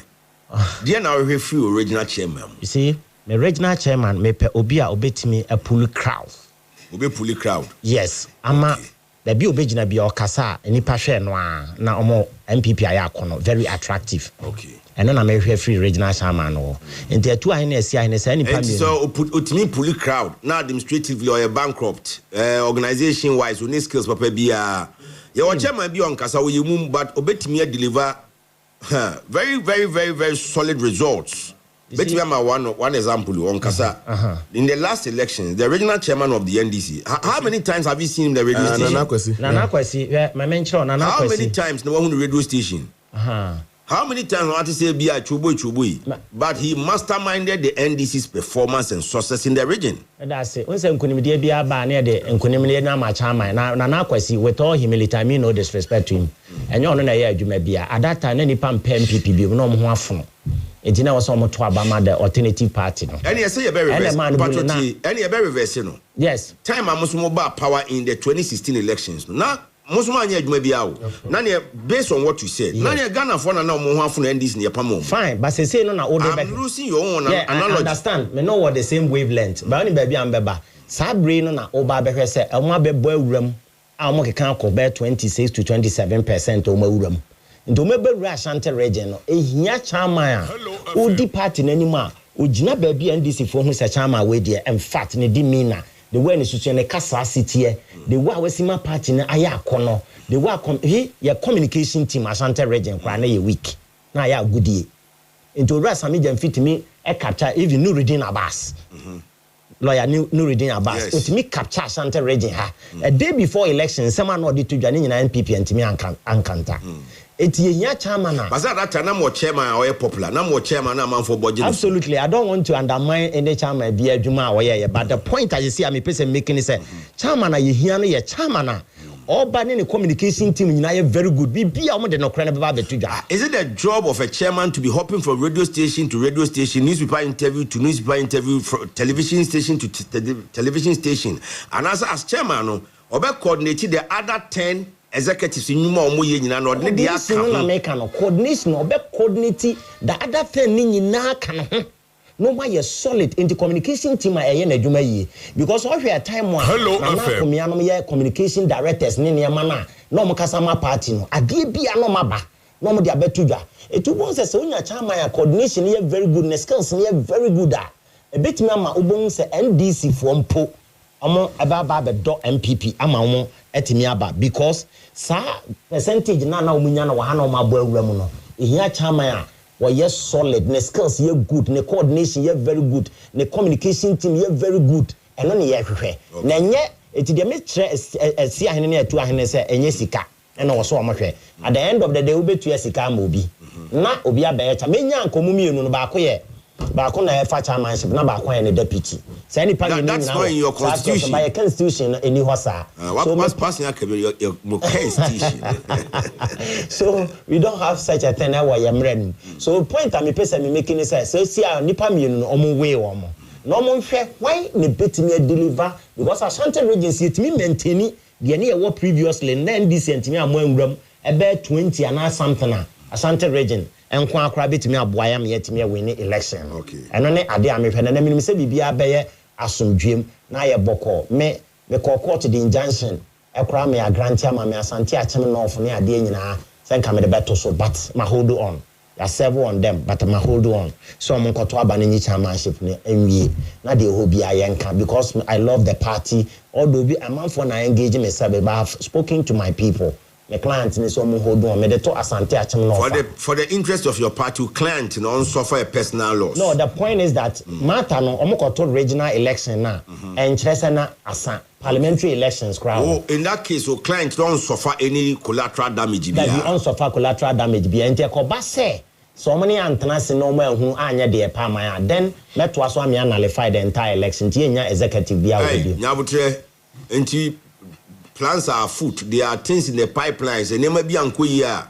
Or you take certain steps to nullify the entire election. Absolutely. Not the incoming one. No. I'm talking about constituency election. And I say no na prof constituency the nice steps. And the idea ba do regional. Now regional so the national. The mere fact that because of interlocutory na or the tone almost na.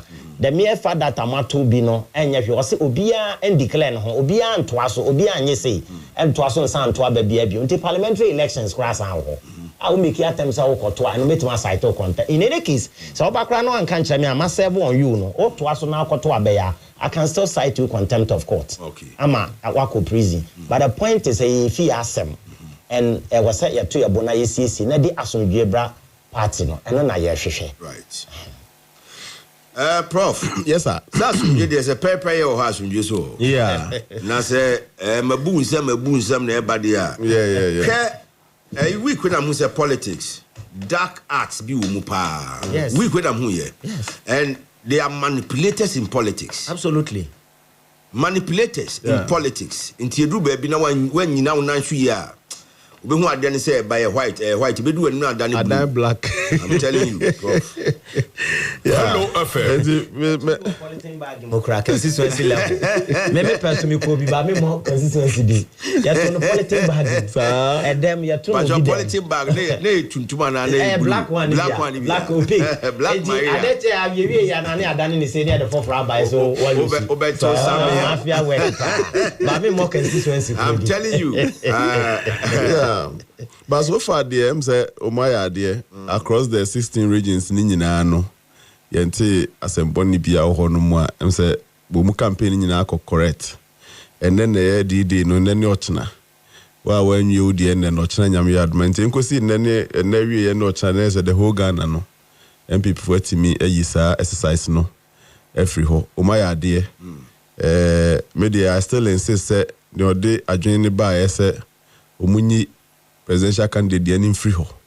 As a normal best at I mean daily the person gets vindicated and now the committee net national. Every day be a beshemu ye pay out to say, "Oh my idea pa." Nankanya sa ankende. And the cry said you presidential then they be any hokra man for so hard. Presidential will be DB. Abi rewrem. Nankanya nke yentu idea. Sami kenenke jadem. List be babontin. No more than nam. And almost say Dr. Bawumiana authorizes our list. Now politics on. Yeah. And no crowd presidential be any hokrano. Sabio, there is no presidential candidate. Send me a presidential candidate. I would have never at this stage. I mean, I'm an imbeba paper so.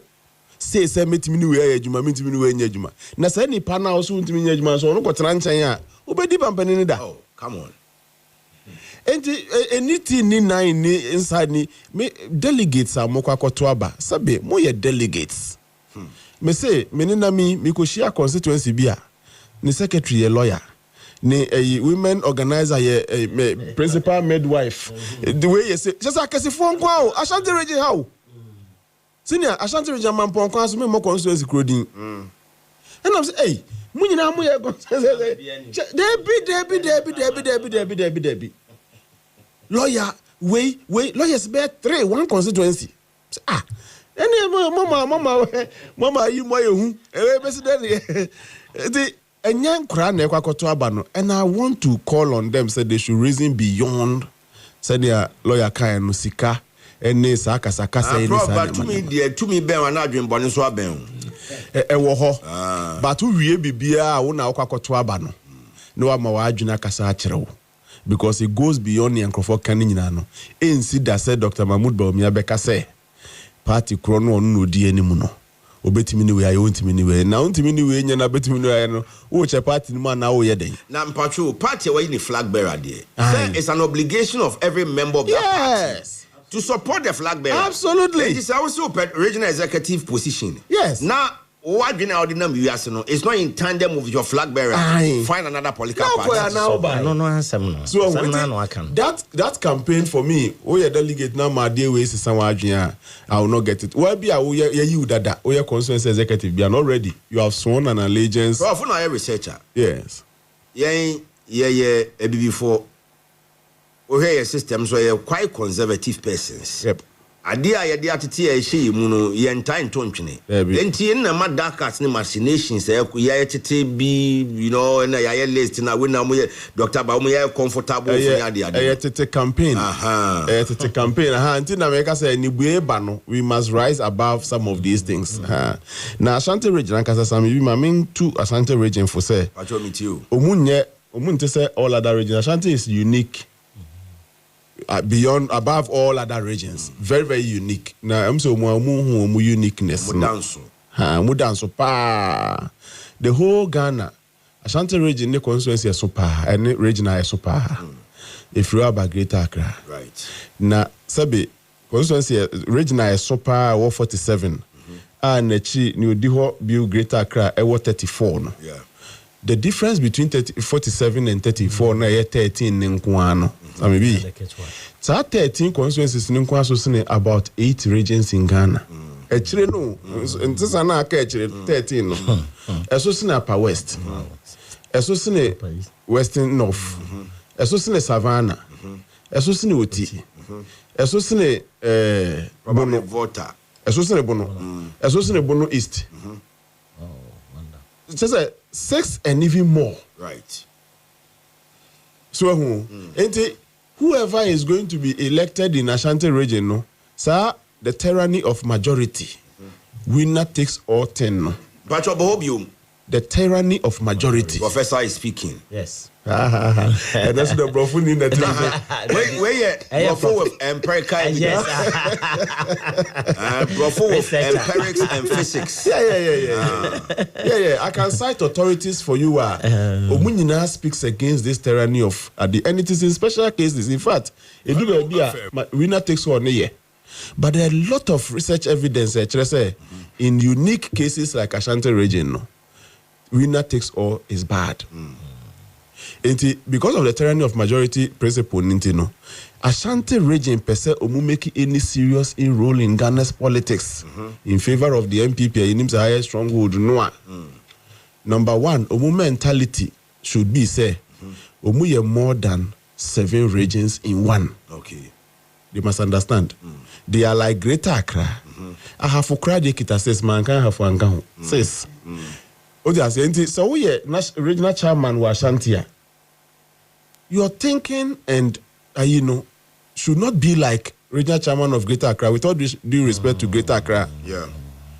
You are like beyond. Yes, you are like a president of a state. You are like a head of state. Oh, okay. Ashanti regional chairman, with all due respect, won't say I have regional chairman. And I'm speaking based on as far as the MPP is concerned. Yeah. Evidence. Yes. And when you say akasakasa ba elections mo hit a bemuni sadie no a obi say we no betimi na yadwuma we ntimi na yadwuma am adwen kosa ayi no so eye control of logistics and money asa enye adwuma bi no bi pa aye sika bi no pese ebedi ni nsem me na me determine what this will be, what this one is not be. It's Ashanti region hiding the nature of this region no Obako for jetun who so no be determine how you will lose. You will lose. Prof, wait, in some okay, echoes of history. Yeah. And lessons of the past. Yeah. And the Okikan Kenyan, luckily for us, it's not the so distant past. And Chebia. Si omo asu no muntie. Yeah. Obu asungu so ye wa me. Oba o party ni ba ben ma me be yi. There be assemblyman woman ma be mu DC me nya hwe wom. Last elections no NDC apply a principle be and it worked for them. A region like Ashanti, the reason why they made the inroads or mutimi any wins or mutimi nya wa ha no. One of the say omufa Ashanti region say to send America, more than one region. More than one region. A big man with the capacity then near the hammer. It's your responsibility. And regional chairman Anakwesi is just it doesn't have to take a loud chairman this and that. Hello FM. I don't pay many interview and beside say chairman MPP force 47 over 47. Na mo strategy ni e mo target e de o se obi ani ho akọ de ne strategies ne o se we elections yes de o mo pese o mo ye ne to aba ne we bi hu ye to aba ne we nsu ye hu ye absolutely in fact Kwesi for no money Kwesi for ni really I am very careful now. Oh gentleman no wo de opa hia no o chia na o jesu ye no no me say ye gina o 2 hours on kan brasa me sepa me unassuming me nyo bia wo hia me kra ebe yo say me ye professor mpo na me ye dempo so be say be nyam adaro ma mo de ba TV so a sa me nka wo hia me a pa me papa oyo na o tie kunya so o sabre ma be piao we share me papa on fence so no we are unassuming o mojanum Akwesi for san yet o de opa ma prof ntinsi lorry kwam kejeti ha e bia hu na o be pem ne kra o kasa sorry sa clean up ni dem me na me see got animu first apra ente me professor so me chocolate colored faces and me ense sano enti don't underestimate. You say the best weapon is silence. We didn't smart up on smart, and I said nothing. Yeah, na obi under Miami underestimating. Na me independent na me say, hey, guy into onim no na kasa. Oh, eti mestre say, aha no, munsua bibi. Mo organizer for ye kwi. Solid guy DKM. Solid guy Kwakwa. Solid guy Raf. Yes, the tyranny of majority inti Obako we ni.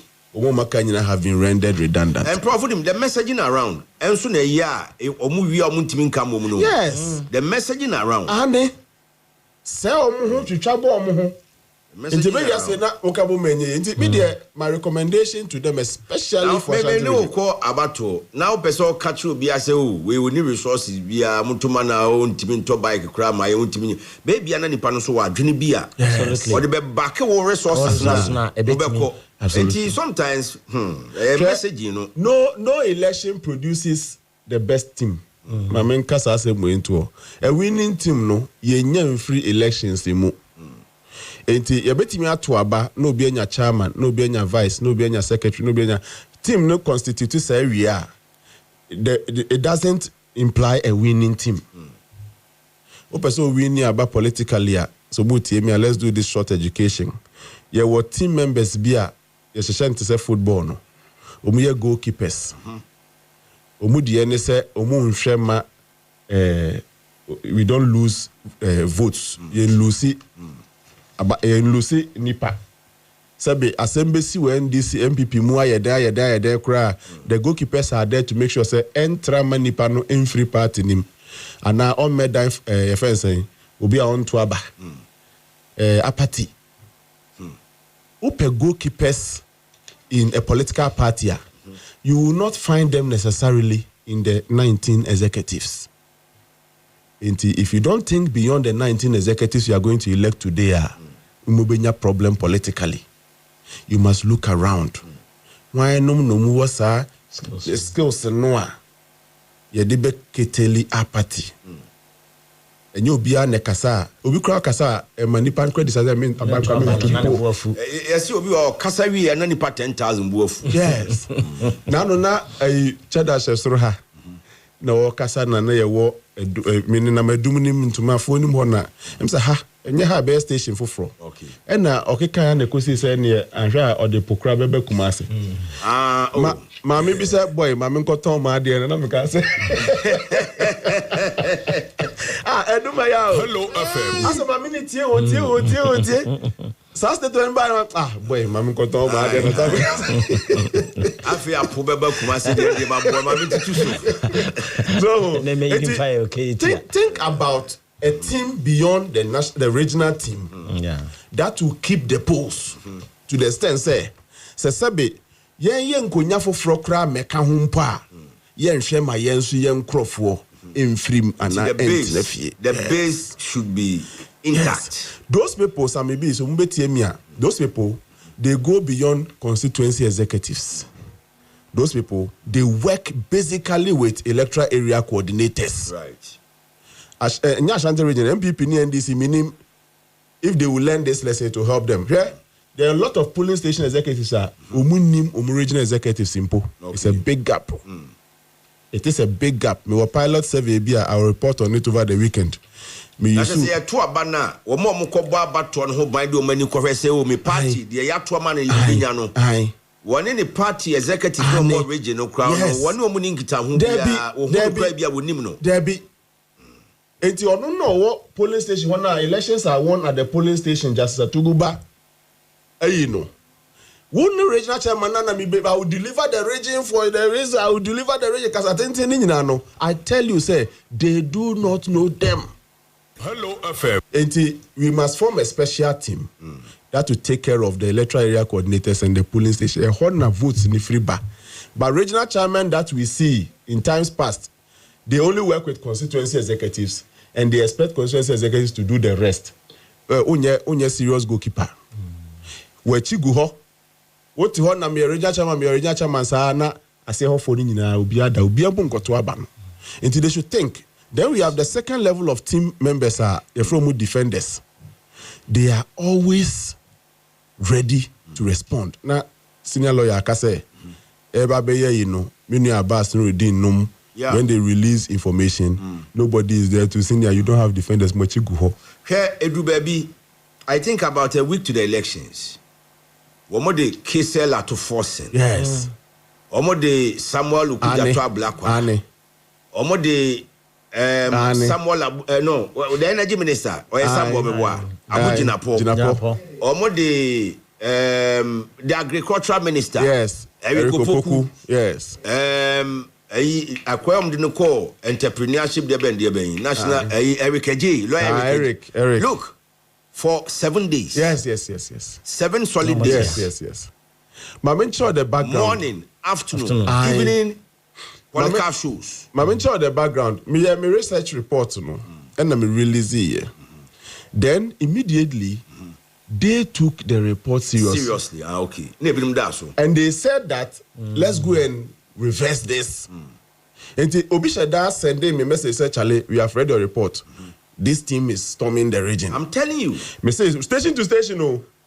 Okay, say that time near program be decision time. Decision time. And Abuja na pai Samuel Abuja po. E chan yokuja to Yes. Ade chan case la to. Yes. Concentrated one. Yes. Monday to Friday. Now when me say report na dey ba ko am make us a prof you know mo fire ne say.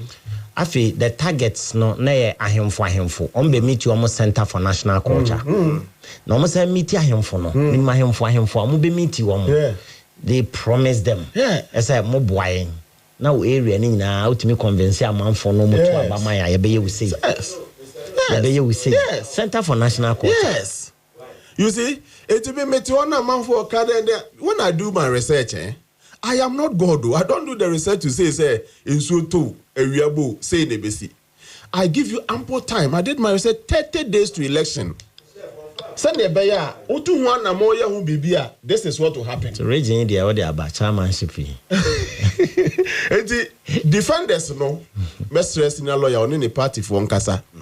They don't have them, and they might not necessarily have them in the executives that are going to be elected today. 19, yeah. Look beyond. Na mo hwe nkrofo a hwe abato ye twa mi akwasi kwatin lawyer menu akwasi kwatin. Yeah. He worked for Canada, Japan.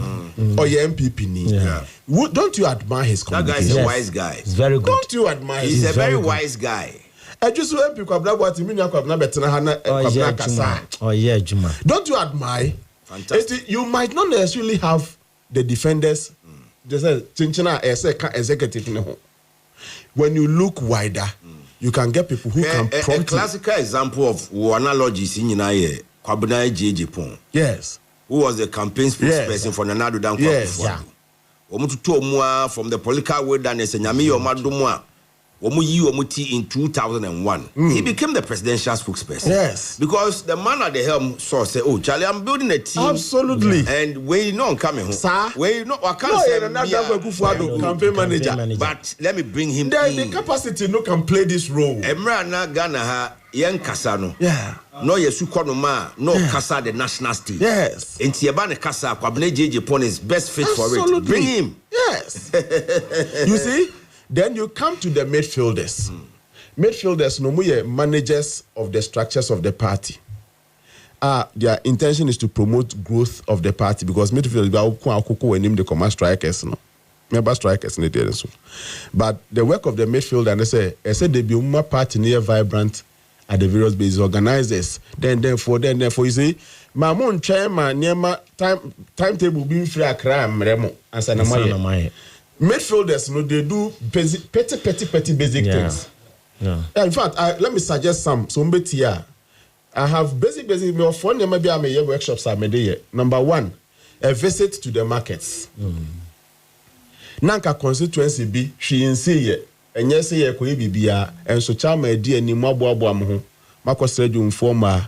Ebi a painters a war MPP mu a carpenters a womb. Then there was some money muti nko ade ase yekuo chale mum yempen chance dan bi mamo yempen chance ye de kru ne masu mamo yento nua kakra party aye contribution kakra yento paint kakra ene ye ko eyija market ye ko painti mo mu de white and but your mode food or no obo 442 and abo 433 me 442 because o mode food or no yeah NPP for there me asema me kan omo po munti ompa mo munti Ubehia or Baba could be our versatile Mudfodo. Me say, women's swing, you know. Yeah. Also, during the days of Mammy, the people's mother. Mammy Elizabeth.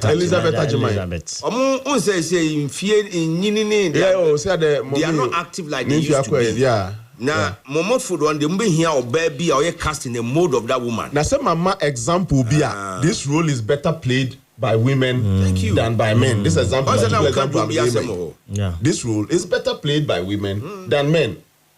say oko the next level nti wo be free obi ansoma mo ni dwom for him man ko kasa so ye pese be sra mo ye MPP for then ye me campaign me ye be sra mo saa da no mo makoji ho abo obi a ne chance da aka ba ku bi na yi no mo yi one sheet bi dia boso carpenter ni wo ho na mu agogo wan bobom di nua bi a ye yi mo be sra dwom for ma moko another team midfielders ni bi enkura wo school mu keke Woman told Fosu, hey, my banama organizing health screening. Oh, you are Munufu name. Cervical cancer name. You are hereby admitted into my team. Thank you. You see? Now we do more both side and come. Yes. So now 1 month to elections. No call. Hello, FM. You don't. What I say? They will take your money. They will laugh at you. They will vote against you. And your relationship, midfielders must be able to determine, say daily, what is the type of relationship we want to live with these constituents. So what you say? And when they do that, you will need a team beyond the regional executives now, beyond the constituency in 19. No. You will need a team beyond that. And my party for you feel useful. Oh, you know what my party no. Bibi. And then your friendness is for what party no so Charlie. Your name penny for kasa one crown mumre and room and then the young conquer health screening ma halfway a relationship and try my battle ma. These are just some first day okay say how much will it cost for you to get a beer 5 bills be and now 2 bills be and crowd here Marco bibi be osumesi MAJSS shoe crowd be a benyane size room. Oh, Kofi and MPP for Besra, you shall more better ye shoe than the and crackers of Mutonwa and crackers of Muduokwa.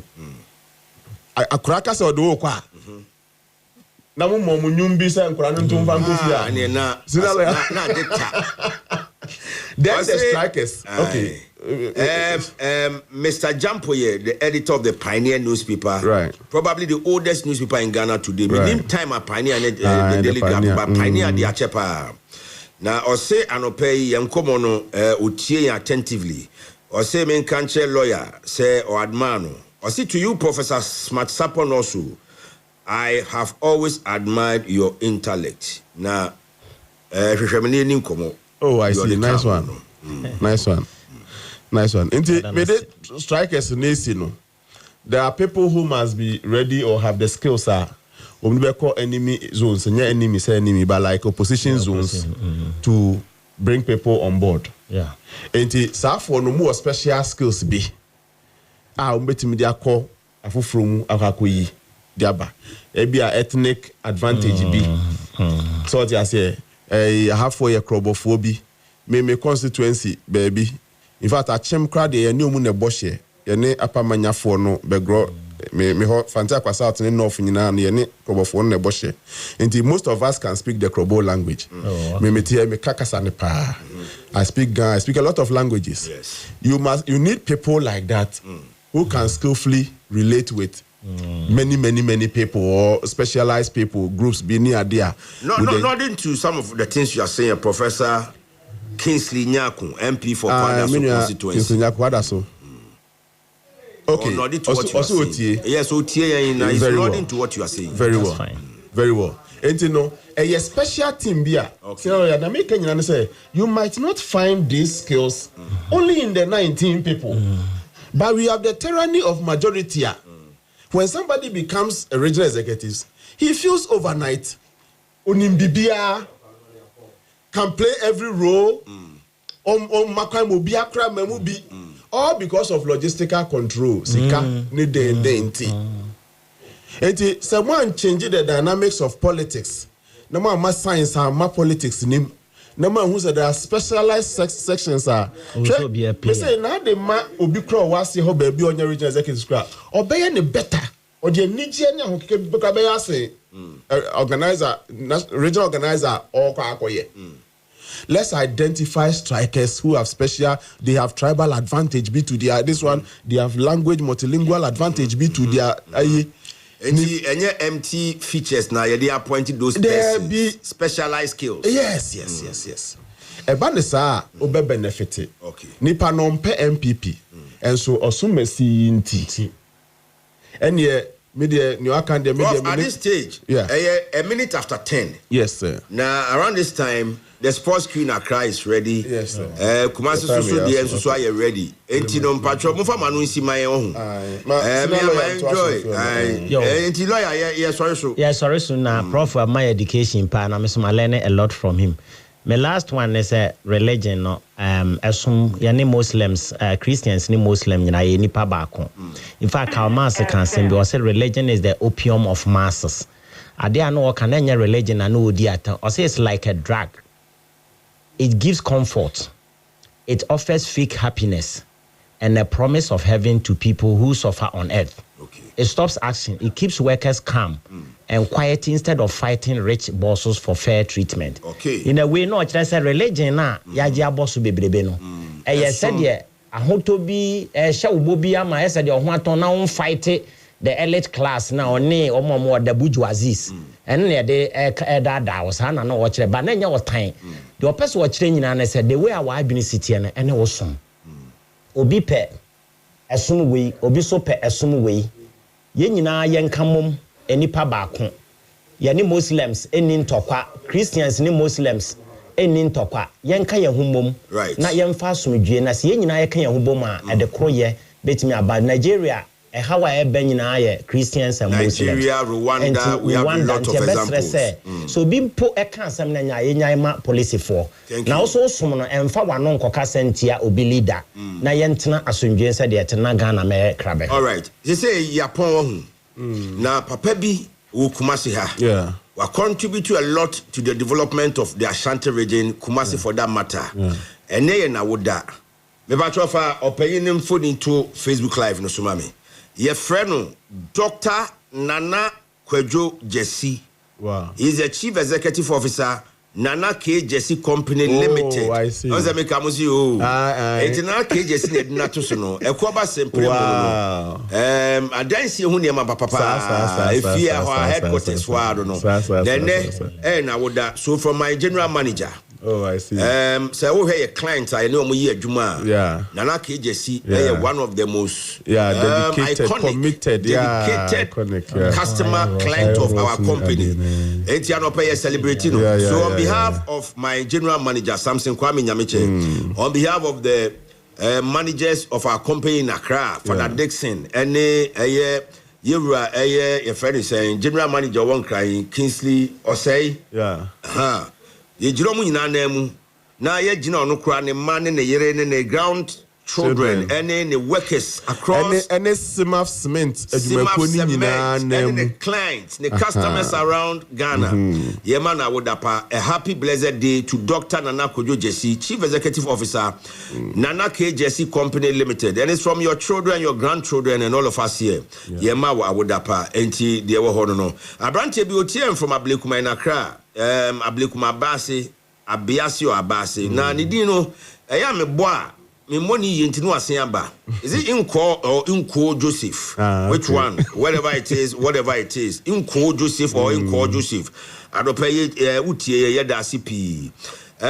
Prof ne lawyer madam say sabrede ye sorry so na yako ama dwumadi fofo enso atoa so ewo peace any hello 101.5 FM. Intimation mamenyom na ye sorry so. Ye kwe mamenchia me nkrofo bi omo Hamburg. Nana Akowua wo fa TM Kwabena support.